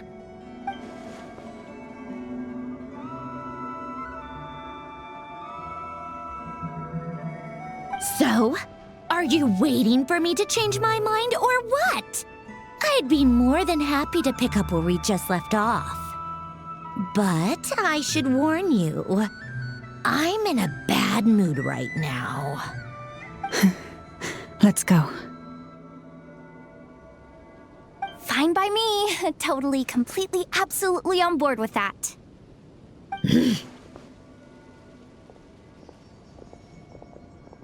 It's finally over. If that doesn't make the most thrilling commission of the year, I don't know what will. Looks like the Fatui are all gone now. Lauma?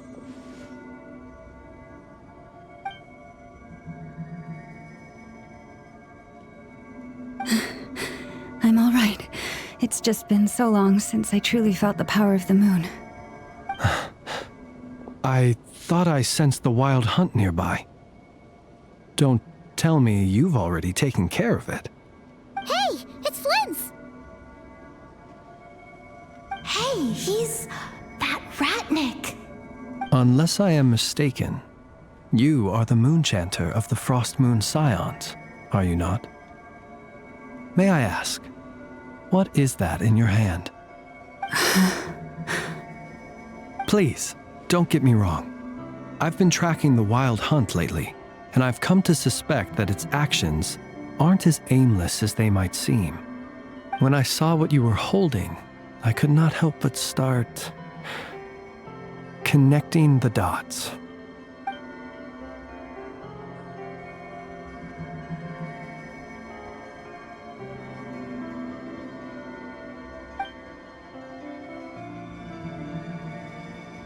You better be extra careful, Flins.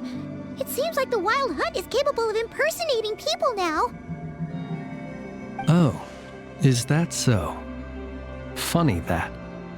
I just showed up completely out of the blue, yet you seem to have no problems trusting me. I apologize. I shouldn't be making jokes like that right now. Anyway, I understand. Thank you for the tip-off. It seems that the Wild Hunt has somehow changed in nature. I'll have to report this to HQ right away. For now, let us part ways here.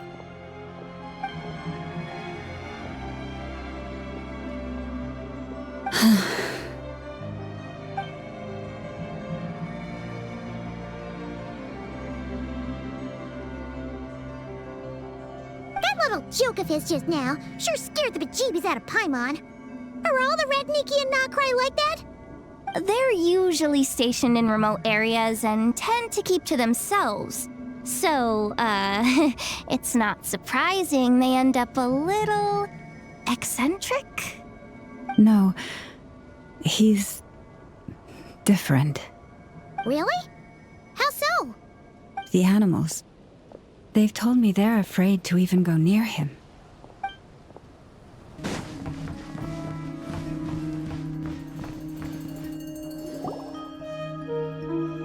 Oh, you're back. I just made you all a pot of tea. Better drink it while it's hot. Boss Neff, you wouldn't believe how scary our day has been! Seriously, I am never, ever taking random jobs like that ever again! You hear me? Oh, come on now. You even faced the wild hunt and lived to tell the tale. What's left to be afraid of? Wait a sec, how did you? Oh, right. Like you told us before, your business is dealing in information. Huh? Boss Neff, the teacups. Why is there one missing? Did you think I wasn't coming back? My. How could you think that of me? You know the rules. If a member of staff wants tea, they pour it themselves. Your cup's sitting safe and sound right there, in the cupboard. Member of staff? Does that mean you're accepting me back? Wasn't that the deal? Boss Neff! You're the best boss ever! You never change, do you? Everything turned out fine, no? You found exactly what you were looking for. Yet there you are, sulking away as usual. Nefer, that medicine we discussed before, the one for congenital Kuvaki sensitivity, I need you to get it for me. And how do you expect me to find something like that for you in the middle of the night? You'll have to wait till morning, at the very least. I need it right now. All right. I'll see what I can do. But you know urgent means extra charge, right? Thank you. You know what? You do seem a little different. In a good way? Or a bad way? Who can say? I'll take it either way, so long as you don't start making a habit of asking me for ridiculous favors.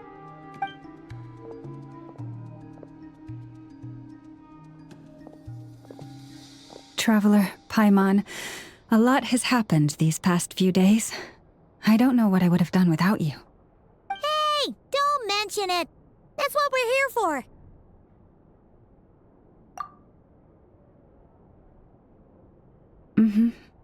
You're right. And tonight, I'm planning on telling them everything. Tonight? Isn't it a bit late already? The moon shines brightly this night.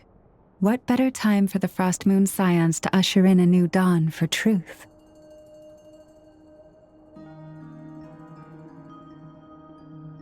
Thank you for your kind words.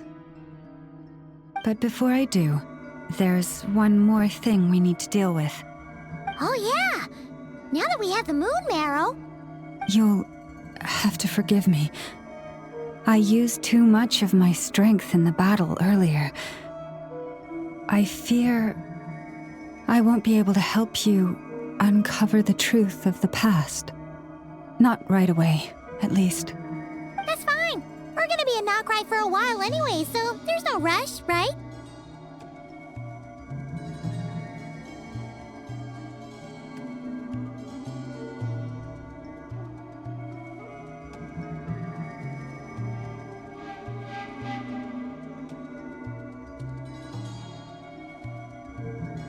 Thank you. But there's another problem. How to keep the moon marrow safe now? Huh? Can't we just return it to your secret chamber? The seal has been broken. Even if it were restored, now that the wild hunt has gotten in once, there's no guarantee that it won't happen again. Oh, right. Yeah, that makes sense.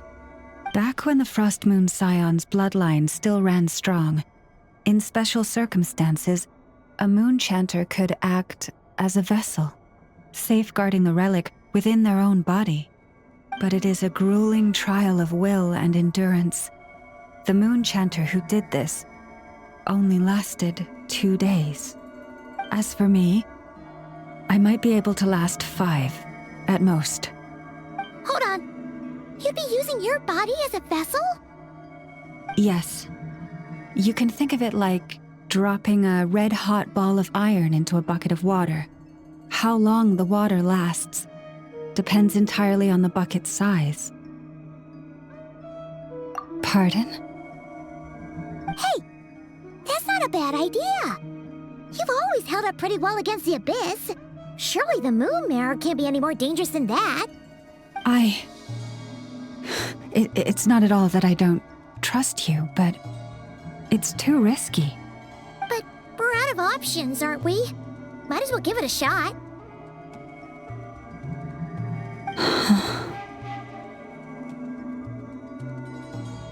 All right. Well, I'll be right by your side. If anything feels off, please tell me immediately.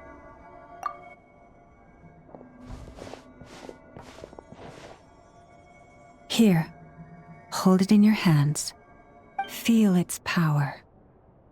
Imagine you're a lake, a cluster of stars. Let the moon become a part of you.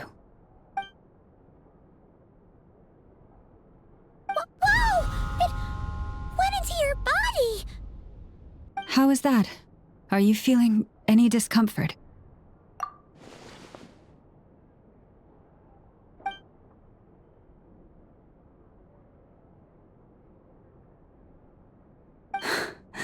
Astonishing. Not even the slightest hint of lingering fluctuations. It's as if all that power just sank to the bottom of the ocean. Well, looks like we won't have to worry about the wild hunt catching its scent now. Phew! Paimon knew you have special abilities, but still, you never fail to amaze. Hmm? Did I miss something just now? Yes. And it was nothing short of a miracle. Not something I'd be interested in then. Anyway, here's the medicine you asked for. This is all I've got for today. I'll have someone send the rest over when we have it. Thank you, Nefer. I really appreciate everything you've done for me. Please stop being so nauseatingly friendly. It's creeping me out. So, what exactly did you all go through during that wild hunt attack? I'd prefer to hear it straight from you.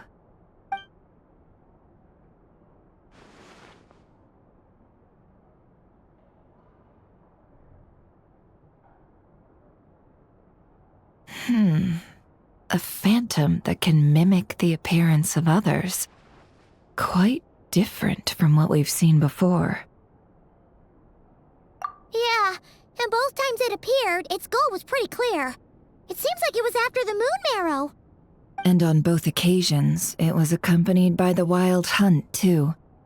It appears there must be some close connection between the two. I must say, I don't often see you look this serious, Nefer. Too late in the day for thinking, that's all. We'll pick this up again later. You all feel free to keep chatting, though. Just don't forget to lock up when you leave. On that note, Traveler, please keep the moon marrow stored within your body for the time being. We'll take it back off your hands as soon as the wild hunt's been taken care of. Once and for all. Now that's what I'd call a joke. Anyway, if the two of you will excuse me. I'm heading back to Hisi Island now. It's time I came clean with the Frost Moon Scions. Hey, we're coming with you! Though, guess we won't be able to do much more than cheer you on from the sidelines. That alone means more to me than you could ever know.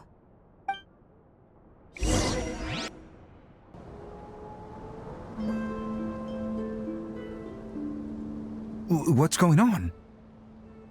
I'm not sure. It seems like the Moon Chanter has something important to tell us. I heard the relic's already been retrieved.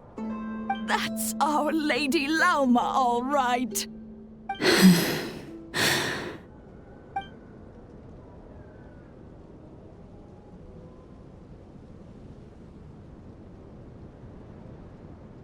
Noble scions of the Frost Moon, my kin beneath the moonlight, I hereby declare the truth to you.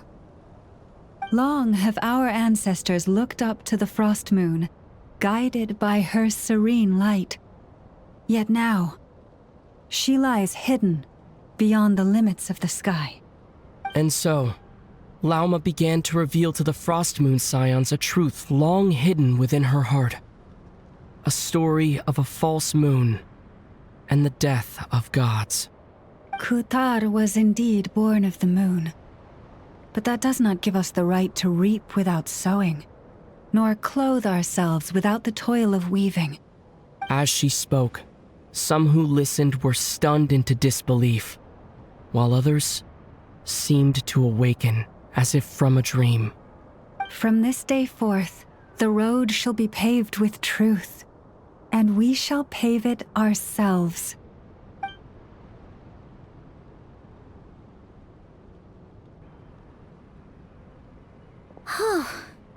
After everything Lauma said last night, Paimon wonders how everyone's adjusting.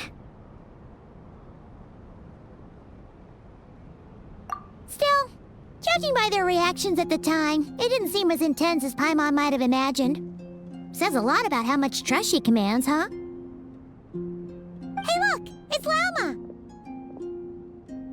Welcome, both of you. The animals were most lively this morning. They told me of your coming.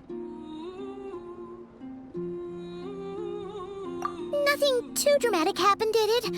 No one took it so hard that they went on a binge-eating rampage and ended up cleaning up the whole pantry? Or something? Hey! Paimon's just trying to lighten the mood. Thank you for your concern. Change doesn't happen overnight, and new ideas need time to take root.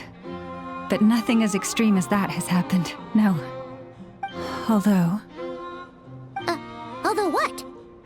Well, just as I thought might happen, some have chosen to leave the Frost Moon Scions for good.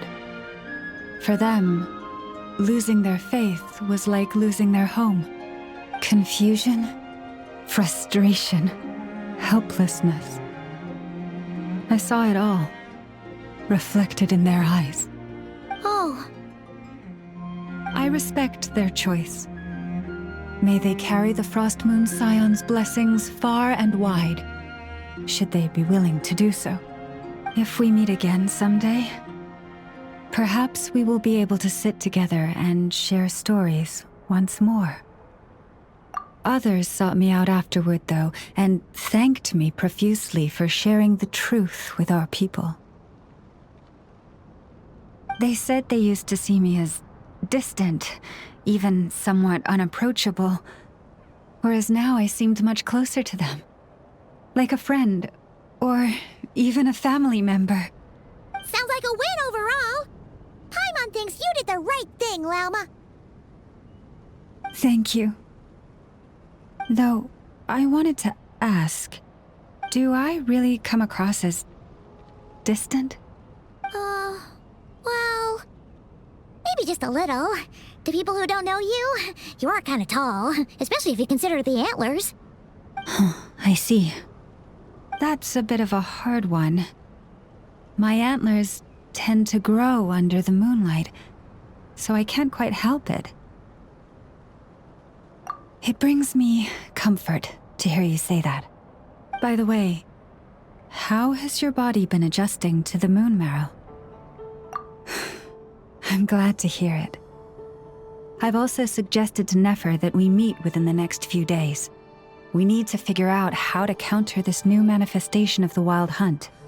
But for now, let's just relax.